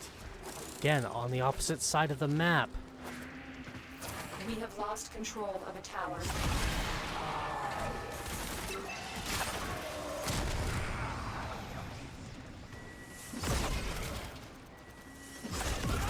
This is a problem. This is really bad. And now they're going after D. Again, opposite side of the map. And having these little shortcuts aren't really all that helpful. The enemy have captured a tower. Would you throw the damn Zorus already, please?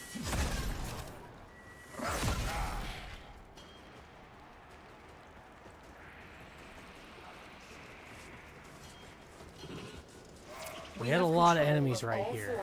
So, here's hoping now that we have all 4, and they're all headed this direction, they'll just focus on B and C. If we can get them to do that, then this is over.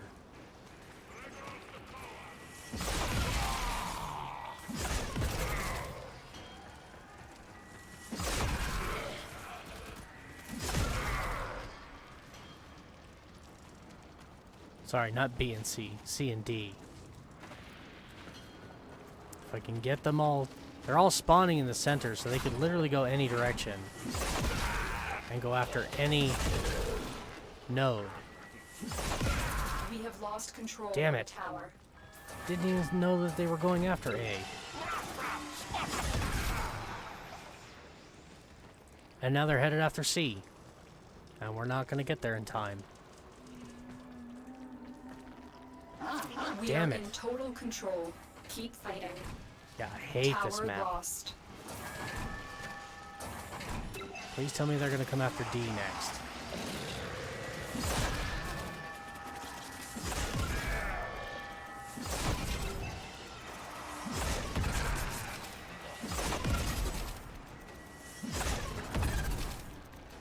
Where are they We have going? control of all 4 towers. Let's go kill them. Yeah, they're going after B.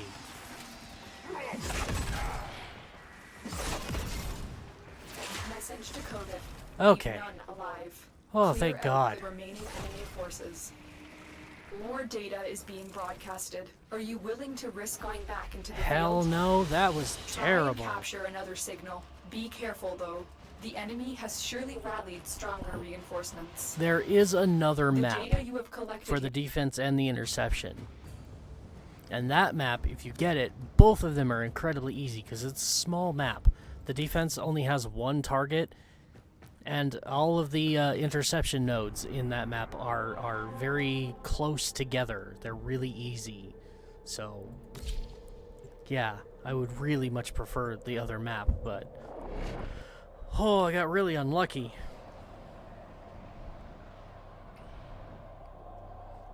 A lone Tenno operative is raiding this ship for supplies. Alright. You are here to distract the enemy. This time Trigger the survival alarm. will just be 5 minutes.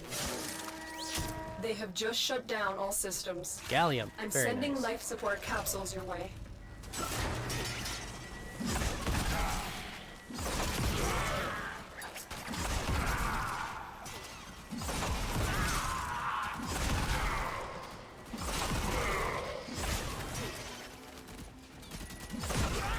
I love how I can just kind of blaze through here. I don't even have to worry about Fallen collecting enemies will drop crucial life resources. support. I just Be on explode the the lookout. Zorus and all the crates detonate and give me the loot anyways. It's great. Alright, so we're probably going to hang out in this room. It's got a lot of different ways that enemies can come from. And so usually it gives you a nice steady flow so that you can keep your oxygen up and not have to worry about hitting the tanks.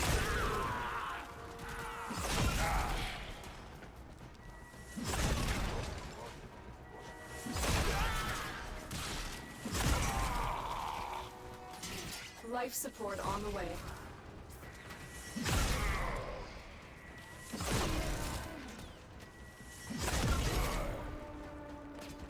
Come on, where's everybody?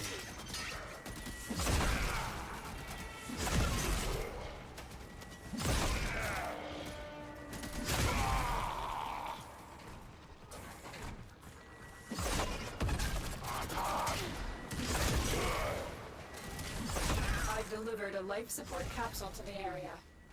Activating it will buy you more time.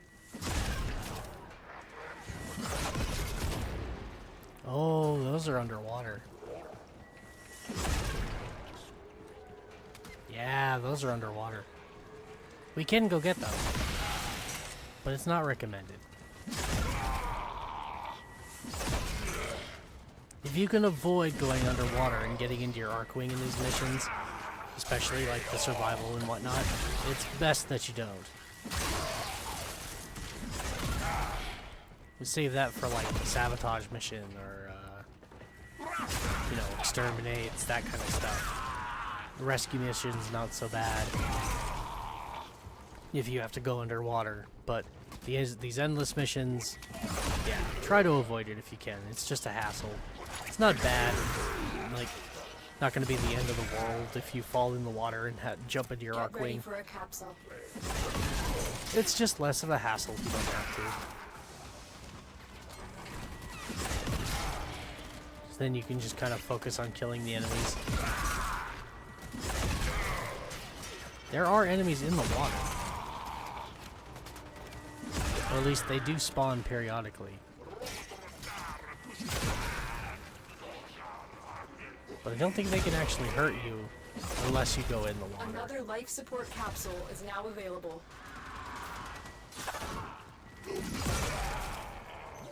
Let's hack a terminal. It's here.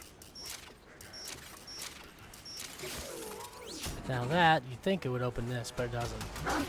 It did just open a door, but it's underwater. And when we're not in an endless mission, we'll go explore that.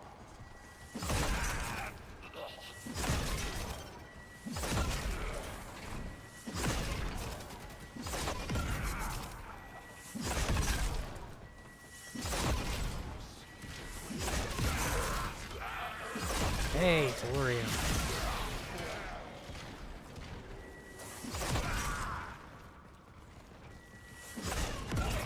Oh, let's...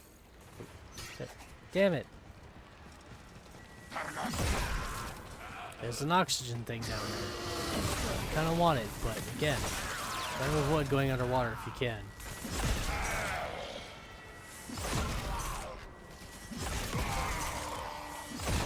More Tellurium.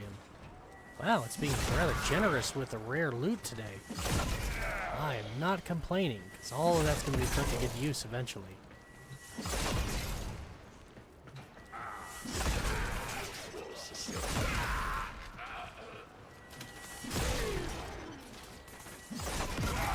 I've delivered another life support capsule.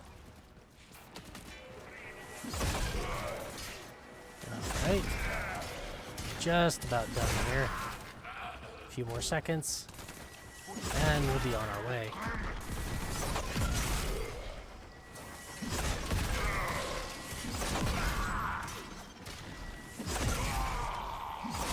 There's a boar blueprint. Told you I got it from an enemy drop. I think I said that in the last broadcast. Just made their first discovery. Because I had a boar. Good work. And we built it. When you need it, Sitting in my inventory right now. Or in our foundry. Just waiting. But yeah, it's an enemy drop. That's how you get it. Just like the Gorgon. First time you ever get the Gorgon, it's from killing a heavy gunner. You gonna die? Well, you fell off into the water. So I would hope you died. Alright, we need to find the exit. Ooh, I see that. Yeah, we'll grab that real quick. Almost done with Uranus. Codex entry. Just need one more. Sure, we'll find it too. So we still got a few more missions to do to finish opening the map. Ooh! Yep. I blew that one. Screwed the pooch, as they said in my generation.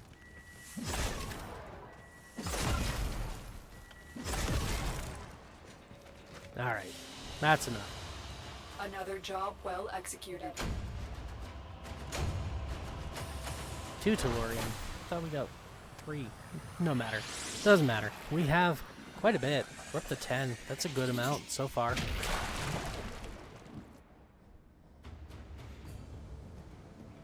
But yeah, Uranus, very good farm for Tellurium. Period. Just is. Really good. Okay.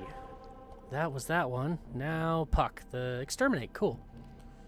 Puck and Acer, and then we'll be done with this lower branch. And then we can go do the others.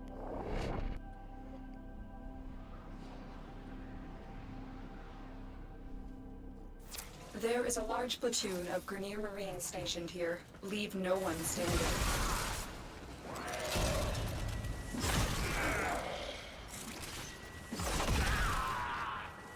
This is gonna be fast.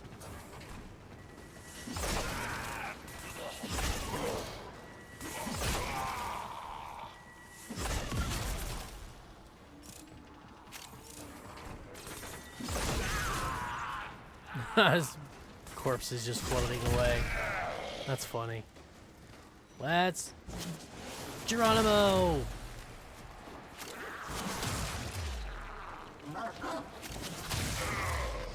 Did somebody gurgle?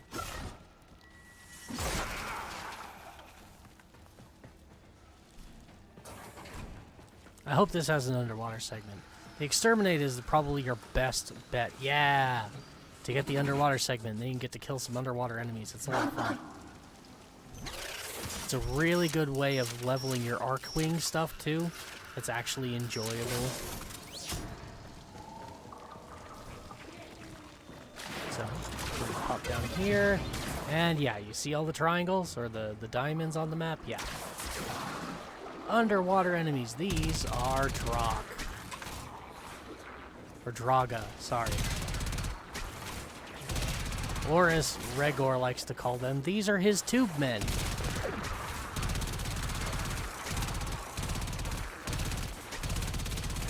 that he's been breeding.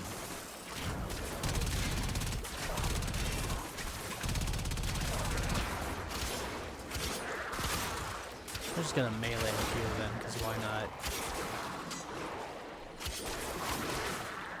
Although melee combat in Arcwing can be a little disorienting, because every time you swing, you teleport to your target. Even if you're already staring at your target, you still teleport to them. So it can be a little disorienting sometimes.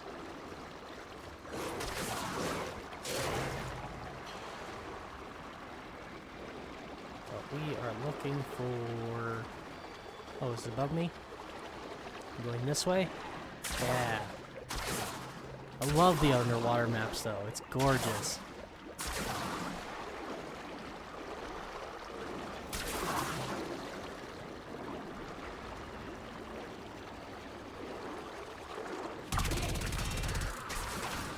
How am I doing on leveling those?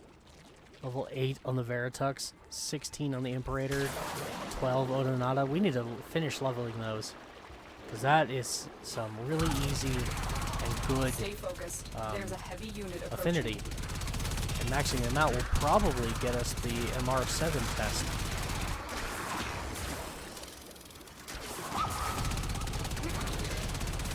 They're throwing little bombs at us.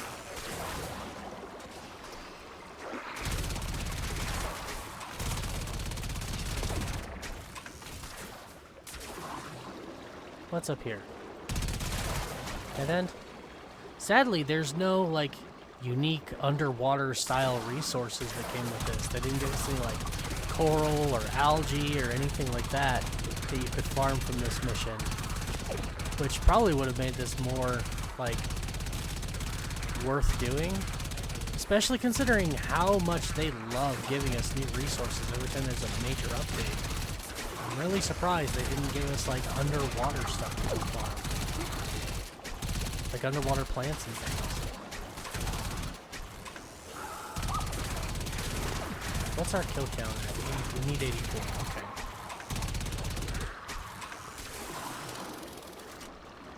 I think we accidentally went the right direction again. I don't like going the right direction.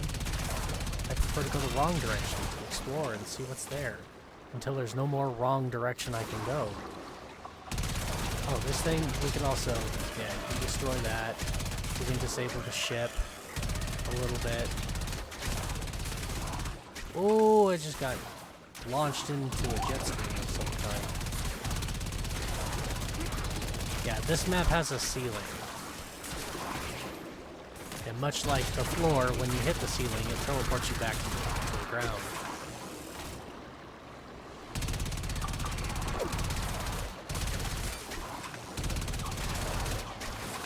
There's a lot of guys down here to kill.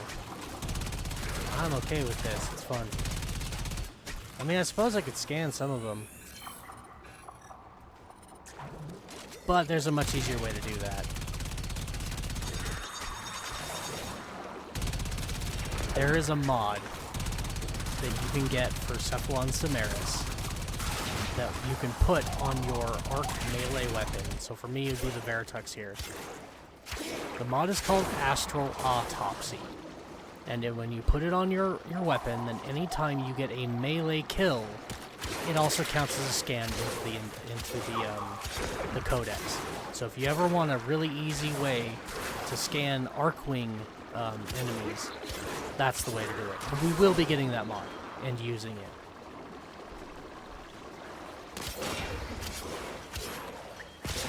I will absolutely be getting that mod from Samaris. In fact, we're going to try and get all of Samaris' good stuff. But we still haven't unlocked yet the best Samaris standing farm. And that's kind of what I'm waiting on. We are still collecting it a bit here and there. In fact, we could go and do his endo target. His daily target that he wants us to scan, and then he'll give us some standing and endo farming. We could go do that. But I think right now, personally, I prefer to just continue opening the SAR map. For today, at least. So, now our next set of enemies are up there. Let's go through this tunnel. Or not. What the heck? My phone keeps making a weird noise. I think it's my phone. Alright.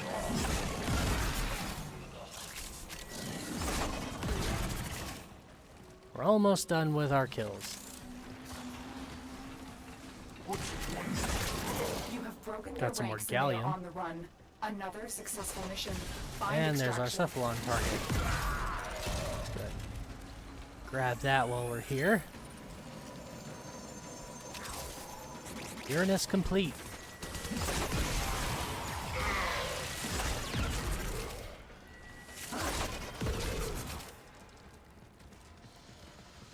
Ooh, there's Endo over there.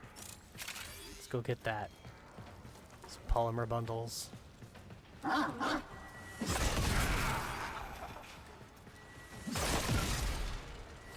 And I just rebounded the Zorus off of my dog's head. Love you, Poochie. Wish you wouldn't get in the way of me throwing my glaive, Another though. job well executed.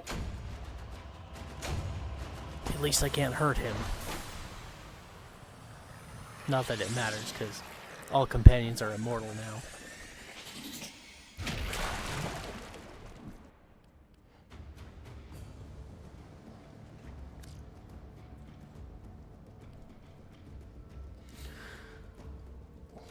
Right then.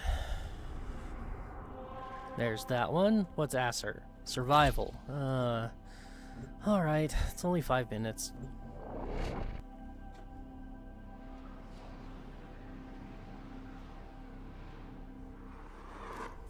Distract the infested while a lone Tenno operative hunts for supplies. Come on. Set off the alarms to start. Let me do the thing, please. A steady stream of toxic Got some more spores is energy. being released into the area. Hold on. Emergency life support is inbound.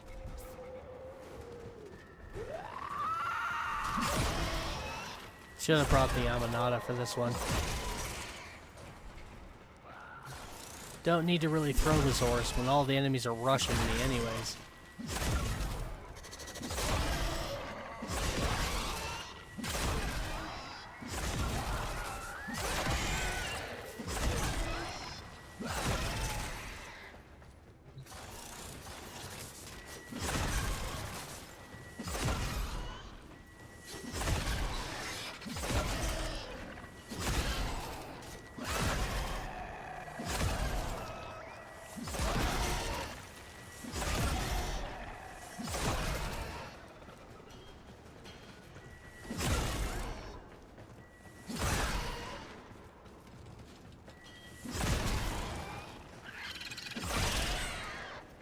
Get ready for a capsule.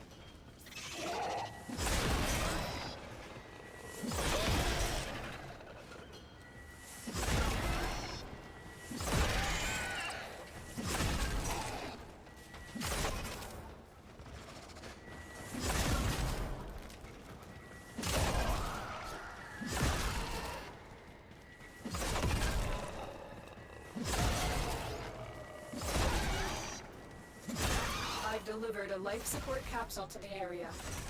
Activating it will buy you more time.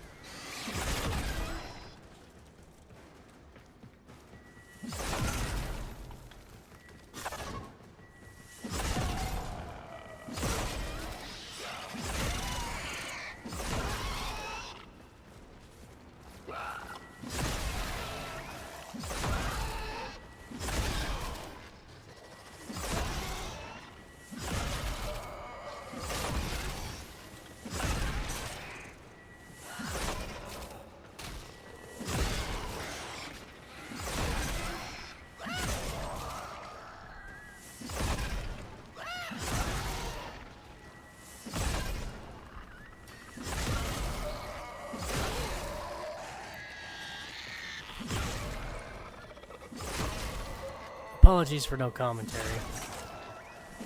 Don't really have anything to talk about at the moment. My voice is getting kind of strained. We're just doing survival. There's nothing really to talk about.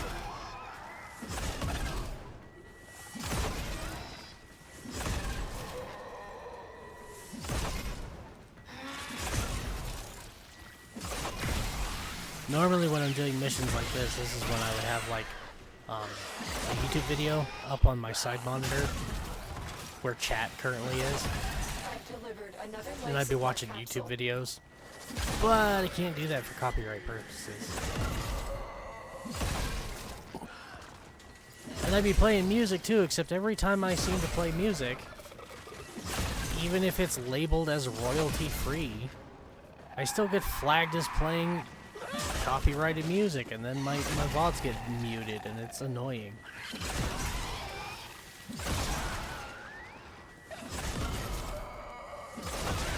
I do, however, have a complete playlist. Well, no, it's even that. I think I've added a couple of songs that might be considered copyright. But I have an entire playlist now on my Amazon Music thing that is strictly Warframe music. So we could listen to good tunes, but that too, I think, has, again, some copyrighted songs in it. That they're Warframe related songs, but they're not actually made by DE.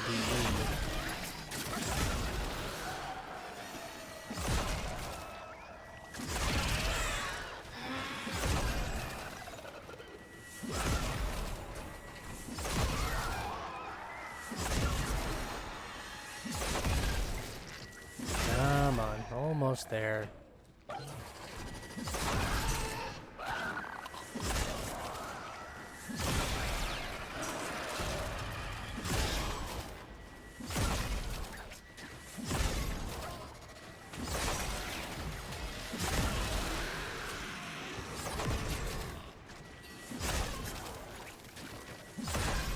Ten more seconds.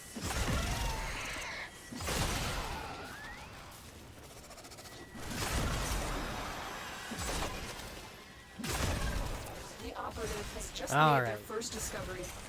Keep up the good work. When you need it, extraction is ready.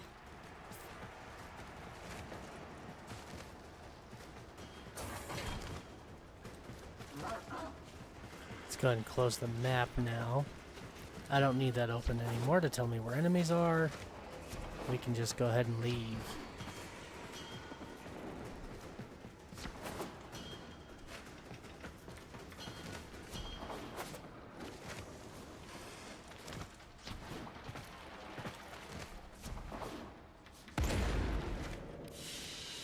Okay, another Mission one done. complete. Excellent work, Tenno. Love seeing more plastids. Ooh, we are getting some good plastids. I like that. 'Cause don't I have that thing that it's like almost 5,000 to build the one thing? I'm pretty sure that's what it was. How are these doing for level? 17 and 22. Not bad. Could be better though. Alright, so we're done with that side of the planet. So next, I mean, I could do Rosalind now. Just to kind of...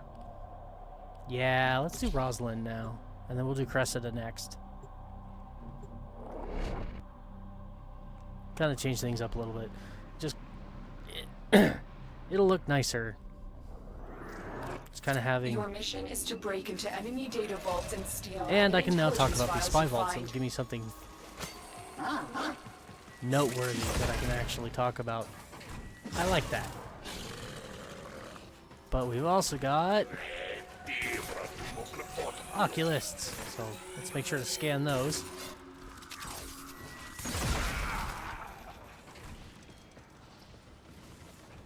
Now we're on our way to Uranus Vault A. Oh. What did you see? My data stream went dark. It looks like our cephalon fragment is kind of blocked, so we're gonna open it up. It will take some time to decipher. Don't know if you saw that, but Concentrate on that your mission grate for now. was Tenno, be held on up the by a lookout couple of for latches that we increased could break. security measures. The enemy would rather Would you destroy stop their data talking? than let it get into our hands. Holy crap. Anyways, yeah, it opens up this loot room up here.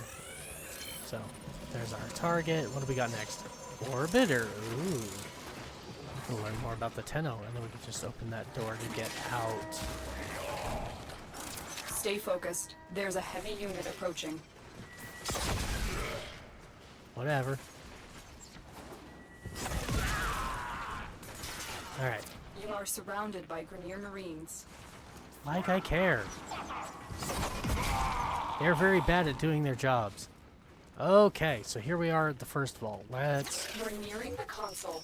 Trigger the alarms now, and they will start destroying the data. Let's turn the alarms off. Get rid of any friends that might be coming.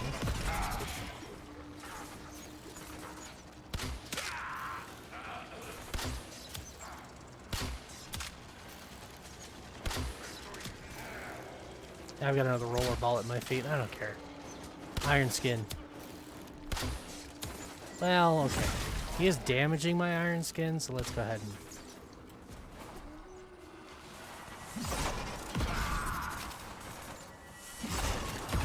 All of these guys are around. We'll just go ahead and clear out the hallway.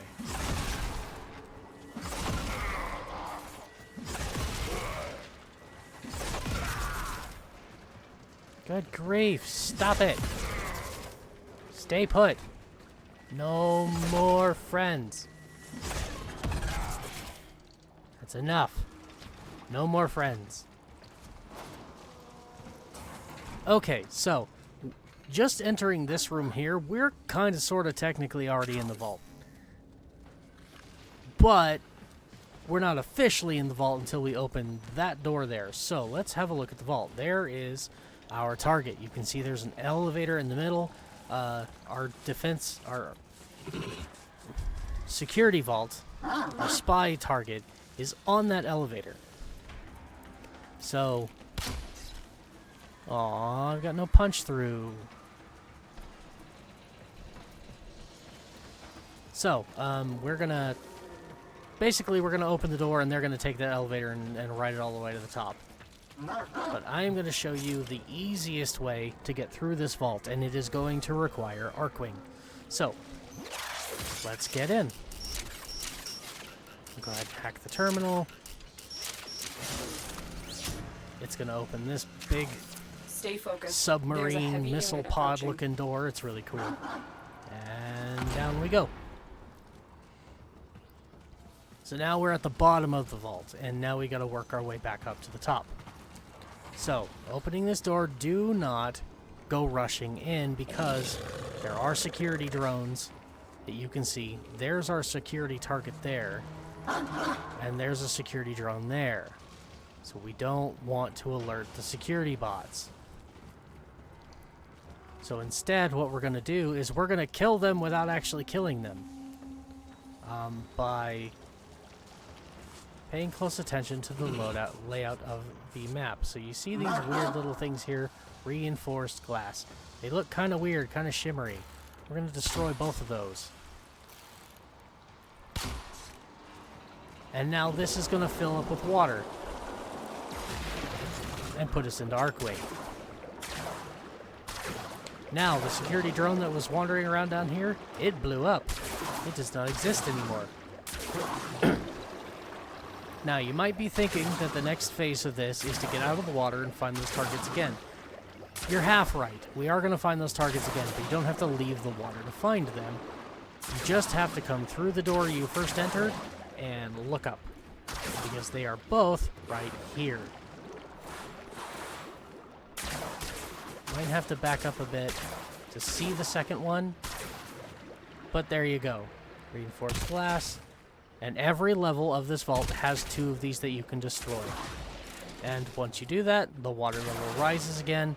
All the security drones that were there, they get destroyed. And you can move on to the next one. Now, just like this portal, where it's got this big square box, the next one's going to be the same, but it's on the opposite side. And you can come in here and grab some loot if you want. All the security gates that were in, the laser grids that were active in this area, they're gone. They're all disabled now. So, you're just going to keep flying around until you see another one of these above the water. Which I believe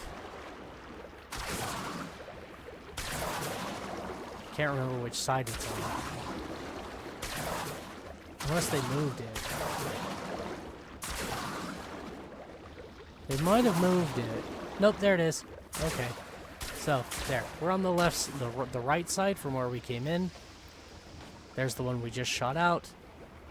And here's the next one. And again, you're just going to shoot those glass. The water's going to rise. You see the laser grid at the top. It disappears. But we have just alerted the guy up top. Strangely, though, he's not going to go and trigger the alarm. He's aware of our presence, but he's panicked. So up there is going to be a rampart, one of those stationary guns. He's going to sit on it, or at least he usually does for me. And then you just got to run and kill him. So as long as we can kill this target here really fast, so he can't trigger alarms. Actually, he didn't go for the rampart, but here it is. Here's the rampart. Normally when I do this, if it's a regular enemy, they'll get spooked and they'll immediately come back and sit on this rampart and try to shoot at you. So, but that's it. This vault is that easy. It's you can avoid every enemy other than the last one, and him, you can take him out real quick. All you gotta do is find those little glass portals and raise the water level, and the water will destroy all your targets. Data extracted. I get that, and we're out. Also, this is the first of the Tier 3 spy vaults. So this will be, once you get this, you should have access to your final piece of Ivara. So after this mission, you farm this one, and then you can go do either the Jupiter or the Saturn spy vaults. Stay focused. For the There's Tier a heavy 2, unit approaching. or down to Ceres Heads is up. where I My like to go Grineer as assault well. team is headed Ceres your way. Bode is a spy mission. That one starts the Tier 2s. This one's the Tier 3s. And then Earth for Tier 1, obviously. Do all of those. Get them. They all have Ivara parts, and by the time you finish this mission here, you should have all of the parts for Ivara. And you can then craft her. And she is the ultimate stealth Warframe. I suppose, okay, that's maybe a little facetious of a statement. It can be argued. Personally, I think Ivara is the ultimate stealth Warframe because she goes invisible, she stays invisible, period. As long as you have energy, she's invisible. Done. End of discussion. And she's got a special mod that allows her to go through laser grids and things, avoiding all detection, especially in spy vaults. She's absolutely the ultimate spy Warframe. Unless, of course, you're looking for speed, and then you use Wukong. Personally, I prefer Ivara. Okay, we just dropped that. No! Damn it, I gotta do this carefully. Ah! That one might be lost to me. Oh, maybe not. Okay. Didn't know I could stand on the loot crate and grab that. Pretty sure it's not supposed to be that way.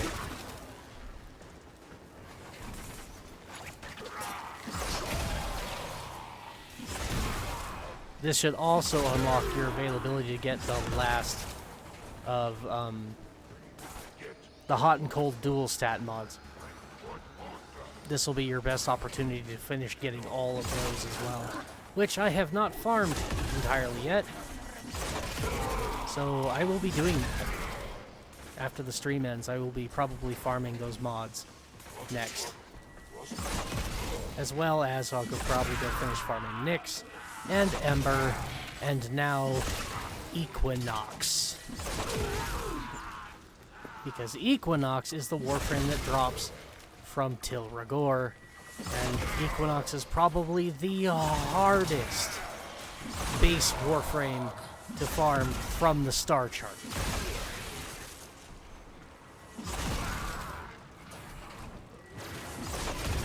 Where am I going? There is an Ayatan right back here, and I want it, but I'm ignoring it for some reason, in favor of killing enemies.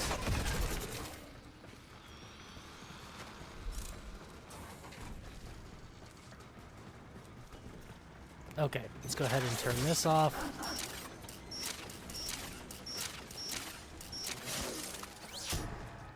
so that we have no more company. Alright, the moment I open this door, there's going to be an enemy right in front of me. But he's going to have his back turned, so we can just do a quick stealth execution, and it's over. The target console is nearby. If you trigger the alarms now, Okay. the enemy will See? start destroying Back turned. data. Just approach. Stealth attack. Kill him. No more alarm. There's also one down here. And the third arrow you see running around right there is inside the vault. So, we're going to take you out. Now, there are multiple ways that you can do this, and everybody finds a way that is harder or easier for them based on other people. Again, if you have Ivara, the fastest way is to go through this corridor, because you can see these up and down scaling laser grids. If you're fast enough, you can get through them, and that grate on the other side is destroyable. I'm going to use this because it's silent. And then you can go through that and open the door. There is also a way up above to get into that, I believe. Not using this one, though. This is like a hidey hole from just top floor to bottom. Nothing special. Just brings you back up here. Alright, so the easiest way I have found to do this vault is not to bother going down the stairs or doing anything with that hallway or those laser grids or any of it. The easiest way for me is if you look up there, there's a hole in the ceiling. And that's where we're going. We're going to scale these pipes, come up here to the ceiling and turn around, and there's a grate here. Open this one up. It's another one of these corridors, and we're in a tunnel above the spy room. Now this is where it gets tricky, because you see the laser grid going up and down like that. There's one on either side, and they're staggered. One's on the right side, the next one's on the left. The easiest way to get under them is to crouch and hug this pipe, and as it goes up and down, there's just enough space for you to walk right underneath it, and it's the same on the other side. So we're going to open that really quick, and then again, crouch and just hug this as close as you can, and just walk right underneath it.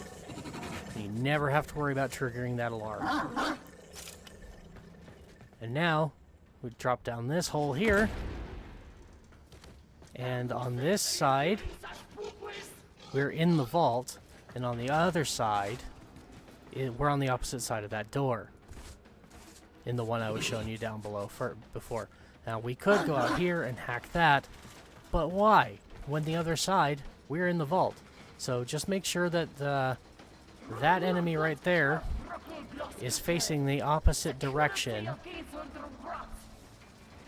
We're going to wait for them to actually turn around. And then again, we're going to come on out and do, well, if you do it correctly, you're going to do a melee stealth attack on that one, and then come do it to this enemy too. But if you fail, just kill them quickly, and we're good to go. Hack the terminal. Excellent work. And we're out. A clean extraction. And then that with door no over there will alarms. open, and that should look familiar once we go through it, because it's that downstairs area we were at before. That's vault number 2. And just like on Earth, these 3 vaults will always be the same. They might change which ones spawn at which targets. Like Vault A in this mission might not be the same Vault A in the next mission.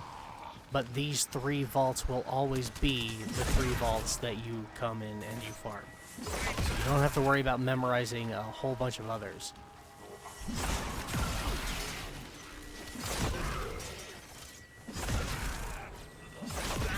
Now we're on to Vault C. Now, clear the path a bit here. Get some XP farming while we're at it.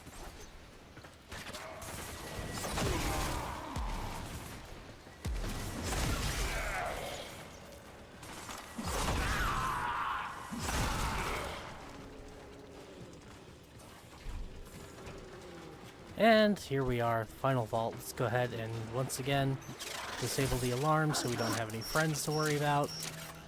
'Cause this one too is very twisty-turny and has a lot of different pathways you can take, but there's one that I have found that is just better than the rest because it's the easiest. Oh, you guys just don't give up. These ones I could have avoided, but I'm here, might as well kill them.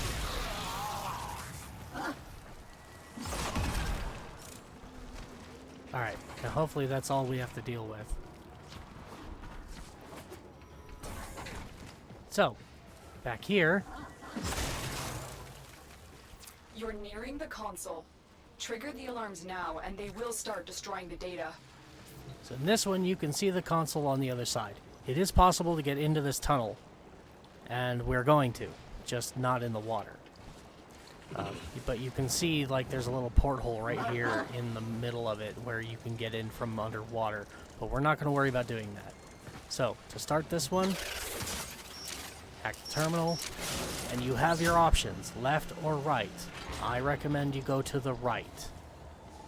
You can go to the left, but there's a lot of wonky stuff in there, and I think you can see on the map, there's just that nice long tunnel down here, so this is why I go to the right. It's just one long tunnel, not a whole lot of headache. You can go this way and explore if you really want. There's stuff that you can destroy. You can see the wind, though. What's happening there is the wind is pushing you basically out of the tunnel and into alarms. We want to avoid that. So we're going to go the other direction. Now this one looks more dangerous because the wind is right in front of us. But if you pay attention to the speed, it comes on and off at intervals. Now we're going to pop out here and we're going to shoot these, and it's going to disable the security. And then we're going to wait for it to stop, and we're going to quickly run through there and up as soon as we get to the next chamber. And now we're effectively safe. So you can see that one turning there. It's not a big deal. It's going to push us this way, but there's nothing here for us to get in trouble with. So the next thing we're going to do is we're going to shoot these little 4 extra things on this turbine, and it's going to turn the fan off. And now we can fly through here to our next objective, which is this hole in the middle. And now we're in that center tube. So here's the vault. There's where we started. It's all cool. Now we're not gonna jump up here, because that's going to give us a problem. If you look over here, you can see this has one of those little pads that says, hey, jump up right here, and above it, I don't know if you saw that or not, but there is an alcove. So we're going to wait for that laser grid to go away, move back, and then quickly we're going to pop up here. And now we're in the clear. We've got these little side panels that are fluctuating, that are a bit of an obstacle if you want to try wall running. I don't bother wall running because we can just bullet jump and aim glide right into that hole right up there and avoid all of it. So we're going to come to the back, get a good head start, make sure to double jump, hit the other side, Alarms. and up you Data go. destruction is imminent. I don't You know need how to those hurry. alarms just triggered, because we avoided all of the security traps. Data integrity verified. Retrieval was successful. We have everything we came for. But it's that easy. Get to extraction. Yeah, I have no idea how those alarms just triggered, because they shouldn't have. Not jumping the way that we did. We avoided all laser traps. And there are no security drones.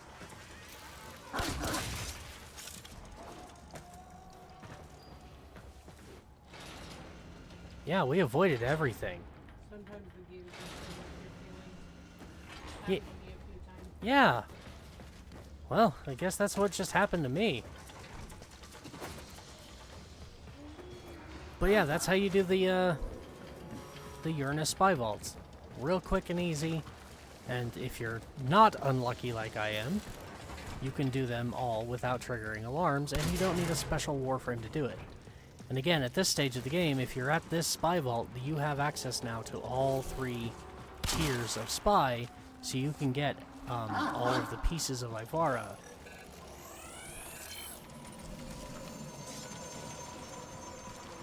Equinox unlocked, yeah.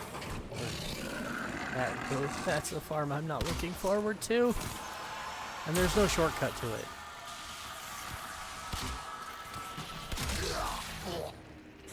I think that's the worst part about the Equinox farm, is that there's no shortcut to it. The Equinox farm is hard because you have 5, 6, no. 1, 2, 3, 4, 5, 6, 7, 8. You have 8 different parts to Equinox that you have to farm. We have our blueprint in our foundry right now because you buy that from the market. Just like all the other Warframes that you farm from Star Chart missions doing assassinations, their blueprints are from the market. You just go and buy it for credits. But yeah, Equinox has 8 parts that you have to farm. Ooh, auto breach! Oh, only my favorite, single most favorite Parazon mod.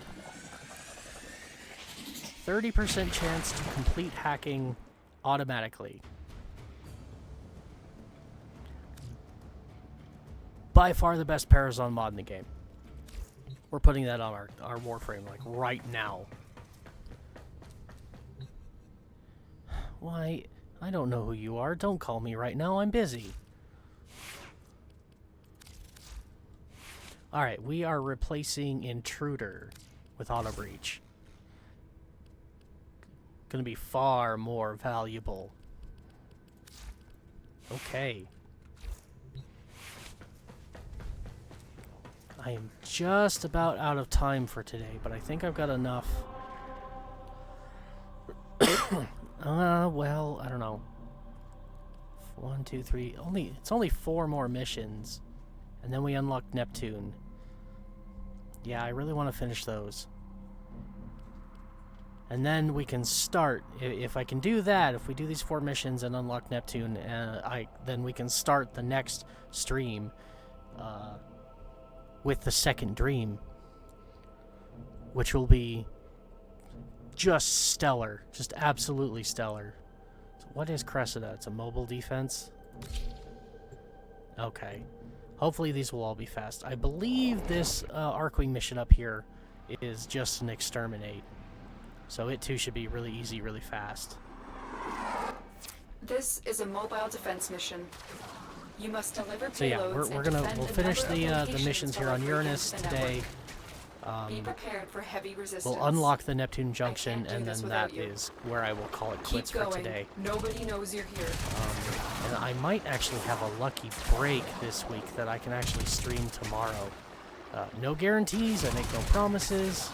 We'll have to wait and see what life has in store for me. But I might. This will only get more difficult. Big if. Get to a terminal. Have an opportunity tomorrow to actually stream, where normally I don't on Thursdays. And I just ricocheted off my dog again. Damn it, Bomber. I know I named you after the fat lazy dwarf, but do you have to live up to your namesake? Get out of my way!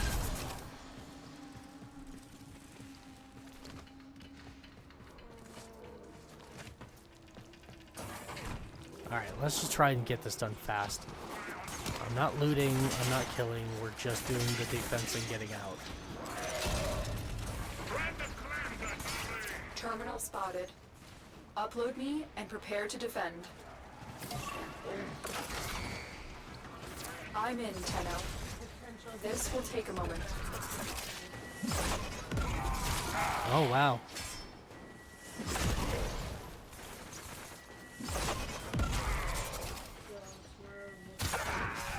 Stay focused. There's a heavy I like unit my approaching. odds. Oof. Now the big clincher then is going to be whether or not my mother decides to call me again with stuff she needs me to do. Like she did today. Yeah. I told her it'll have to wait till after I'm done streaming. Continue to defend. But apparently, my little brother has some medication in at the pharmacy, and she asked if I had the time to go pick it up. And I said, yeah, I can probably do that, but it'll have to wait until after I'm done streaming.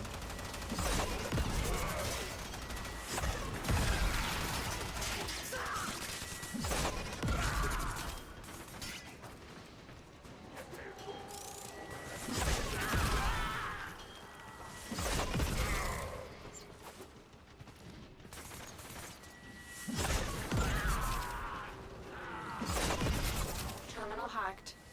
Keep moving.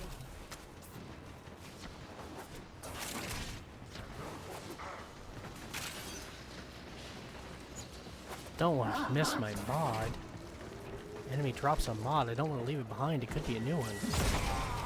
Could be an important one.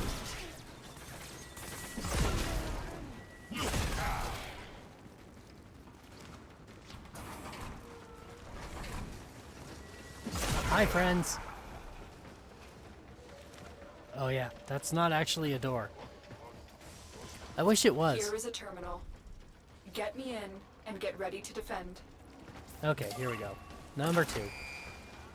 I'm in, Tenno. This will take a moment. Oh, you see that? There's Drock in the water.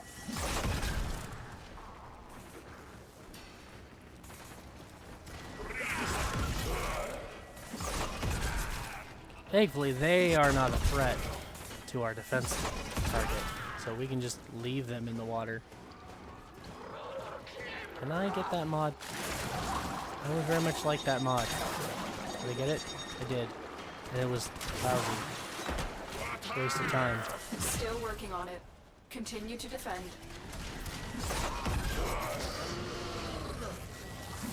Stay focused. There's a heavy unit approaching.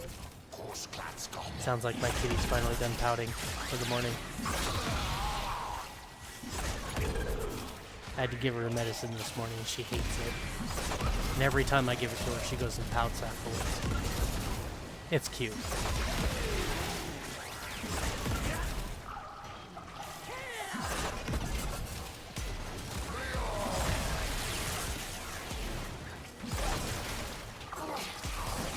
Alright, fine. You get a mercy kill.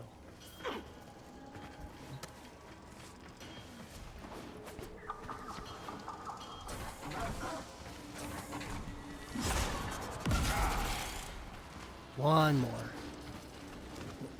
And then we're done with this mission. On to the next one.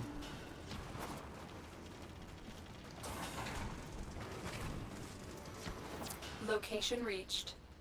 Drop me in and defend our position. I'm in, Tenno. This will take a moment.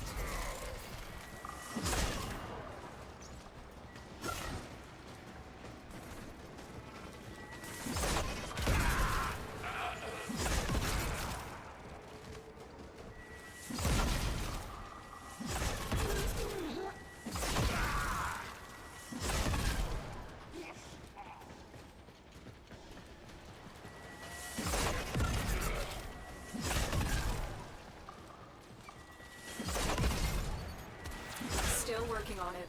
Continue to defend. Oh, I see that. Where's my shiny blue thing?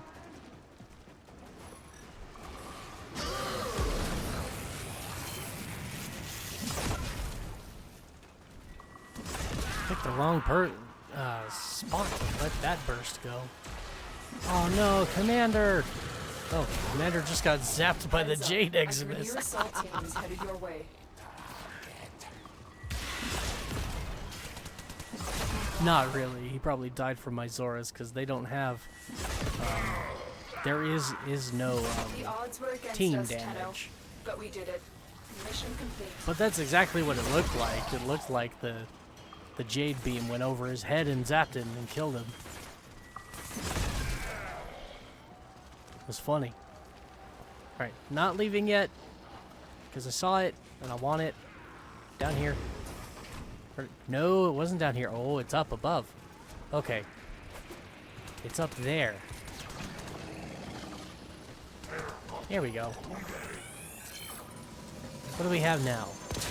Oop, oh yeah, Orbiter. We're working on Orbiter. What you got, puppy? No loot? Okay. At least you tried. Just roll right off of that Grenier's head.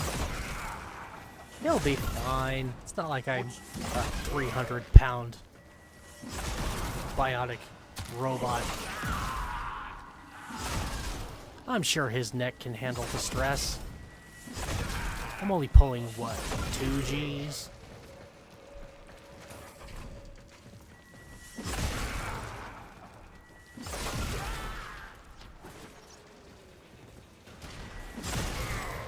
Alright. That's enough horsing around. Mission complete. Excellent work, Tenno.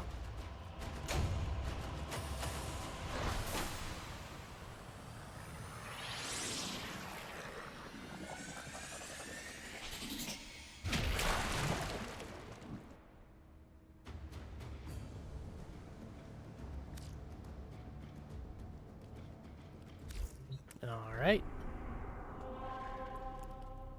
Cressida's done. We've got Ur, which is disruption, and Kalis, interception. I see. Not an exterminate, but it's Arcwing. Arcwing interception is actually pretty easy. As we saw in the Limbo Theorem. It's pretty easy. So which one do I want to do first? Probably disruption. I think it's going to be the one that's going to be a little bit more challenging.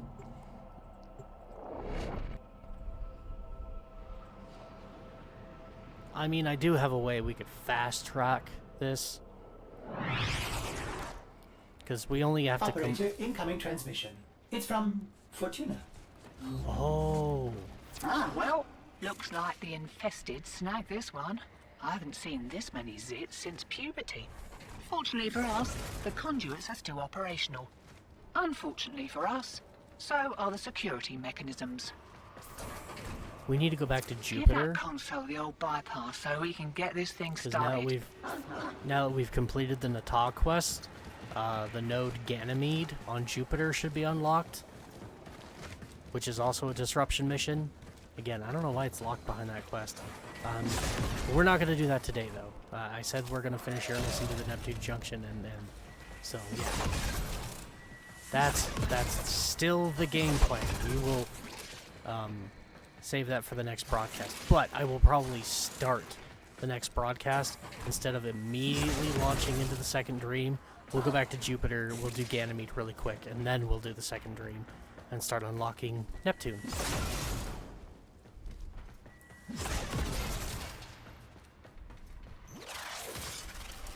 And that is the beauty of auto breach. It pays off immediately. Interference routine specifically designed for the Tenno. Don't you worry though. I've got some workarounds. So the way to fast track this is we only need to solve one of these to finish the mission. We don't have to do the 4 that are listed. The way we do it is we defend the first one successfully, and then we just run around to the other 3, slot in keys, and then make our way to the exit and let them get destroyed. Because we're not here caring so much right now about what we get for, like, loot rewards as far as the rotations and stuff. We don't care. Right now we're just here completing the mission so that we can open up our map and progress the star chart. And that's the fast way to do it. So we have a key here. And then slot this one in. Right. Find a matching conduit. Ow. Demo units looking to depart this mortal coil and take you with it. I really don't like you. Clear of that conduit. Go away.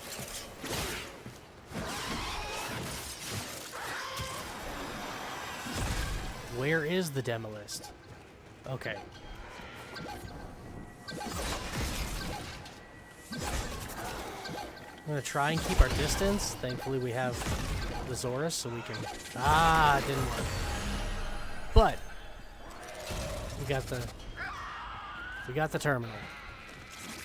All right. Let's grab this one. We'll go slot it in here. Looks like Aled was so keen to make the sale he didn't close every back door. Greed makes a person sloppy, hotshot. Remember that. Enjoy the boost. Oh, it's a juggernaut.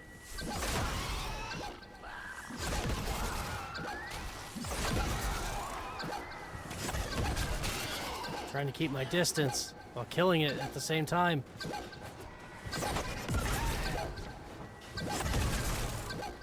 Well, so much for the distance. Oh, hey, cool. Stop. Oh my god. Oh, that was so close. Okay. Oh, we just get another key to drop? There is another key. Way over here. This is the hard part about disruption, is getting the damn keys to drop.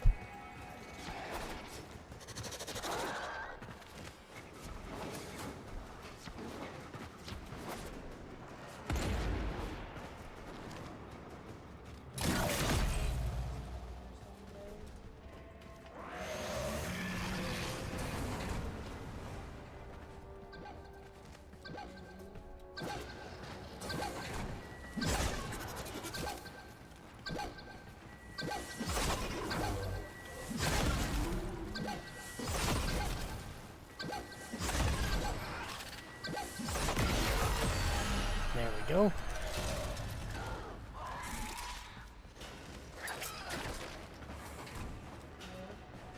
Just one left.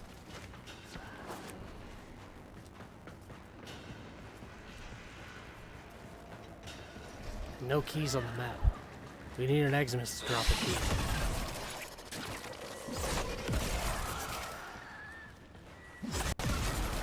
Just like that.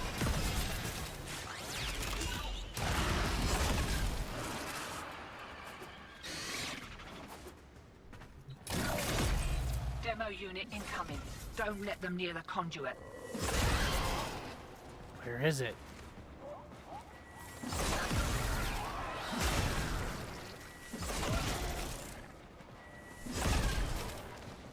That way, okay.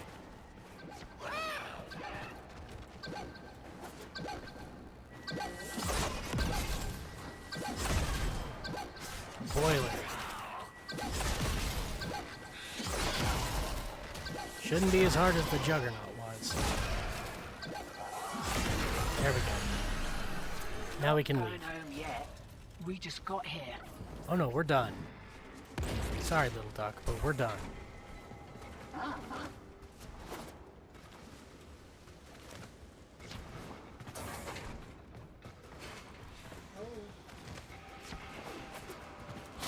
Right.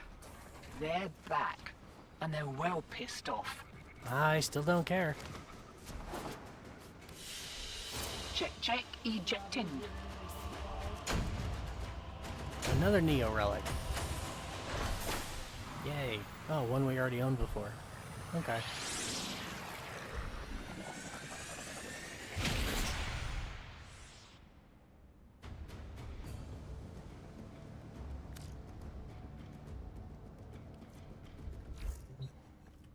Almost done. So yeah, like I was saying, if we come up back to Jupiter, Ganymede is now available. I still don't know why that's locked behind Nata, but now that we've done that, we can do this mission.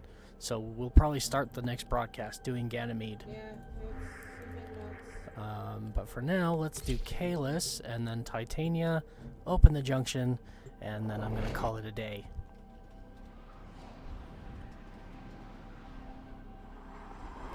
Alright, yep, and this is... We've done this before. Again, honestly, Arcwing Interception I think is probably the easiest to solo.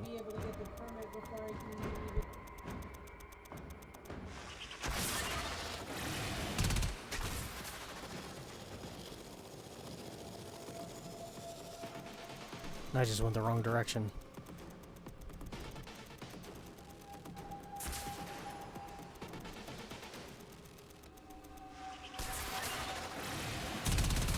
Because again, here, just like in the Limbo Theorem, most of the enemies are going to be more focused on me than they are actually the defense nodes.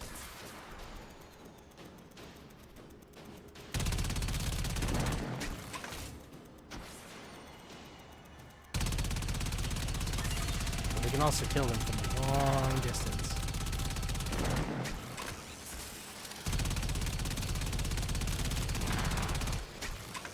Alright, so let's go grab C.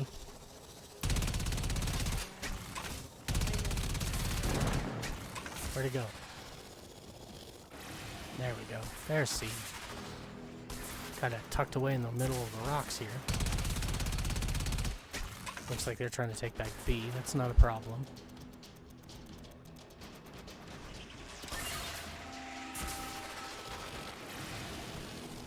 We can go reclaim that easy enough.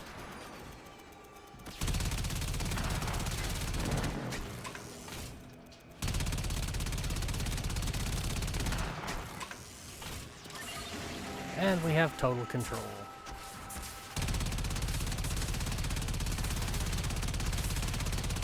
So now we just focus on killing enemies.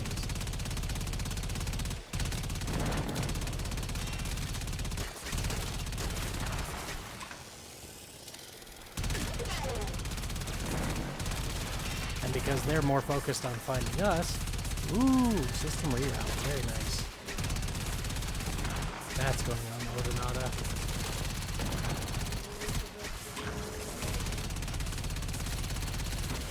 Would you? Ah, shield of his. There, thank you. Good.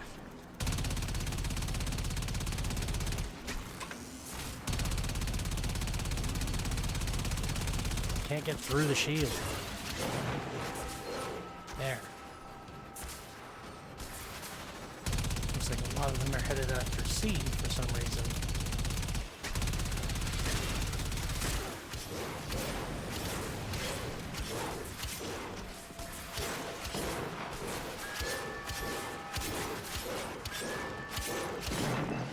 There we go.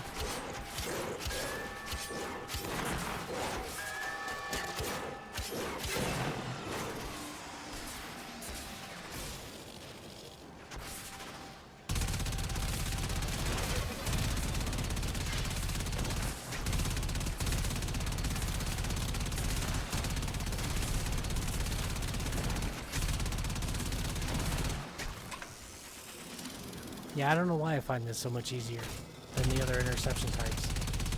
But I do. For whatever reason.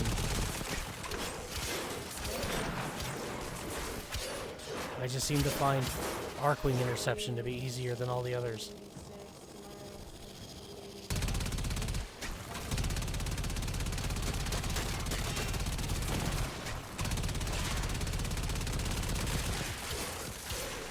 So now we go to kill enemies. Ooh. Augment mod for the Elytron. Really wish those were not in the drop table.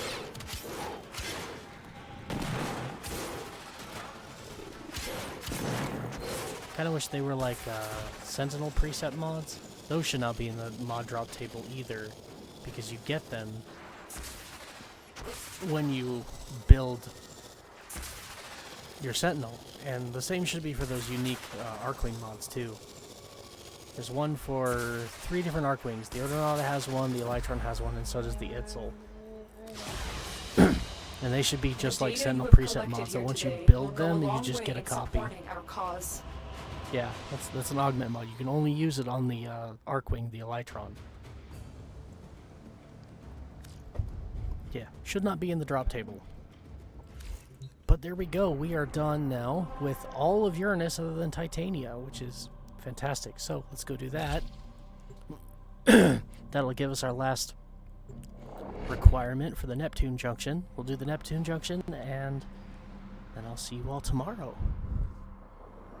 I'm going to be doing quite a bit of farming while I'm offline, though, of spy vaults to get our dual stat mods, as well as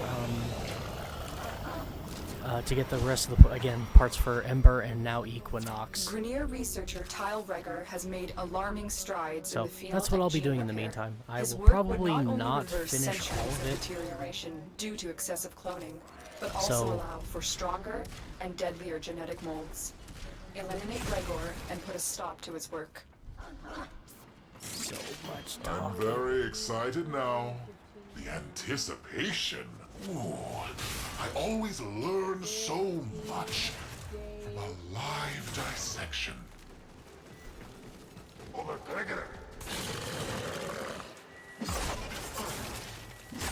Dissection? No. That sounds too humane. Your death will be painful. Tell me. Oh, no. Let me see.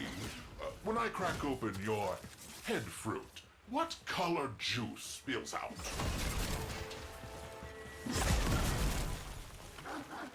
Stay focused. There's a heavy unit approaching.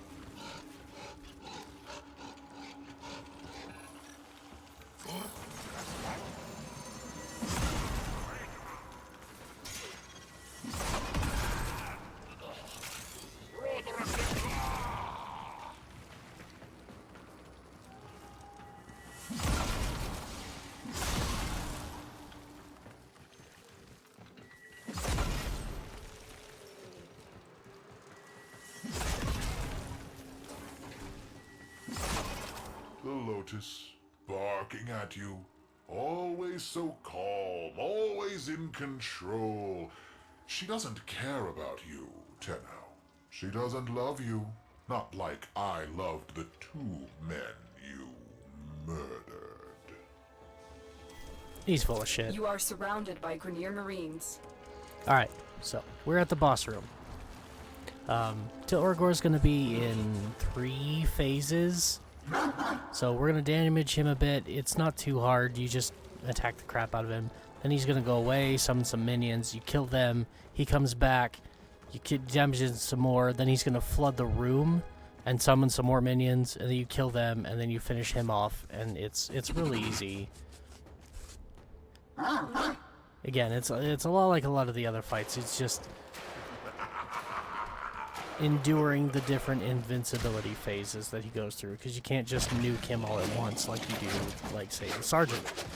First you, Tenno. Next, your Lotus. I don't know if he drops the parts for that weapon he's using. It's a shield and sword, but it is available in the game. So there. It's gone. Ugly freaks. Now Gonna he's pull this ocean down on us if I have to. now he's opening. Wait. Did they change a phase? No. Okay. So he summoned a couple of Manics. They're not hard to fight. Just kind of, if you've got Rhino, this is a real cheese. Just wait for them to show up, then smack them with the Zorus. Or whatever melee weapon you have, till they die. And then he'll come back. Damage him again. This is for the Okay, tube man. now jump. After the end of that second phase, jump up to the next level. Because now he's gonna flood the room. And we can come on over here. And the water that he fills the room is gonna be electrified, so Nowhere left to run. you don't want to stay in it for long. See? And there's no way to turn off the electricity this time. Yeah, avoid these water spigots. You see, he's summoned a couple more enemies. These are like... This one's like another Manic, but it's a Bombard, which is weird. But they're not hard to kill. Again, they jump around a bunch. Just wait till they get in close and whack them a bit.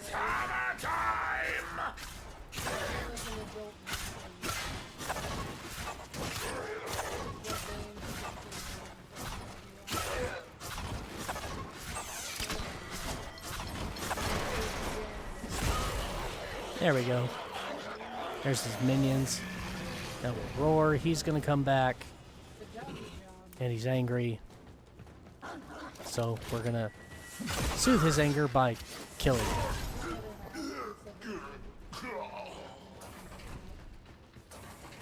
We get a sigil for it. Let's get out of here. But that's it. That's the Tilragor fight. Real easy.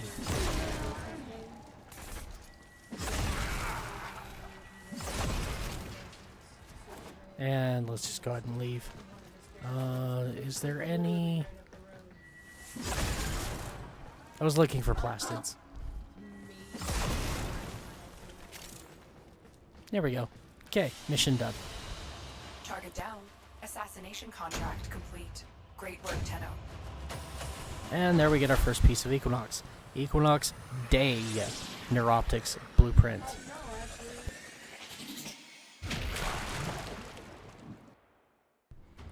So yeah, that's a thing. There is also an Equinox Night Neuroptics. And the same goes for systems and chassis. All of them have a day and a night.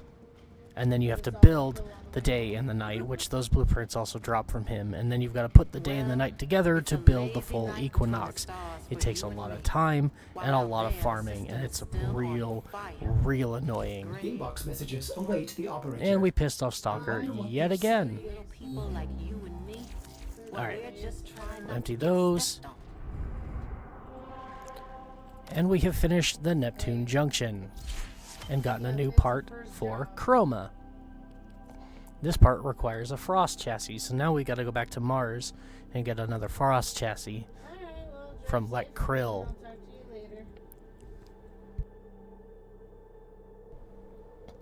So that we can go ahead and build that. So, yay! Downside is to build the full Chroma. Good God, he talks forever. Yes, he does. And he picks the worst times to call, as usual. I love him to pieces, but good God. Absolutely. Yep. Adore that man, but my God, he has some really annoying habits. So yeah, need a Voltner optics to build the final chroma blueprint, and we can only get that from the dojo. So it's going to be a long time before we have chroma available. But we are done with Uranus. It's open, and we've completed everything we need for the junction. So here we go. Another cheesecake walkthrough. Oh, I cannot save you. Oh God. Neptune, the boss fight is the hyena pack, I want to say, which drops the parts for Loki. I do believe that the drops the parts for Loki. We'll find out right now. I was like, oh, Frost. I so could have. They didn't change that. Pretty sure Neptune drops Loki, though. And then Pluto is Titania. Not Titania. Trinity. Sorry. Wrong T. Oh, you want me to be a tank Okay. Oh, no. He's put up his bubble, so we're going to have to go inside the bubble. And he slowed us down with a frost thing. So. But there we go. Just getting close. Okay. You can stop now. That was a bug. My keyboard. That was not a Warframe bug. That was a me and my computer setup bug. I held down the melee button and it stuck. There we go. Neptune finished. And we have the blueprint for the second dream. And that is where I'm going to go ahead and say goodbye for today. You have new quests in your codex. Among other reasons.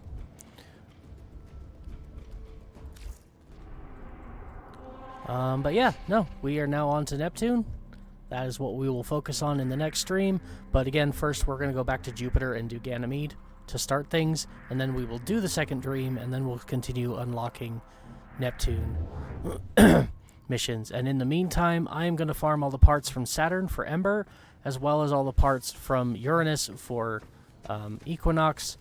And I'm also going to continue doing spy farming to try and get the rest of our dual stat elementals for heat and cold. And again, if anybody does not know what those are, don't know what they look like, here's one of them. This is a dual stat. We got this from the Earth Spy Vault, and the other one is this one. So all of your heat and cold dual stat mods, and they're called dual stat because they give you an elemental and status chance. They could very well be nightmare mods, but in that vein, they're the only nightmare mods that you don't get from nightmare missions. They all come from spy vaults. So I got those from the tier 1s. We need to farm the tier 2s and 3s to get the rest of those, and that is what I will be working on until the next stream. So thanks for joining me, everybody. Please remember to follow over here on Twitch and subscribe to my YouTube channel, where I will be uploading this for people to watch later. Really appreciate everybody who joined me. It's been a blast, and I hope to see you in the next one when we do the second dream. So, hope you all stay safe out there. In the meantime, have a load of fun, and I will see you all in the next broadcast. Bye!